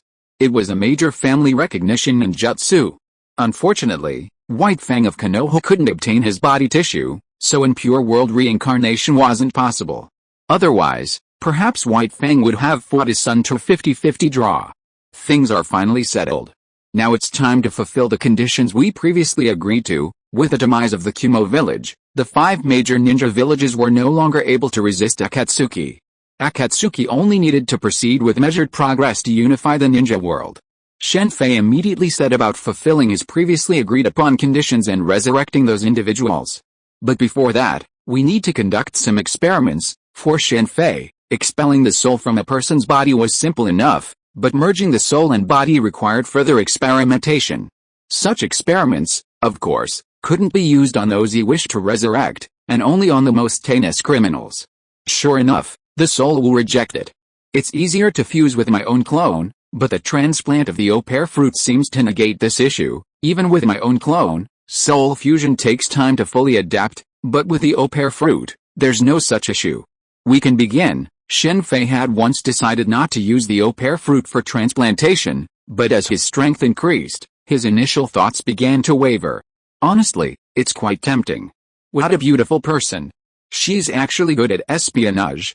It's the same type of work as Ada Wong. Inside Orochimaru's southern base, Shen Fei felt a sense of emotion as he gazed at the beautiful woman with long golden hair and an amiable face in the incubator. This person was none other than Kabuto Yakashi's adoptive mother, Yakashi Nono, the only sunshine in Kabuto's heart. Don't be so nervous. I'm starting the impure world reincarnation. Only Kabuto knew where Nono was buried. Before this, Shen Fei hadn't even obtained any tissue from her body. After preparing to resurrect her, "Who are you?" Yakashi Nono opened her eyes, her expression faltering at first, but quickly faded to a blank expression. As expected of Konoha's ace spy. Even being a spy requires talent. Just as not every woman is Natasha, the Black Widow. Before I explain who we are, there's a story you need to hear. Seeing Kabuto, who was visibly agitated, Shen Fei knew he couldn't rely on him, so he briefly recounted the events of that year. "You're Kabuto, it's me." As Nono and Kabuto recognized each other, tears welling in Kabuto's eyes, Shen Fei shook his head slightly and left the lab, giving them both time and space. It's settled. About 10 minutes later, Yakashi Kabuto emerged from the lab, letting Shen Fei in. "Don't worry, it'll be quick." Shen Fei smiled at Yakashi Nono. He then struck her with a palm, knocking out her soul and slowly channeling it into the cloned body. "Alright, she needs some time to rest and let her body and soul reconcile. You take good care of her. By the way, isn't it a bit of a waste for Kabuto to retire like this?" Shen Fei suddenly shook his head slightly as he watched Kabuto nervously help Nono Yakashi out of the incubator with his clothes. In terms of intelligence, Kabuto Yakushi was at least in the top 10 in the ninja world, not only in terms of wisdom, but also in terms of strength. Yet, now he and Nono Yakushi were going to run an orphanage. Of course, this orphanage wasn't in Konoha, but in Akatsuki. In fact, Konan was already running one. Perhaps because of her childhood experience, Konan took great care of the orphanage. Naruto has finally gotten rid of that unchanging outfit. He still looks pretty handsome in this outfit. After Nono Yakushi's resurrection, it was Minato and his wife who came next. Shen Fei met the Minato family at the Takegakure village. Seeing Naruto, dressed in casual attire and beaming, Shen Fei couldn't help but smile too. Inheriting the best qualities of both Minato and Kushina, Naruto was every bit as handsome as Sasuke, especially after removing those 6 whiskers. If Naruto had dressed like this back in ninja school, he would have definitely upstaged Sasuke. Perhaps to make up for the past decade of indebtedness to Naruto, Kushina had taken him on a pampering trip to the Ujin village. To keep Naruto in the dark, Kushina had even kept him a secret from Jiraiya's broken arm. It's safe to say Naruto was completely oblivious to what was happening in the ninja world, completely immersed in the joy of having his parents by his side. In the original story, Obito had used the limited Tsuku Aomi on Naruto, and Naruto had been lost in the family reunion. Now, that wish had finally come true. Given Naruto's personality, he wouldn't have taken the initiative to inquire about the ninja world without being told. Kushina and Minato planned to tell Naruto everything once everything was settled. I want to resurrect Minato, and then you, Minato, will nurture Kushina's body. Kushina was Minato's wife, after all, and there were certain things Shen Fei needed to avoid, like Yakushi Nono, whose nurturing was entirely overseen by Yakushi Kabuto.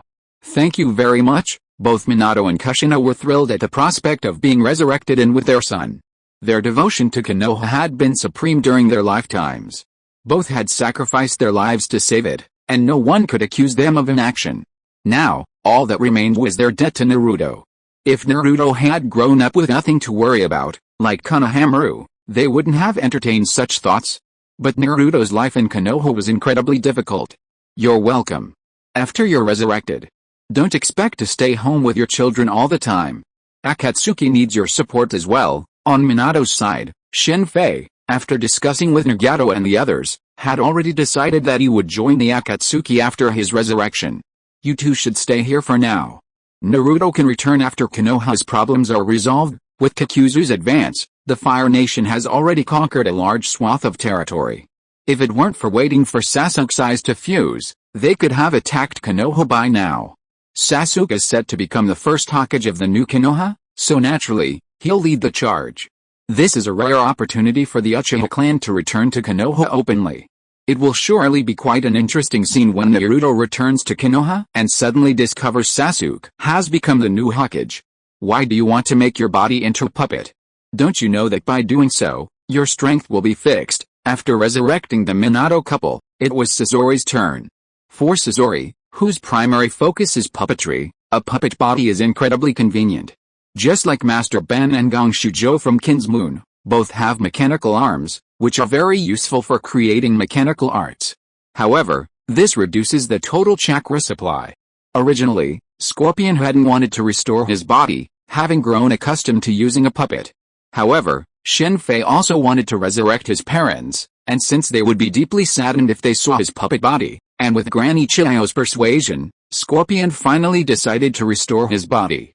Scorpion's body didn't require resurrection, as he wasn't dead after all. Shen Fei could only slowly cultivate his body using his heart as a source. Technically, this was much more complex than cloning a new body, and the body would require much longer to cultivate. Finally, it's done. With Scorpion's body restored, his parents resurrected, Gaara's mother resurrected, and Yoshimaru resurrected, the Sand Village was the first to publicly declare its annexation to the Akatsuki Kingdom, accepting all its rule. This result was enough to make Inoki scrap a desk. Hoshigaki, Hoshikage, this village is truly ignorant and fearless. After the Sand Village publicly annexed the Akatsuki Kingdom, Akatsuki continued to expand its territory, with the Star Village in the Bear Kingdom being its next target.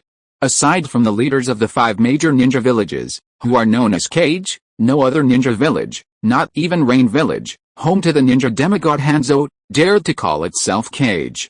However, Hoshigaki was different. From its founding, It had called itself Cage. The Hoshigakure was now in its third generation, or rather, the fourth.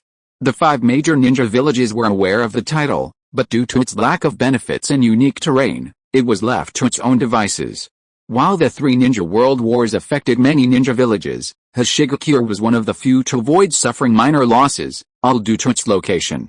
Hoshigakure is located in the middle of a circular crater, a flat plain. However, surprisingly, the crater surrounding Hoshigakure constantly spews poisonous mist. In other words, the Star Ninja Village was surrounded by a toxic fog. Such an environment, coupled with its lack of special local products, naturally disinterested the 5 great ninja villages. Ordinary people had no way of entering or leaving the village, so naturally, no one went there to commission missions. The only way to enter the Star Ninja Village was by air, and since most of the commissions were from ordinary people, they couldn't get in by air. Even less skilled ninjas found it difficult to enter the Star Ninja Village. The only thing about the Star Ninja Village that piqued the interest of the 5 great ninja villages was its unique ninjutsu, the peacock magic technique.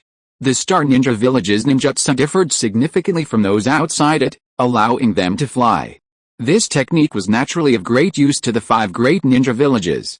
Unfortunately, upon learning the origins of the Star Ninja Village's ninjutsu, the 5 great ninja villages quickly abandoned their interest.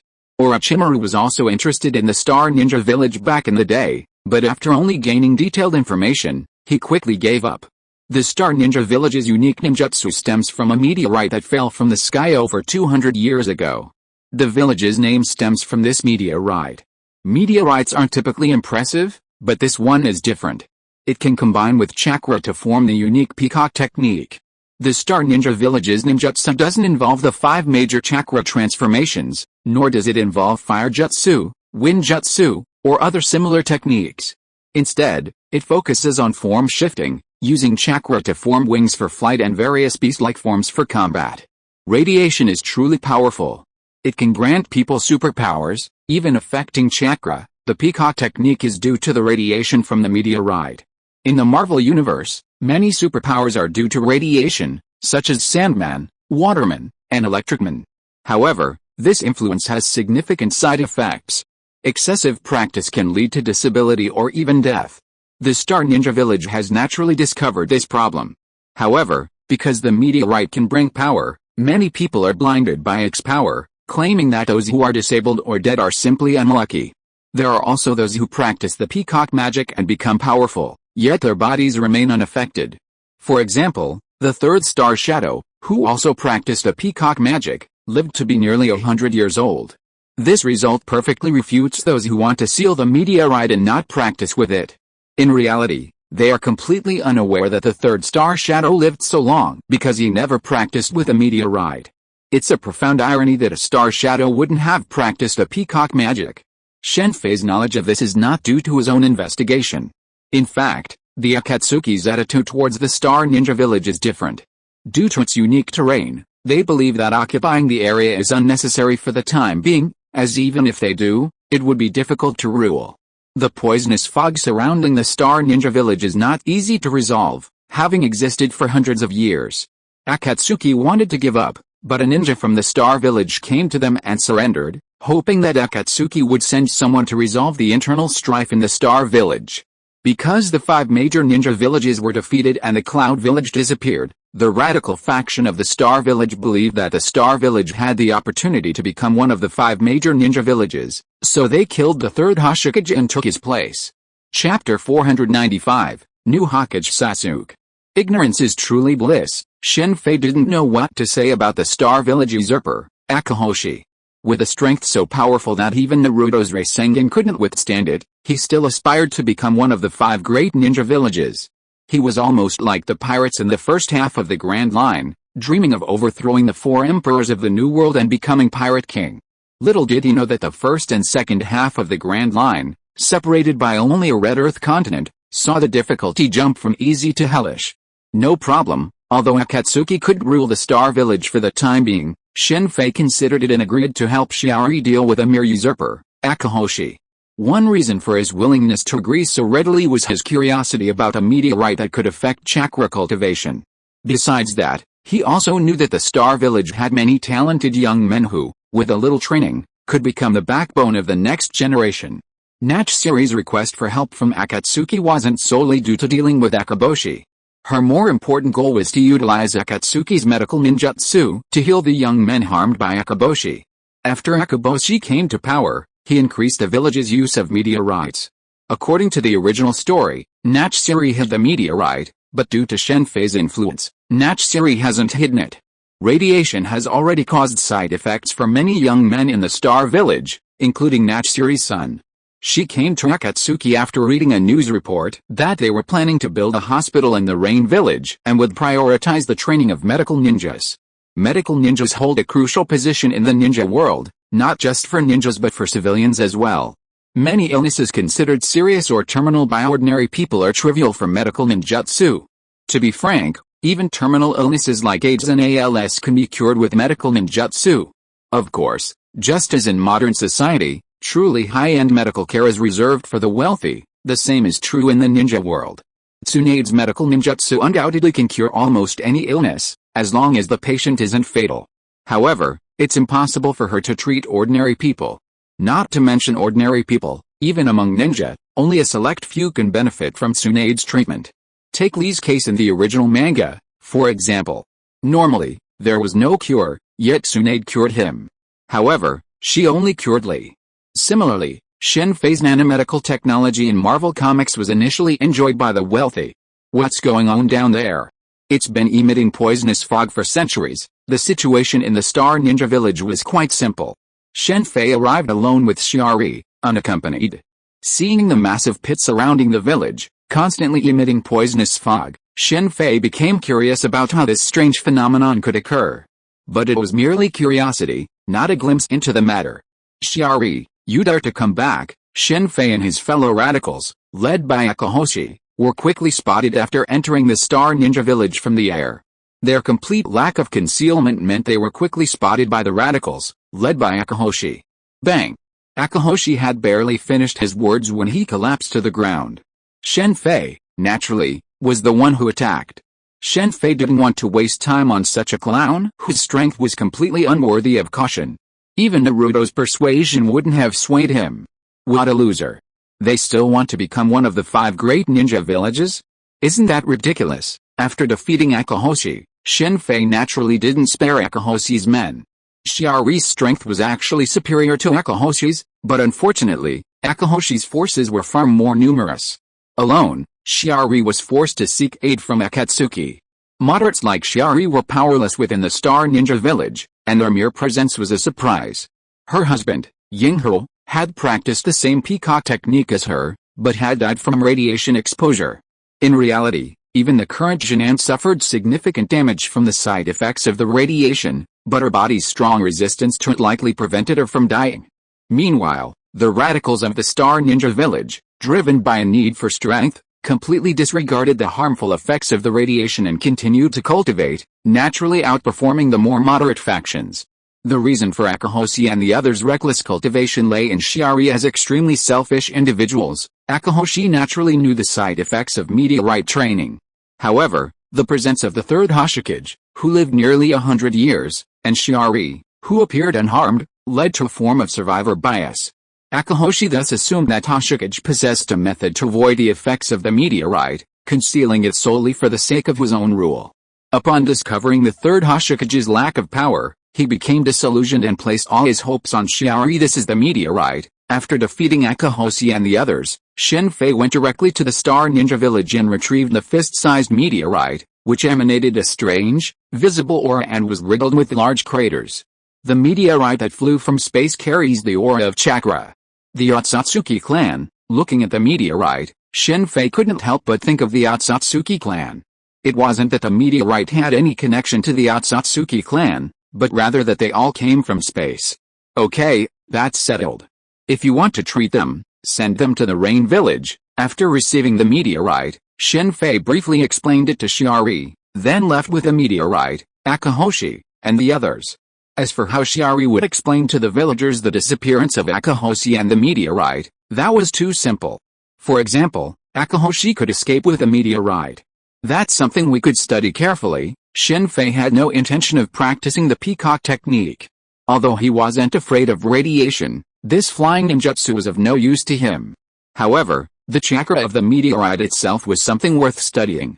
And since Ekahoshi and the others had practiced a peacock technique, there was no shortage of specimens. What a complete success! Shen Fei felt a sense of emotion as he watched Uchiha Sasuke's eyes transform into the Rinnegan. Sasuke's one Rinnegan was a sky-hand power, so what kind of changes would it bring to both eyes? There's a huge difference between having one Rinnegan and having two. Uchiha Madara's Rinnegan only had one, but a pair of them gave him four. Both Sasuke's and Madara's Rinnegan could greatly increase combat power, but it seemed these abilities couldn't be utilized without the physical strength of the Uchiha clan. Nagato developed so many Rinnegan abilities, but he didn't have the Rinnegan. It's similar to Susanoo. Without the physical strength of the Uchiha clan, even a pair of Mangekyou Sharingan wouldn't be able to use them. As for the Kamui Susanoo that Wu Wakei used during his battle with Kaguya Otsutsuki, that wasn't Kakashi's ability, but rather Obito's chakra. It's similar to the reincarnation of Ashura and Indra's chakra. How do you feel? Very good. In response to Shen Fei's question, Sasuke nodded indifferently. With his Rinnegan aroused, all he needed to resurrect his parents was the development of his Rinnegan. Speaking of which, in the original story, Sasuke was so obsessed with the revenge for his parents that he didn't even consider resurrecting them. The current Sasuke has seriously strayed from that idea. Looking at Sasuke now, Shen Fei was silent for a moment before continuing. Now that your eyes are healed, the affairs of Konoha should be over. Have you decided how to become the Hokage of Konoha? Don't we still have you guys? Sasuke wasn't the least bit excited about becoming the Hokage of Konoha. He had won this position for the Uchiha clan, not for himself. Then let's get started, Shen Fei said, leading Uchiha Sasuke to find Uchiha Madara. When Shen Fei found him, he was playing a battle game with Senju Hashirama. The two buddies, likely due to their impure world reincarnation bodies, were constantly glued to each other. Luckily, both were male. If one of them had been female, Uzumaki Mito wouldn't have been in any trouble. What are you going to do with Konoha's Hokage Rock? Shen Fei raised this question before setting off. Now that the situation had completely changed, the issue of Konoha's Hokage Rock needed to be addressed. Each of the 5 major ninja villages has its own way of commemorating the previous cage. Konoha's Hokage Rock is placed where all villagers can see it. The other 4 ninja villages are more discreet, displaying statues or portraits of their successive cages in their village meeting rooms. If Konoha followed suit, Shen Fei wouldn't mind, perhaps even considering it a cultural relic. But what about the Hokage Rock outside?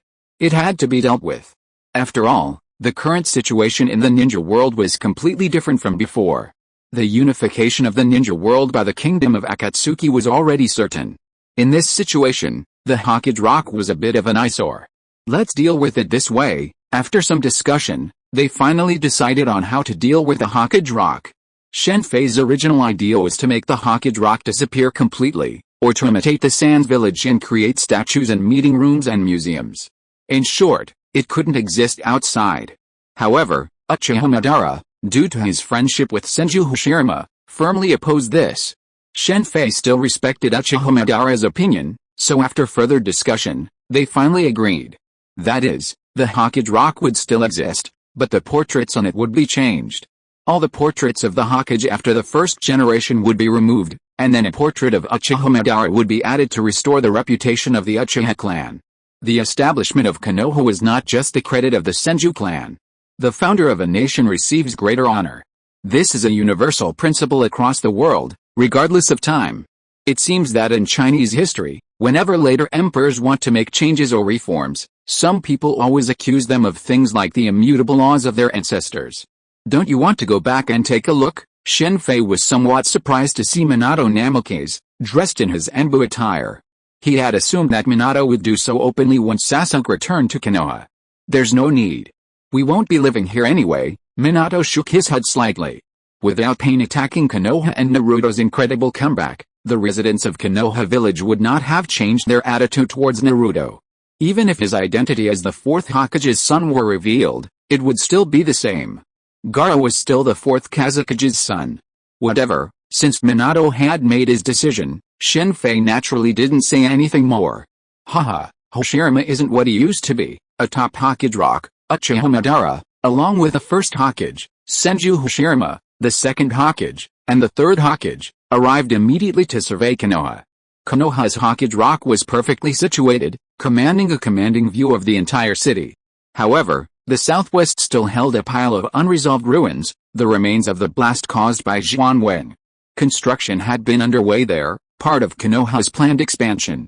However, due to the Uchiha clan's problems, construction was halted, leaving the project unfinished. This, however, prevented the destruction of Konoha's long-awaited center of prosperity. Sasuke, what are you doing here? Meanwhile, outside Konoha's main gate, the usual guards, startled by the sudden appearance of Sasuke, dressed in Akatsuki attire, accompanied by a dozen anbu-clad figures, immediately sounded the Konoha alarm. Of course, you're here to accept Konoha on behalf of Akatsuki. Following Sasuke were the impure world reincarnation experts assigned to him by Shen Fei, including the 3rd and 4th Raikages of the Kumo village, AI, and Killer Bee. Shen Fei had already detached the 8-tailed Gyuki from Killer Bee. Sasuke, what are you trying to do? Soon, the 5th Hokage, Tsunade, arrived at the gate with a group of ninja and anbu. Seeing Sasuke's Akatsuki uniform, Tsunade's expression shifted. You're asking even though you already know the answer, Tsunade-sama.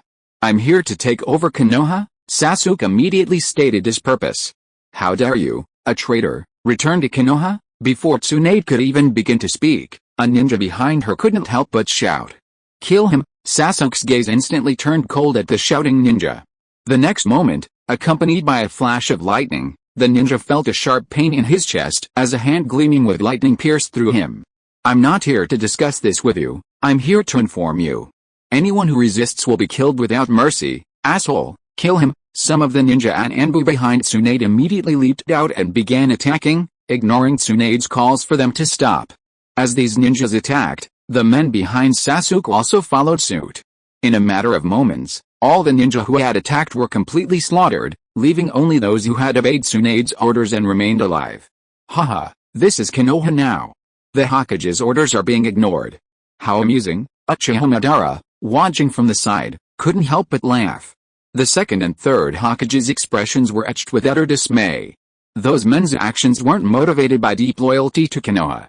If they were truly loyal, they wouldn't have disregarded Tsunade's orders. They were acting at the behest of certain individuals, such as Konoha's 2nd chief advisor.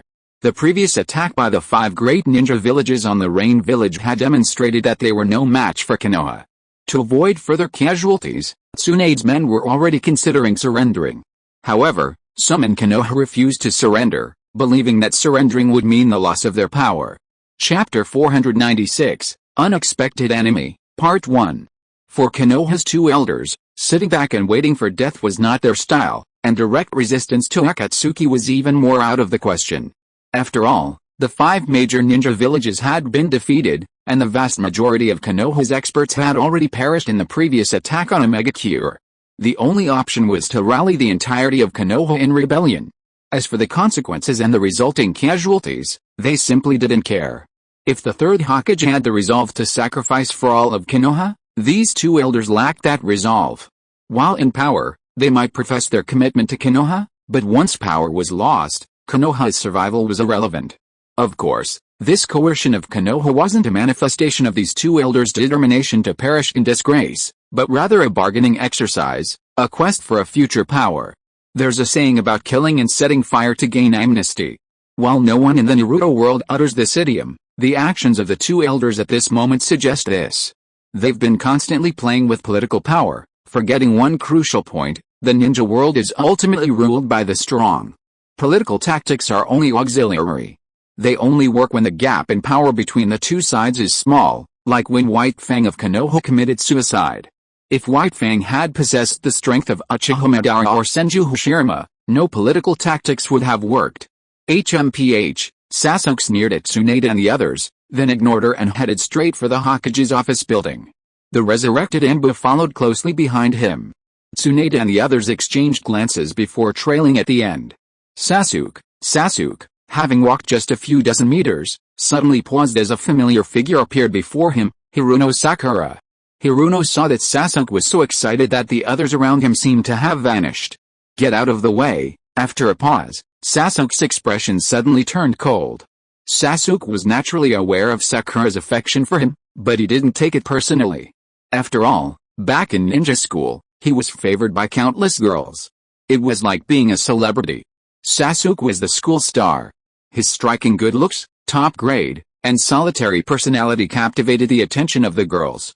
Just as a man's love at first sight is always for a beautiful woman, never for an ugly one, so too can a woman's love at first sight be for a handsome man. Look at all the celebrities, they're all handsome and beautiful. The idea that beauty is justice, while a bit exaggerated, is perfectly plausible. Marvel's female Inhuman, Reina, is incredibly skilled at communication and persuasion. Her first impression, of course, is her beauty. That's why a certain Inhuman who plays with fire fell for her. If Reina had awakened later, when she was covered in thorns, her attitude would have been completely different. Even Reina herself couldn't stand her thorny self, let alone others. It's ridiculous to say the least. Awakening to become an Inhuman had always been Reina's ultimate dream, but after turning into a monstrous creature, she immediately regretted it. Her so-called dream was nothing more than an idealized one. There's a time limit for idolization. Just look at those who once admired Sasuke. How many still do? Even Ino has changed her focus, but Sakura remains the same. In this sense, Sakura can be considered infatuated. Unfortunately, not all infatuation is reciprocated. In the original novel, Sasuke still had some feelings for Sakura, having been through so much together. However, since Sasuke was taken away by Shen Fei in the Land of Waves, he's lost those experiences and his feelings for Sakura are limited to being a classmate. Honestly, Sasuke and Karin's relationship is much deeper now than Sakura's. If things continue to develop, their chances of being together are much higher than Sakura's. Although Shen Fei's appearance cost Sasuke the life-saving favor he owed Karin, Sasuke was handsome after all. Beautiful women are attracted to handsome men, just as handsome men are attracted to beautiful women. Saving a beautiful woman is undoubtedly a surefire way to pick up girls. Minato, Naruto, and Sasuke are prime examples, but there are two possible outcomes to this scenario. One is that the life-saving favor cannot be repaid, so the only option is to repay it with one's own life. The other is that the life-saving favor cannot be repaid, so the only option is to repay it in one's next life as a slave. Sakura looked a little saddened by Sasuke's cold words, but she didn't move away.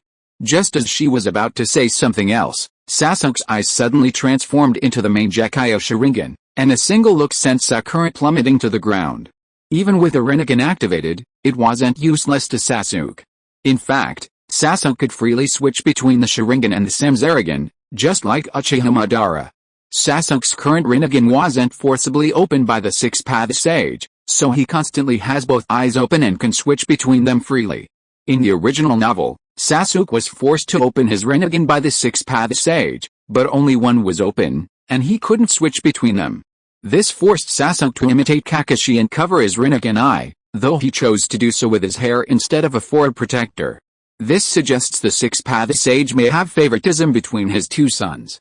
Consider Naruto's inherited powers, the Seeking Truth Ball and Yin-Yang release, yet Sasuke only has one Rinnegan open. Sakura cried, about to fall to the ground when a figure appeared beside her, holding her up. Then, with a complex expression, she looked at Sasuke. It was none other than Yamanaka Ino. Unlike Sakura, who was less familiar with the ninja world, Ino, the eldest daughter of the Yamanaka clan, was well aware of the current situation. Her father, Yamanaka Ino, was still imprisoned in the Rain Village. This war brought countless casualties to the various clans of Konoha. While the main clan suffered minor casualties, the branch clans suffered numerous casualties, and the Ino Shikachu clan lost a significant number of members. While Akimichichuza survived the battle, he was severely injured, losing his left arm and right leg. Tsunade's powerful medical ninjutsu saved him, otherwise he might have died. Get out of the way, this time, Ino obediently helped Sakura away. Choji waited nearby. Not only Choji, but also the rest of the Konoha 12 were present. With the exception of Shikamaru, Naruto, and Lee, all three were present. Lee was absent because he was caring for the hospitalized Guy. After Guy, who had attempted to open the Death Gate, was thrown away by Shen Fei, he didn't use the subsequent Death Gate due to lack of a target. However, Guy had already activated a prelude, and while he wouldn't die, he was inevitably severely damaged. This was only because Tsunade, a medical expert, was there. Opening the Death Gate wasn't like driving a car, where you could break and re-engage at will. I really didn't expect it would be Sasuke, Inuzuka Kiba said with some emotion after Sasuke and his group left. The Inuzuka clan had also suffered heavy losses this time, but fortunately, the casualties weren't Kiba's family. His mother and sister were safe. Let's all go back. We'll see what's coming from above. After Neji spoke, the young warriors glanced at each other and immediately dispersed. During this period, Konoha's major clans were in a state of chaos, as they had suffered numerous casualties. The Hyuga clan, however, was in much better shape, after all, having the caged bird mark. This is the situation. Gather all the current Konoha clans. In the Hokage's office in the Konoha Hokage building, Sasuke undeniably took the position of Hokage, leaving the Konoha members present speechless. No one will recognize your position as Hokage. Utatane Kaharu and Midakato also emerged. So you don't recognize it? Sasuke said, looking at Utatane Kaharu with interest. Of course, Utatane Kaharu began, but before she could finish her words, she suddenly cried out in pain. Looking back, her right arm had vanished. A figure wearing an animal mask and possessing a blood-red Sharingan had ripped it off. Do you think I need your recognition of my position? Speaking of which, you two were also part of the original Uchiha clan. You didn't think I'd forgotten that, did you? Utatane Kaharu began to say, but Midakato screamed as his left arm was torn off. Don't kill them. I still need their apology, I know. A hoarse voice rang out from the Anbu. It was none other than Uchiha Obito. With that, Obito restrained Utatane Kaharu and Midakato. No one from Konoha, not even Tsunade, spoke up for them. Tsunade, are you just going to abandon Konoha, the city founded by the first Hokage? Are you worthy of him? The restrained Utatane Kaharu immediately turned her attention to Tsunade, attempting to provoke her into resistance with her words. Whether she's worthy of Hashirama or not is not for you to decide. With a cold snort, Uchiha Madara, Senju Hashirama, and the other four appeared. First Hokage, second Hokage, Utatane Kaharu and Midakato's expressions immediately grew excited upon seeing the newcomers. First Hokage, second Hokage, it's great that you've returned. The Uchiha clan is about to destroy Konoha? Alright, that's disgusting. Your disciples, Tobirama, really can't even grasp the situation. Uchiha Madara interrupted Utatane Kaharu before she could finish. Uchiha Madara, Utatane Kaharu and Midakato only then realized that Uchiha Madara was also present. As disciples of the second Hokage, the two elders naturally met Uchiha Madara in their childhood. Don't embarrass yourself, Senju Tobirama sighed helplessly, his former chief disciple reduced to this state, a source of disappointment. Senju Tobirama was a highly qualified politician. Upon realizing Konoha's fall to Akatsuki was inevitable, he immediately changed his strategy. This time, the Hokage returned together to allow Sasuke to peacefully take over Konoha.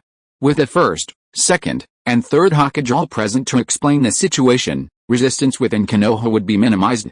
If the higher-ups didn't resist, the majority of those below them certainly wouldn't either. For ordinary people, who became Hokage didn't matter. As long as their lives could continue, they were content. As expected, with the three Hokage stepping in, Konoha's transition to Akatsuki territory didn't cause much resistance. The attitudes of the major ninja clans were crucial. Much like in the world of Kinsmoon, the ninja clans held considerable influence in the ninja world. On the surface, Konoha's transition to power was peaceful. Of course, this was only on the surface. Behind the scenes, fighting raged. Uchiha Obito, leading his Impure World Reincarnation team, was wiping out Konoha's head organization. Shen Fei and Sasuke's targeting of the head organization wasn't out of leniency, but because the head organization, once loyal to the Hokage of Konoha, had completely degenerated into Danzo's personal group. Their first loyalty was no longer to the Hokage, but to Danzo. How could such an organization be tolerated in Sasuke's Konoha? Of course, they didn't completely eliminate the head organization. Some members were allowed to remain, thanks to Sai's intelligence. They quickly eliminated most of the head organization. A group of immortal cage-level powerhouses could easily handle the head organization. The other Hokage portraits on the Hokage Rock were quickly removed, leaving only those of Hashirama Senju and Madara Uchiha. Madara Uchiha and the Uchiha clan's achievements were finally vindicated. The third Hokage and Danzo were the most unlucky, as they shouldered all the blame for Konoha's misfortunes. Kneel down, in front of the Uchiha clan's cemetery in the wilderness, Danzo and Konoha's two advisors were forced to kneel before the tombstone of Uchiha Fugaku's father by Sasuke and Obito. The third Hokage would have received the same treatment, but perhaps Madara, out of respect for his close friend, spared him. Danzo and the other two tried to struggle, but with their chakra locked away, there was no way they could break free. Sasuke offered no further words, simply paying respect to the Uchihas fallen before beheading Danzo and the two elders. After all, Uchiha Fugaku and Uchiha Mikado could be resurrected. After paying respect to the Uchiha clan's deceased, the Uchiha clan cemetery was relocated, naturally to Konoha's memorial stone. The common people of Konoha were initially tolerant of Sasuke becoming the new Hokage, but as a flood of new products arrived, they warmed to him. The same was true for the lower-level Genin. Konoha had improved its mission procedures, adding more tasks for ninjas, significantly increasing their incomes. Shen Fei, aside from a brief initial look at Konoha, hadn't paid much attention. Just kidding, with such a formidable lineup, it was impossible to overthrow them. In fact, Shen Fei had already begun packing his things, preparing to leave and gather Aida, Robin, S.H.I.E.L.D, and the others for a quick get-together. However, this plan was quickly interrupted by an unexpected event. The Sand Village has been attacked by a mysterious enemy. Hearing the report from Gaara, the fifth Kazekage, across from him, Shen Fei was stunned. He couldn't imagine who would attack the Sands Village at this time. As one of the 5 great ninja villages, even though Sands Village was previously the weakest and had lost many elites in the battle with the Rain Village, it was still not a force that a small ninja village could challenge. And the other 5 great ninja villages wouldn't be in the mood to attack Sands Village right now. They are enemies from the sea, they don't look like ninjas, Gaara said and sent a photo of the enemy. Chapter 497, Unexpected Enemy, Part 2. How strange. I've never heard of such fully armored enemies in the ninja world. Looking at the photos and brief battle videos sent by Gaara, Shen Fei couldn't help but stare in amazement at the enemies fighting the Sands ninja. The enemies fighting the Sands village were mostly clad in heavy armor and wielding heavy hammers. Despite their large stature, they showed no signs of slowing down. Ninja combat was typically light and physical, and armored combat was a tradition before the ninja officially entered the historical stage. Samurai, like the warriors of the Iron Kingdom, were generally fully armored. Holding a heavy hammer doesn't look like a samurai, and they all look essentially the same. Are there so many people that tall in the ninja world? And that ship, looking at the modern-looking ship in his hand, if Shen Fei hadn't already completely defeated the Sky Village, he would have mistaken it for the enemy. While the ship in the photo wasn't very clear due to being taken outdoors, the general outline was still clearly visible. Shen Fei was certain that such a vessel did not exist in the ninja world. The ninja world today primarily relied on wooden ships, with no steel vessels at all. The only existing steel vessel, or rather, a steel submarine, was in Shen Fei's possession, having seized it from the Soren ninja village. Under these circumstances, the appearance of a steel vessel and armored enemies was a complete surprise to Shen Fei, as he had no idea where these enemies had emerged from. Guess I'll just have to wait for the results of the Sand Ninja Village's investigation into the deceased enemy. After finally failing to recall the identity of the enemy, Shen Fei put the matter aside for the time being. While the opponent's strength appeared formidable, it was only effective against average mid-level and low-level ninja. Their armor could only protect against their weapons, and even ninjutsu attacks would be ineffective. Don't underestimate armor. If used properly, it could even protect against Amaterasu. I didn't expect to see this in the ninja world. Soon, the bodies of the fallen enemies from the Sand Village were sent to the Rain Village, allowing Shen Fei to see them firsthand. He then discovered that the enemies weren't wearing armor, but were fused with it, much like the biological armor Shen Fei had previously imagined. They're all children. Upon inspection, the creatures inside were revealed to be teenagers, seemingly transformed into combat puppets through some form of transformation technology. Many villages in the Sand Village have been destroyed recently. All the adults have been killed, and the children have disappeared.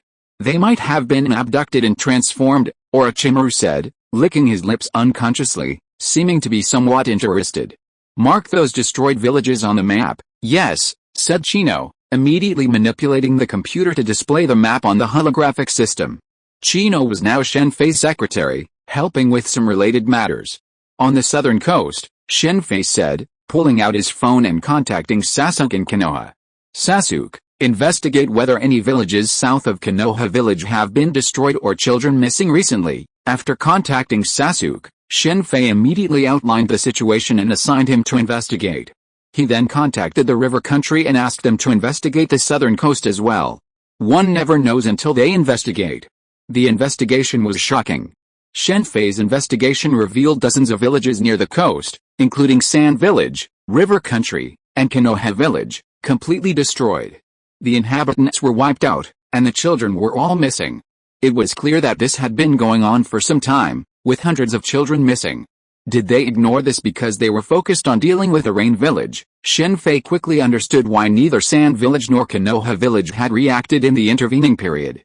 The reason was simple: their primary enemy at the time was the Akatsuki country, and they didn't seem to care much about the deaths of a few villagers in a remote mountain village. In fact, ninjas had reported the incident to the higher-ups of the two major ninja villages, but the Sand Village brass simply ignored it. On the Konoha side, the report never reached Tsunade. Investigate the coastal areas immediately and leave no trace. After reviewing all the intelligence, Shen Fei immediately ordered Sasuke and Gaara to conduct a full-scale investigation. Judging from the enemy's attack route, they were operating along the coast. Soon, Konoha received a call. After a thorough investigation by the Konoha Enbu, they finally discovered some clues and engaged in a brief exchange of blows. The intelligence they brought back immediately revealed the enemy's identity. It's the Greystone. I almost forgot about it. Upon hearing the Greystone, Shen Fei immediately realized what was going on. This is the butterfly effect. Naruto, the child of prophecy, hasn't acted according to the prophecy, and this has caused a lot of trouble. Originally, the Greystone's trouble was minor because Naruto had dealt with it, but now that Naruto was with his mother, the situation had escalated. The Greystone, upon discovering the enemy's base, Shen Fei vanished in a flash. Timsy, our utopia can finally be completed. Lord Hyde, are we finally going to take action? Inside a canyon in the Moor Mountains, aboard a modern land-capable ship, a seemingly amiable old man excitedly told the blonde, red-eyed youth before him his plan for a utopia. Yes, we've gathered intelligence these days, and the minds of the Greystone have been opened. We'll first capture Konoha, one of the 5 great ninja villages, then the Land of Fire, and then the entire continent. By then, our utopia without war will be complete, and you won't have to fight anymore. Don't worry, Lord Hyde, I'll capture Konoha immediately. The blonde, red-eyed youth, Timsy, looked incredibly excited upon hearing the words of the man called Hyde. An ideal country without war? What a ridiculous excuse. You've killed so many people, subjected children to such horrific experiments, and you claim it's for the sake of an ideal country. This is the funniest joke I've ever heard. Just as Timsy finished her words, Shen Fei stepped out. Having learned about the Greystone, Shen Fei had rushed straight towards them alone. Although Hyde's defenses were tight, even the tight defenses were useless in the mirror space. Who are you? Those were merely necessary sacrifices to build an ideal country. Upon seeing the sudden appearance of the stranger, Timsy immediately drew the longsword from her waist, and powerful chakra emanated from her body, radiating from her sword. Necessary sacrifices?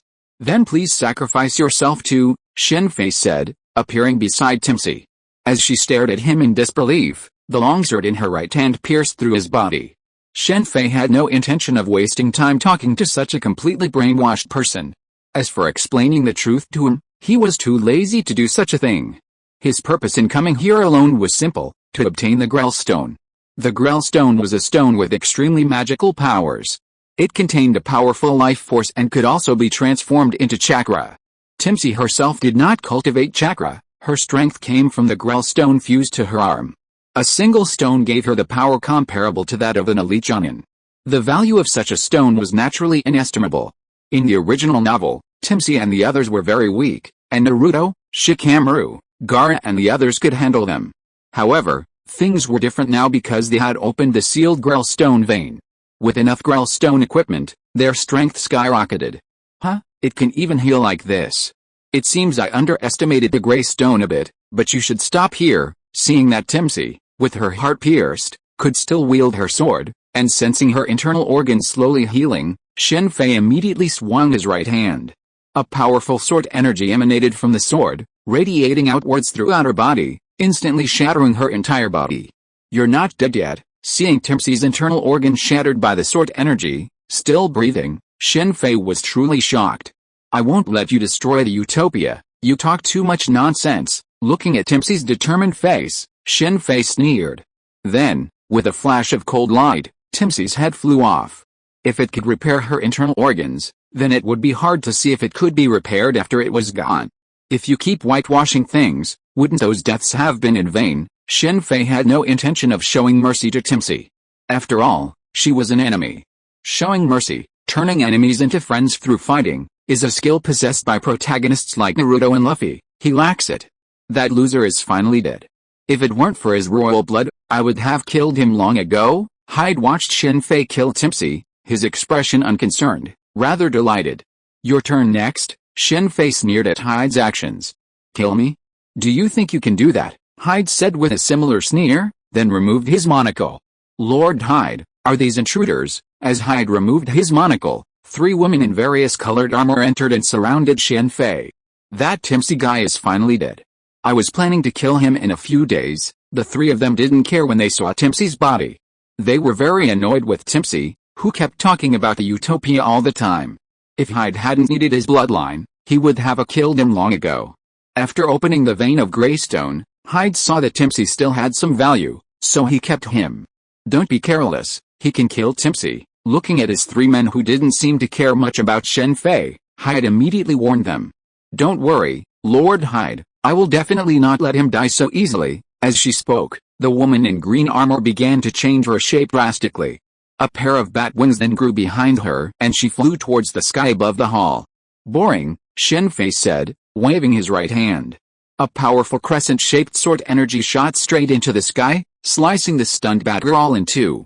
A shower of blood immediately rained down from the sky, and with a powerful tremor, the ceiling above the hall was cleaved open by the sword energy. I don't have time to play with you. Shen Fei then appeared beside Hyde. As he tried to retreat, he slashed off his right arm, which was inlaid with a Grellstone. The Grellstone could grant these people immense power, but this power needed to be activated, just like a person using equipment. Without the Grellstone, these people were just ordinary people. Lord Hyde, seeing Hyde being attacked, the woman in purple armor and the woman in blue armor immediately transformed, one into a werewolf and the other into an ape, and rushed towards Shen Fei. Get out! Facing the 2 charging at him, with a flash of sword light, they followed Batgirl's footsteps and were directly cut in half. With such strength, you still want to conquer the entire continent? Are you still asleep? Seeing the previously confident pirate, now shrunken and aged after losing the Grellstone, Shen Fei wasted no time and launched his double-hand attack on him. I didn't expect the vein to be quite so large. You're quite lucky. Shen Fei couldn't help but smile after gaining information about the Grellstone's vein from Hyde's mind. After obtaining what he wanted, Shen Fei casually flung Hyde against the wall. Now completely powerless, his aged body was instantly shattered by the impact. The Grellstone wasn't easy to utilize. To gain power from it, one must endure its side effects, which only those with royal blood could avoid, and Hyde didn't possess. Without royal blood, gaining power from the stone relied heavily on luck. Those armored puppets were simply the byproduct of not being able to integrate the Grellstone. Only women like those 3 could be considered finished products. Unfortunately, over the years, Hyde had only these 3 people who were lucky enough to fuse with a Grellstone and gain power. The Grellstone possessed a powerful vitality similar to that of primary cells, allowing crops to be harvested in a day and livestock to grow in a day. It could be said that possessing it basically meant having no worries about food and clothing. Unfortunately, no matter what kind of power, the first thing people think of is using it for war, and the same goes for the Grellstone. It's unknown how the country at the time used the Grellstone. Shen Fei only learned from Hyde that the country was destroyed by war. In the end, the royal family was forced to seal the Grellstone mine and leave their homeland, leaving behind only a book containing the Grellstone. It was after Hyde discovered this book that he killed Timpsi and found the Grellstone left behind by the royal family. He then used Timpsi's bloodline to return to the mine. With so many Greystones, I should be able to cultivate a sacred tree. After killing Hyde and his men, Shen Fei descended into the depths of the mine and summoned 9 powerful chakras. These 9 chakras belonged to the 9-tailed beasts. The 9 tails chakra primarily came from Kenkoku, Jinkoku, and Sora, not from Naruto or Minato. The rest was naturally taken directly from the tailed beasts. P.S. This book will not feature multiple time travelers or reincarnations. This was said from the outset. Chapter 498. Satsuki Tanari. It's really troublesome not to have the bloodline of the Uchiha clan, otherwise it wouldn't be wasted like this. Looking at the mixture of 9 chakras in his hand, Shen Fei couldn't help but sigh softly. The Uchiha clan, the Samsara Eye, and the Divine Tree are the perfect match. The reason why Black Zetsu stayed in the ninja world for so many years was to wait for the Uchiha clan to open the Samsara Eye. The conditions for opening the Samsara Eye are very harsh. Among them, the eternal Mangekyo Sharingan is the biggest difficulty Black Zetsu faces. Even though the Uchiha clan has produced many geniuses, it is still rare for 2 brothers to be able to open the Mangekyo Sharingan. If Indra's chakra reincarnation is added, the restrictions will be even greater.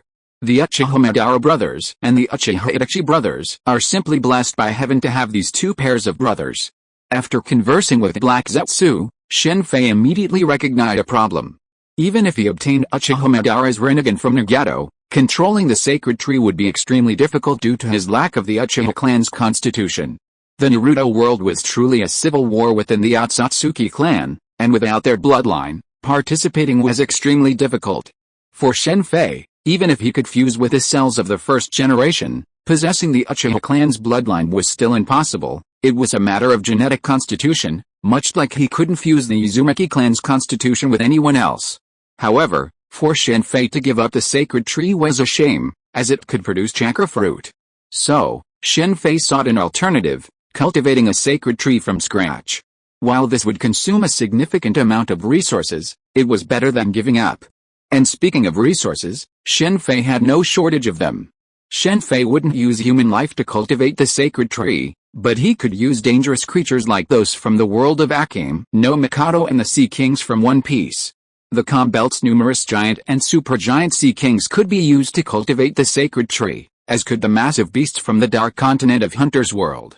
To completely break free from the influence of the original sacred tree, Shen Fei didn't even use the tailed beasts this time, simply using their chakra.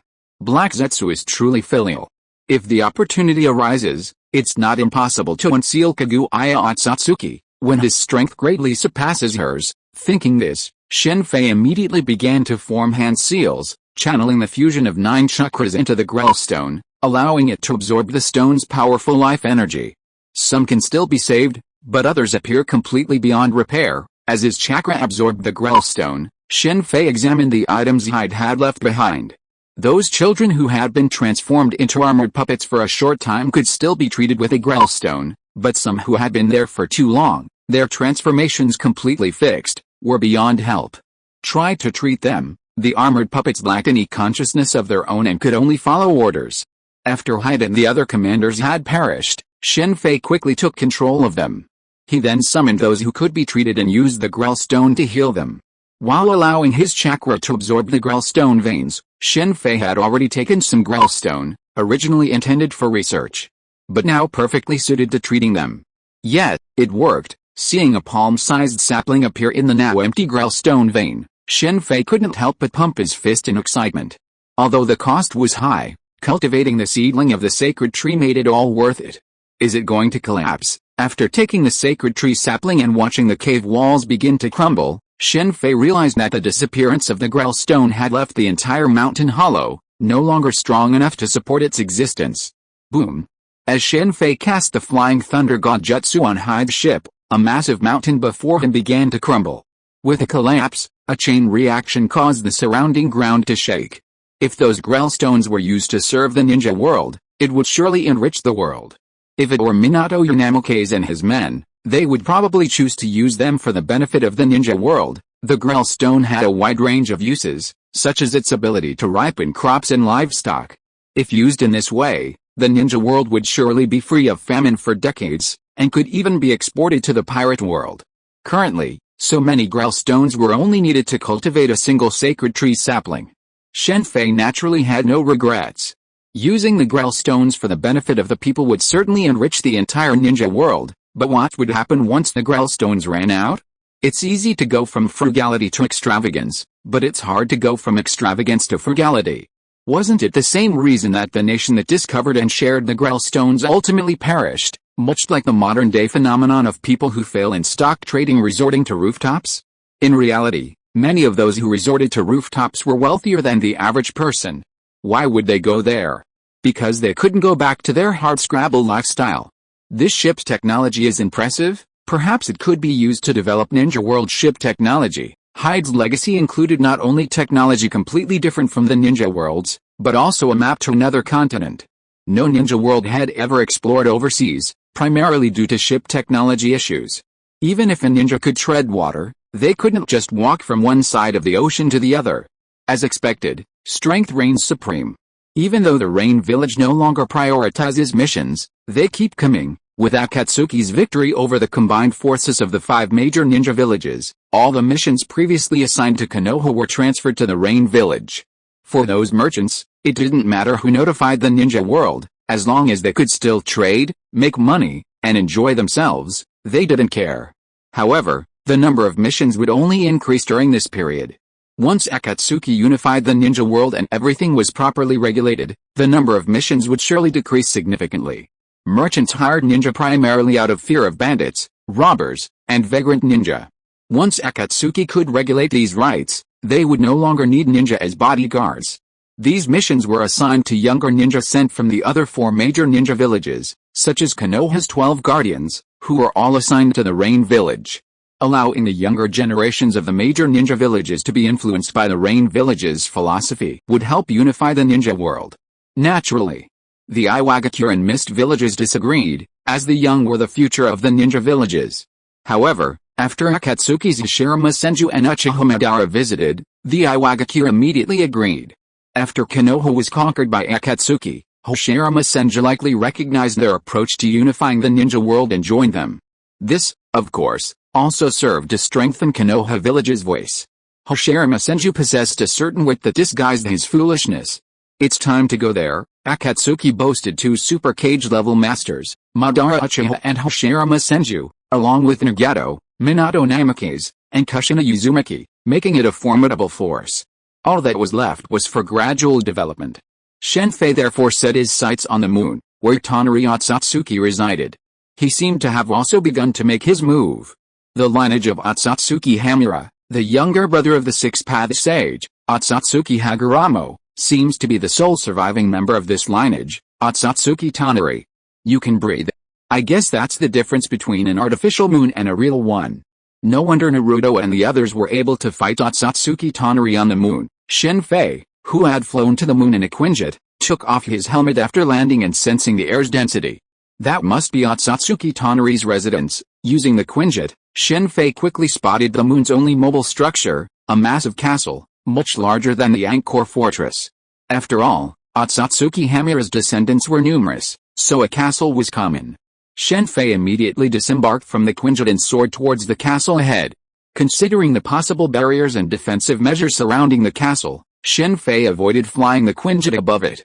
He could afford to lose a Quinjet, but it was better not to lose one if it didn't have to. Defensive measures indeed. Shen Fei, approaching the castle in midair, observed a dozen or so humanoid puppets flying around him. He immediately changed direction and flew directly towards the castle's central hall. He was here to find Otsutsuki Tonari, and there was no need to tangle with these puppets. They're much more advanced than the Sand Village puppets. These puppets not only flew, but also used ninjutsu. Upon noticing Shen Fei's change of direction, they immediately launched fireballs at him.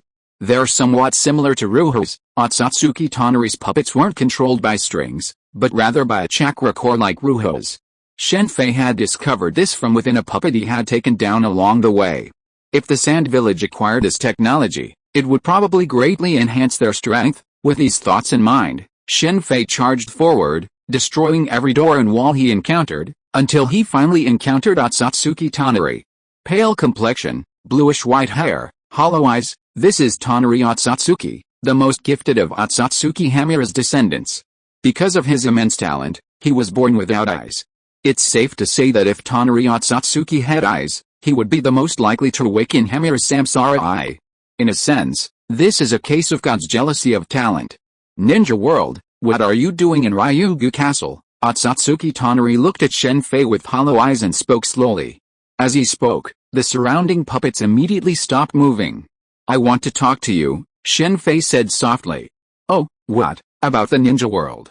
And whether you can give up your desire to destroy it. Shen Fei naturally wouldn't have done it if he could avoid it. In fact, Shen Fei didn't want to confront Tonari Otsutsuki right away. According to the original storyline, Otsutsuki Tonari wouldn't take action until several years later. Unfortunately, this time, perhaps due to Shen Fei's butterfly effect, Otsutsuki Tonari acted prematurely.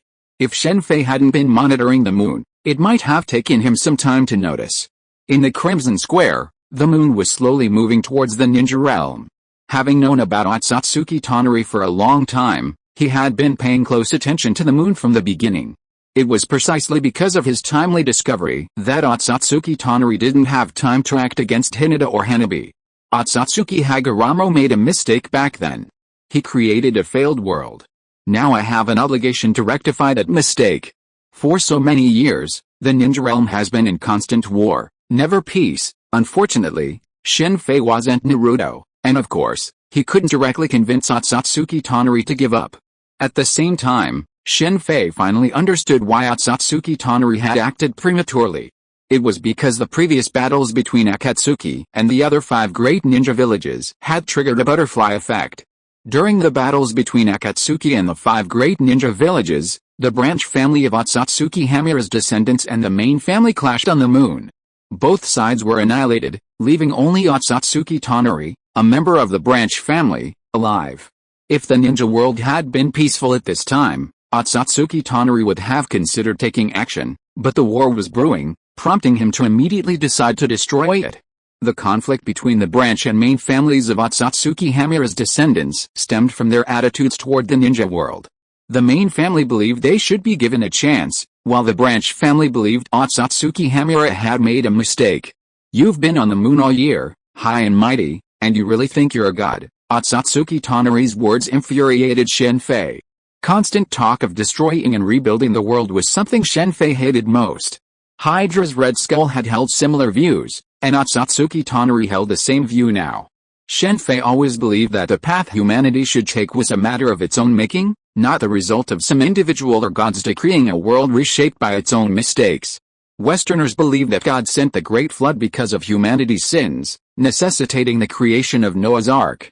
However, Easterners believe that the Great Flood was caused by Nuwa mending the sky, not by the need for a Noah's Ark. You're just a descendant of Otsutsuki Hamura. Who do you think you are? The ninja world was created by the Six Paths Sage. Isn't that ridiculous? It existed long before you arrived in this world. Whether it's Otsutsuki Kaguya, Otsutsuki Haguramo, or Otsutsuki Hamura, they're just aliens. Who gives them the right to destroy the world, to reshape it? Since his argument wasn't working, Shen Fei gave up and simply launched into a furious diatribe against Otsutsuki Tonari, leaving him stunned. You? Otsutsuki Tonari seemed at a loss for words. What do you mean by you? Go to hell, Shen Fei said, slashing with his sword. This strike employed all his strength. Furious and embarrassed, he didn't even bother to hold back. The powerful sword energy caused the entire Ryugu castle to tremble. Boom! With a loud noise, the main hall of Dragon Palace City was split in two by his sword energy, and a crack several hundred meters long was cut into the ground.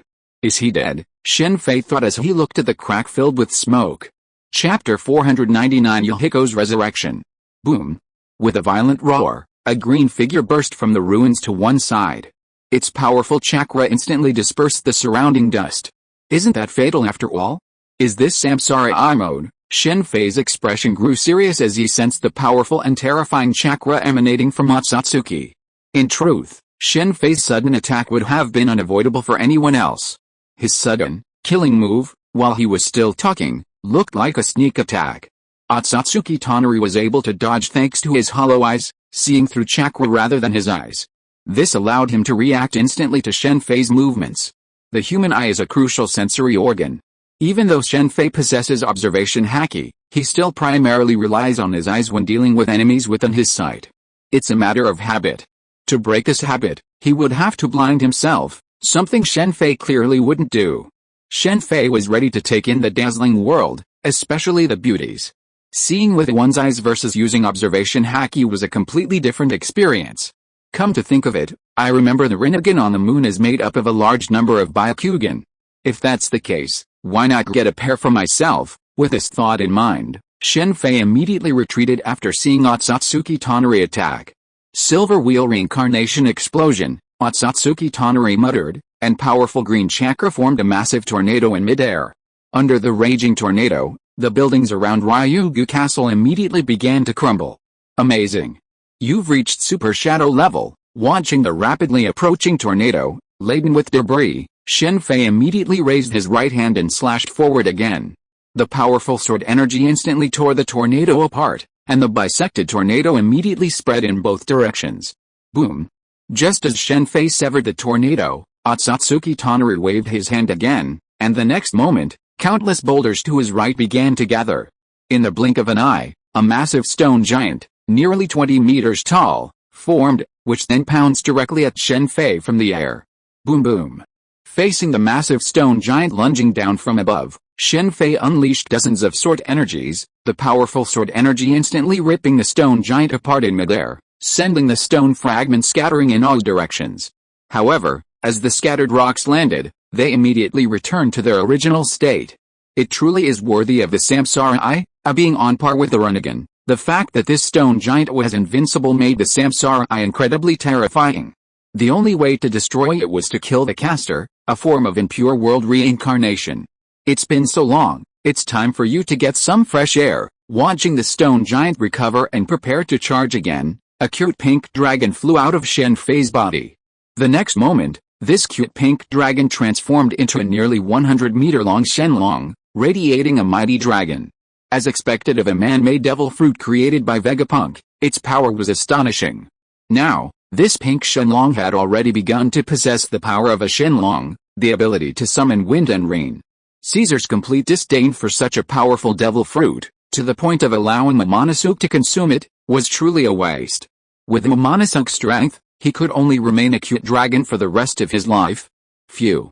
As the pink Shenlong continued to spit out scorching flames, the charging stone giant instantly disintegrated into a pool of stone water, completely dissipating into the air.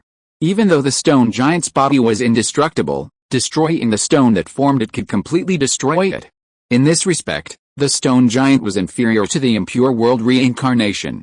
Two dragons fighting might be quite interesting. Thinking of the pink dragon versus Kato's blue dragon, Shen Fei couldn't help but smile. Golden Wheel Reincarnation Explosion. Seeing his attacks repeatedly repelled by Shen Fei, Otsutsuki Tonari's expression changed immediately. Then, the green Dao-seeking orb floating behind him transformed into a massive green chakra lightsaber. With the appearance of this chakra-powered lightsaber, a vast amount of chakra continuously converged towards the lightsaber, and as the chakra gathered, the chakra lightsaber continued to grow larger. This guy is purely relying on the chakra of the Samsara-I to overpower others. He lacks combat experience. Seeing the massive chakra lightsaber slashing down, Shen Fei didn't allow the pink dragon to attack. Instead, he slashed out with his longsword, unleashing a massive sword energy that met the lightsaber. Boom. As the sword energy and lightsaber collided, the ground beneath Shen Fei's feet immediately began to crumble and shatter. Shen Fei could even clearly see the distant mountains on the moon crumbling under the powerful force. As a cloud of dust filled the air, a massive crater appeared beneath Shen Fei's feet, hundreds of meters deep and nearly 1,000 meters in diameter. It seems its power isn't as strong as in the original novel. Is it because it lacks the eyes? Could it be that the Hyuga clan is the true descendant of Otsutsuki Hamura, and the one on the moon is the true branch? It seemed odd that Otsutsuki Tonari wanted to seize Hinata Hanabi's eyes. After all, he had so many Byakugan to choose from, yet he chose Hinata Hanabi, the head of the Hyuga clan. Furthermore, the chakra lightsaber wasn't powerful enough to cut a moon in half with a single blow. If it had such power, it wouldn't have been shattered by Shen Fei's sword energy. When the sword energy came towards him, Shen Fei had already planned to dodge with a flying thunder god technique. However, after a brief stalemate between his sword energy and the chakra lightsaber, it directly shattered it. The sword energy then extended and struck Otsutsuki Tonari, shattering his green chakra and neutralizing his Samsara-I mode. However, it was precisely because of the protection provided by that green chakra that Otsutsuki Tonari survived Shen Fei's sword energy, only sustaining severe injuries. Should I kill him? Shen Fei pondered after digging the severely injured Otsutsuki Tonari out of the deep mountain wall. Never mind, let's try this. After some deliberation, Shen Fei abandoned the idea of killing Otsutsuki Tonari. The moon was there for the rest of the Otsutsuki clan, such as Otsutsuki Momoshiki, Kinshiki, and Urashiki. Having someone guarding the moon here would provide early warning. Furthermore, with his Samsara I mode, Otsutsuki Tonari wouldn't be incapable of fighting any incoming Otsutsuki clan members. The reason Tonari was so easily sealed in the original story was because the Samsara I was destroyed by the combined efforts of Naruto and Hinata. The Otsutsuki clan is powerful, but not so strong that it's impossible to resist. Judging from the 5 Kage's combined battle against Otsutsuki Momoshiki, they were only about the same level as 6 Paths Madara, and if a fight truly came to blows, they might not even be a match for him. As for Otsutsuki Urashiki, it's hard to say how powerful he is. After all, the Otsutsuki's elbow strikes and the Uchiha's takedowns were truly unsightly. Kodo Matsukami, in an attempt to dissuade Otsutsuki Tonari from his plan to crash the moon into the ninja world, Shen Fei then used Uchiha Shisu's Kodo Matsukami to alter his will. So that's how it is, after altering Otsutsuki Tonari's will, Shen Fei revealed the Otsutsuki clan's secrets even Otsutsuki Tonari didn't know. He then immediately stated that he would remain on the moon, awaiting any future Otsutsuki invasion. Don't worry, it'll take them quite some time to reach here, and perhaps by then we won't need to worry about him anymore. During Naruto Next Generations, a member of the Otsutsuki clan appeared. The ninja world wouldn't see much progress in such a long time, but it was different for him. By then, perhaps Kaguya Otsutsuki could be released. Is this the Samsara I? It's truly spectacular, but you really can't see it up close. The Samsara I on the moon is a massive, condensed form of Byakugan. From a distance, it appears to be a single, large Byakugan, but up close, the sheer number of Byakugan is uncanny. The Hyuga clan is truly descended from Otsutsuki Hamura Masamune, sharing the same lineage as the main clan on the moon. During the time when the 6 Paths sage Otsutsuki Hagoromo and his younger brother Otsutsuki Hamura were still alive, travel between the ninja world and the moon was frequent. According to Otsutsuki Hamura, the distance between the two wasn't too far, so there wasn't much concern, which is why there were direct descendants of Otsutsuki Hamura in the ninja world. At the time, there was a teleportation array between the moon and the ninja world, established by the Otsutsuki brothers. However, with the deaths of Otsutsuki Hagoromo and Otsutsuki Hamura, the teleportation array was suddenly destroyed, severing contact between the ninja realm and the moon. Initially, Hamura's descendants on the moon weren't particularly concerned about the ninja realm. However, as time passed, some wanted to return to the ninja realm, and the Samsara I project was officially put on the agenda. Initially, this project wasn't urgent, serving only as a backup plan. It wasn't until the Outer Path Demon statue disappeared from the moon that Hamura's descendants realized something major had happened in the ninja realm. One of Hamura's responsibilities was to guard the seal on Otsutsuki Kaguya.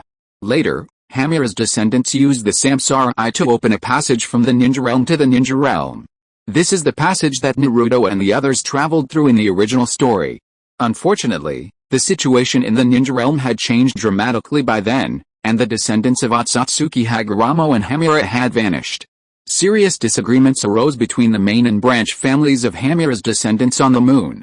Honestly, if it weren't for this disagreement, Black Zetsu's plan might not have been so successful. Black Zetsu isn't behind this, is he? This was Shen Fei's first thought after hearing Otsutsuki Tonari's account. The divisions between the main and branches of the Hamura descendants were completely different from those of the Hyuga clan. There was no caged bird mark. Given the circumstances, the sudden and drastic split was hard not to speculate. It couldn't be helped. After all, the ninja world was full of discord, and Black Zetsu was an expert. From the conflict between Ashura and Indra, to the 3 great wars within the ninja world, and the annihilation of the Uzumaki clan, Black Zetsu's presence was evident. He didn't need to show up, he simply needed to push things in the most dire of directions at the crucial moment. Shen Fei had already confirmed some of these facts from Black Zetsu, but others he had forgotten to verify and were purely speculative. Regardless of whether Black Zetsu was behind it, it was now over. As for the true Samsara I, Hinata doesn't seem too interested in power. Why not cultivate Hyuga Hanabi? After obtaining some information on puppetry from Otsutsuki Tonari, Shen Fei left the moon. While Otsutsuki Tonari left behind a wealth of information, not much of it interested Shen Fei. During the 6 Paths Sage's time, The concept of jutsu was only just forming, a stark contrast to the current flourishing of numerous ninjutsu schools. To put it bluntly, that era relied entirely on sheer force to overpower. It's like the world of Kin's Moon, where the sheer number of martial arts techniques is incomparable to the sheer number of techniques in under one person. It's truly impressive. Such a long distance, yet relying solely on the power of the Samsara-I, they reached it so quickly. Upon returning to the ninja world, Shen Fei chose neither the arcane gate nor the Quinjet, but instead took the passage opened by the Rinnegan. Hyuga clan leader, how about a conversation? Upon returning to the ninja world, Shen Fei immediately traveled to Konoha and went directly to meet Hisashi. Okay, upon seeing Shen Fei, Hisashi's expression was complex. Shen Fei's control of Hisashi had allowed the two brothers to meet, and had also completely resolved Niji's inner conflict. For this, Hisashi was grateful to Shen Fei. However, Shen Fei also controlled Hyuga Hayashi's life and death, which further displeased Hyuga Hayashi. No one wanted their loved ones' lives and deaths controlled by someone else, even if that person was already dead. Hanabi, the Samsara-I, Hyuga Hayashi was stunned upon hearing Shen Fei's words. As the patriarch of Hyuga Hayashi's main clan, he naturally knew the family's origins.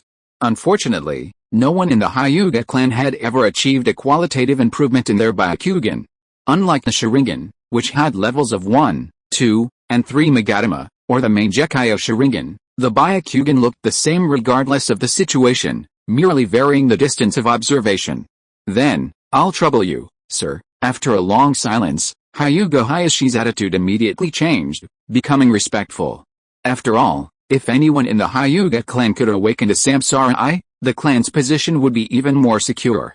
Don't worry, whether it succeeds or not, I will ensure Hanabi's safety. You have to resurrect Chihiko. When Shen Fei brought Hanabi back to Rain Village, he immediately heard Nagato's decision. Now, it's fine. After thinking for a moment, Shen Fei agreed. Konan looked at Nagato with some concern. Although Konan was very excited about Chihiko's resurrection, after all. If nothing unexpected had happened back then, the two of them might have been married by now. But as Nagato's childhood friend, his safety was equally important.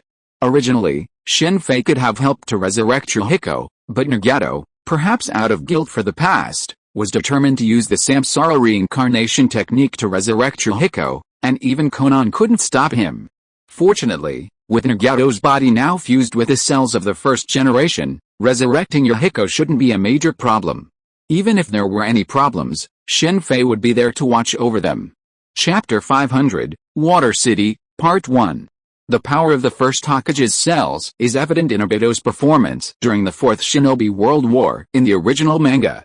He became the Ten-Tails Jinchuriki, was stripped of his title, and later used the Rinnegan Jutsu to resurrect Uchiha Madara. Even then, Obito survived and continued fighting until his death at the hands of Kaguya Otsutsuki's Kosaku Katsu. If Obito could achieve this, let alone Nagato, a descendant of the Uzumaki clan, a renowned longevity clan in the ninja world.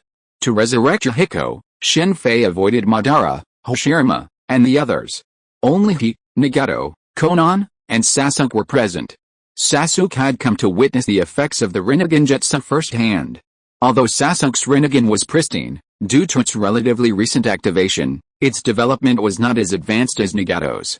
The technique of reincarnation, seeing that Chihiko was about to be resurrected, even with Nagato's composure, he couldn't help but take a deep breath, and then began to make seals with his hands.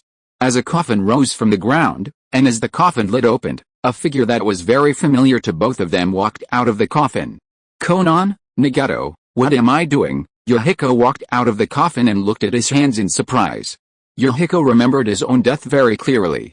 Welcome back, Chihiko. Seeing that Nagato and Chihiko seemed unable to speak because of being too excited, Shen Fei immediately stepped forward and briefly explained the situation. Is that so? Thank you for your hard work, Konan, Nagato. Although Shen Fei spoke very briefly, the information revealed in it still let Chihiko know the hard work of Konan and Nagato over the years. Konan, Nagato, and Chihiko were the trio. Chihiko was the brains, which was a major factor in his death. Chihiko saw that Obito and Black Zetsu had ulterior motives, but unfortunately, Chihiko's integrity and inferior strength prevented him from breaking the impasse. I won't interrupt you guys to reminisce, Shen Fei said, leading Sasuke outside the underground base. After so many years without seeing each other, the three of them must have a lot to talk about. I just need to talk to you about something, Nagato said, following him out. The entire underground space was left with Konan and Yahiko staring at each other with deep affection. Nagato naturally liked Konan, but since two of the trio were male, it was bound to be a tragedy for one person. If it were two women, it would be easier to deal with. Nagato knew Konan loved Yahiko. He once saw Konan and Yahiko almost kissing, which is why Nagato was so angry about Yahiko's death.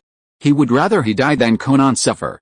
Your conditions have been met for these eyes, you can take them, although the Rinnegan is powerful. After Nagato learned the origin of the Rinnegan, he thought more about giving it up rather than possessing it.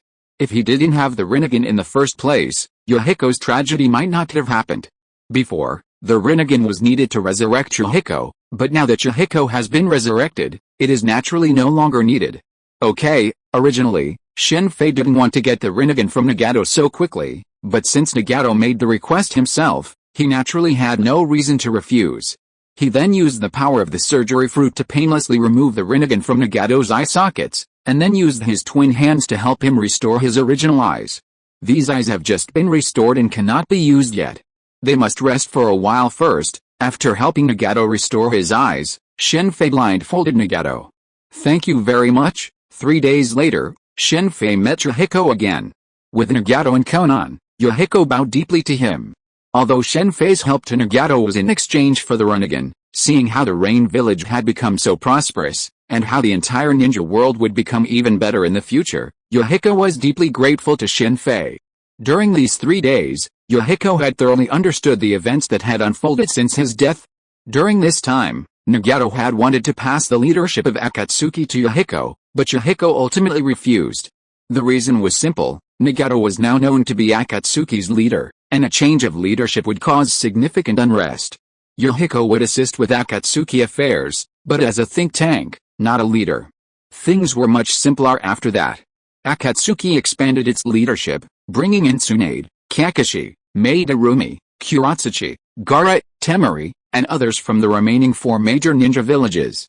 Minato, Kushina, and the others had already separated from Konoha, and the two were busy rebuilding Uzuki village. The unification of the ninja world was inevitable, but in order to reduce resistance and bring peace to the ninja world as quickly as possible, it was essential to allow these people to join. Shen Fei didn't comment much on this. He was only good at discussing how to govern the country. The 4th Hokage is truly a genius. The improvements he's made to this Flying Thunder formation technique are truly remarkable. While the Flying Thunder formation technique was certainly different from the Flying Thunder God technique, it possessed an advantage over the latter: its lowered barrier to cultivation. The Flying Thunder God technique required special intelligence, something even Uchiha Madara and the 1st Hokage couldn't master. However, the Flying Thunder formation technique was different. Even a common Jonin could master it. While it couldn't be used in combat, it was extremely convenient for traveling and transporting supplies, even more so than the Heaven Sentence technique. After acquiring this technique from Minato Namikaze, Shen Fei developed another use for it. It could be performed by a single person. Relying on Konoha's shadow clones simply meant creating 2, for a total of 3.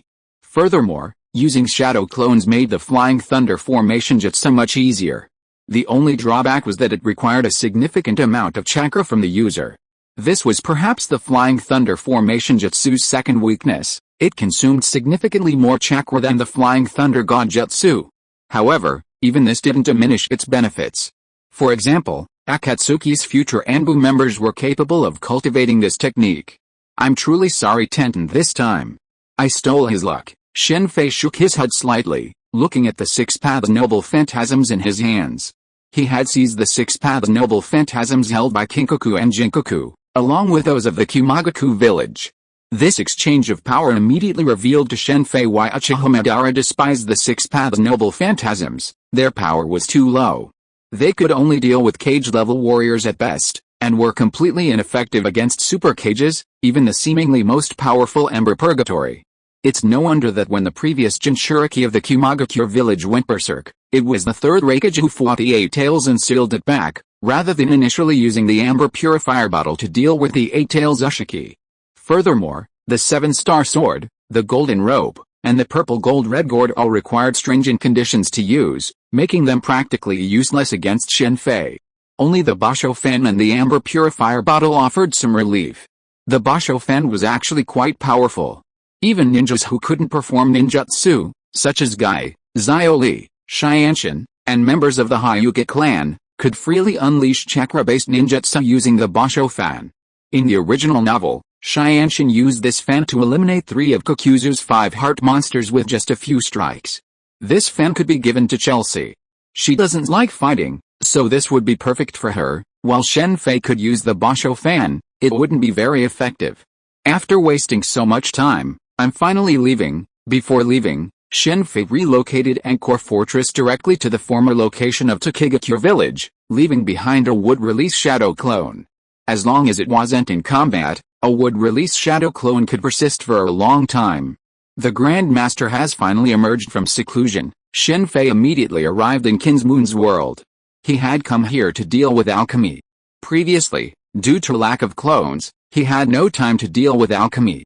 Now with a shadow clone, he could naturally refine the Gathering Immortal Pill. The Yin-Yang clan lacked the materials for the Gathering Immortal Pill, but Shen Fei had plenty. While Yun's Hongjin could be asked to refine it, he was untrustworthy and might embezzle it. After all, Shen Fei couldn't watch him constantly refining the pill, considering it took 3 years to refine. Even if Ying Zhang asked Yun's Hongjin to refine it, there was no guarantee he wouldn't embezzle it. It was just a simple excuse. Previously, he had asked Yun's Hongjin to refine the elixir because there was no other way. Now that he could refine it himself, he naturally focused on himself. He could refine not only the Gathering Immortal Pill, but also the True Person Pill in large quantities. Aside from refining the elixir, Shen Fei didn't pay much attention to the overall situation in the Warring States period. Given the current strength of the Qin state, and with Yingzhang on the throne, even Changpingjun couldn't bring Yingzhang down. After leaving a wood-release shadow clone in the Qin world, Shen Fei traveled to other worlds, including Giant and Harry Potter. He only left a wood-release shadow clone in Harry Potter's world. There was no need to leave a shadow clone in Giant and other worlds. The shadow clone in Harry Potter's world was to allow him to do things he hadn't had time for before, growing medicinal herbs and procuring various supplies. Harry Potter's house elves could use magic to help with farming. Of the many worlds he had visited, Harry Potter's world had the most abundant food and other supplies. Other worlds, aside from modern society, even in Naruto world, are generally short of food, not to mention worlds like One Piece and Kenshi. While there's no immediate need for food, gathering it in advance is better than waiting until needed and finding it unavailable. Furthermore, in the world of Ready Player One, food is the true currency. As resources are beginning to deplete. Why are you here? The Dark Continent is over. In the Hunter world, Shen Fei had just appeared in the villa in Saba City when he was surprised to find both Ada and Robin there, which struck him as strange. It's over. They're all back. After hearing Ada and Robin's narration, Shen Fei finally understood what had happened in the Dark Continent. This time, thanks to V6's thorough preparation, they had reaped significant benefits in the Dark Continent, securing 4 of the 5 great hopes. The only hope they didn't obtain was the longevity of Nitorlomi. There, the Hellble twin-tailed serpent caused heavy losses to the official team, Bilyangda's team, and the Hunter Association's team. The cause of this situation was entirely Shen Fei's actions. Afterward, even the official team, most eager to obtain the longevity rice, was forced to abandon the expedition due to heavy losses. Continuing would likely have wiped out the entire official team. For the official team, as well as Bilyangda and the others, this exploration of the Dark Continent wasn't solely about obtaining the 5 hopes. They had a greater goal, to gather as much intelligence as possible about the Dark Continent, perhaps even obtaining a 6th hope. Then, whether it was the official team or Bilyang's team, they reached the spot where Shen Fei had previously obtained the royal honey, only to be swarmed by bees. Without Shen Fei's abilities, they were constantly pursued by the bees, likely blaming the humans for Shen Fei's past actions, essentially taking the blame for him. Under the overwhelming attack of the bees, most of the others perished, save for those with special abilities who managed to escape. Nitaro then captured Bilyangda and the others and retreated to the imaginary continent. After suffering heavy losses from their further exploration, the official team was forced to retreat to the imaginary continent, and then a strange disaster struck the imaginary Dark Continent. The disaster was the shadows attacking the main body. By the time Utero and his companions discovered this, the situation was already catastrophic. These shadow monsters would merge, and by the time they escaped the imaginary continent, the 200,000 people who arrived were reduced to less than 5,000. Fortunately, the shadow monsters seemed unable to enter the water, and the strict official inspections prevented the disaster from spreading back to the 6 continents.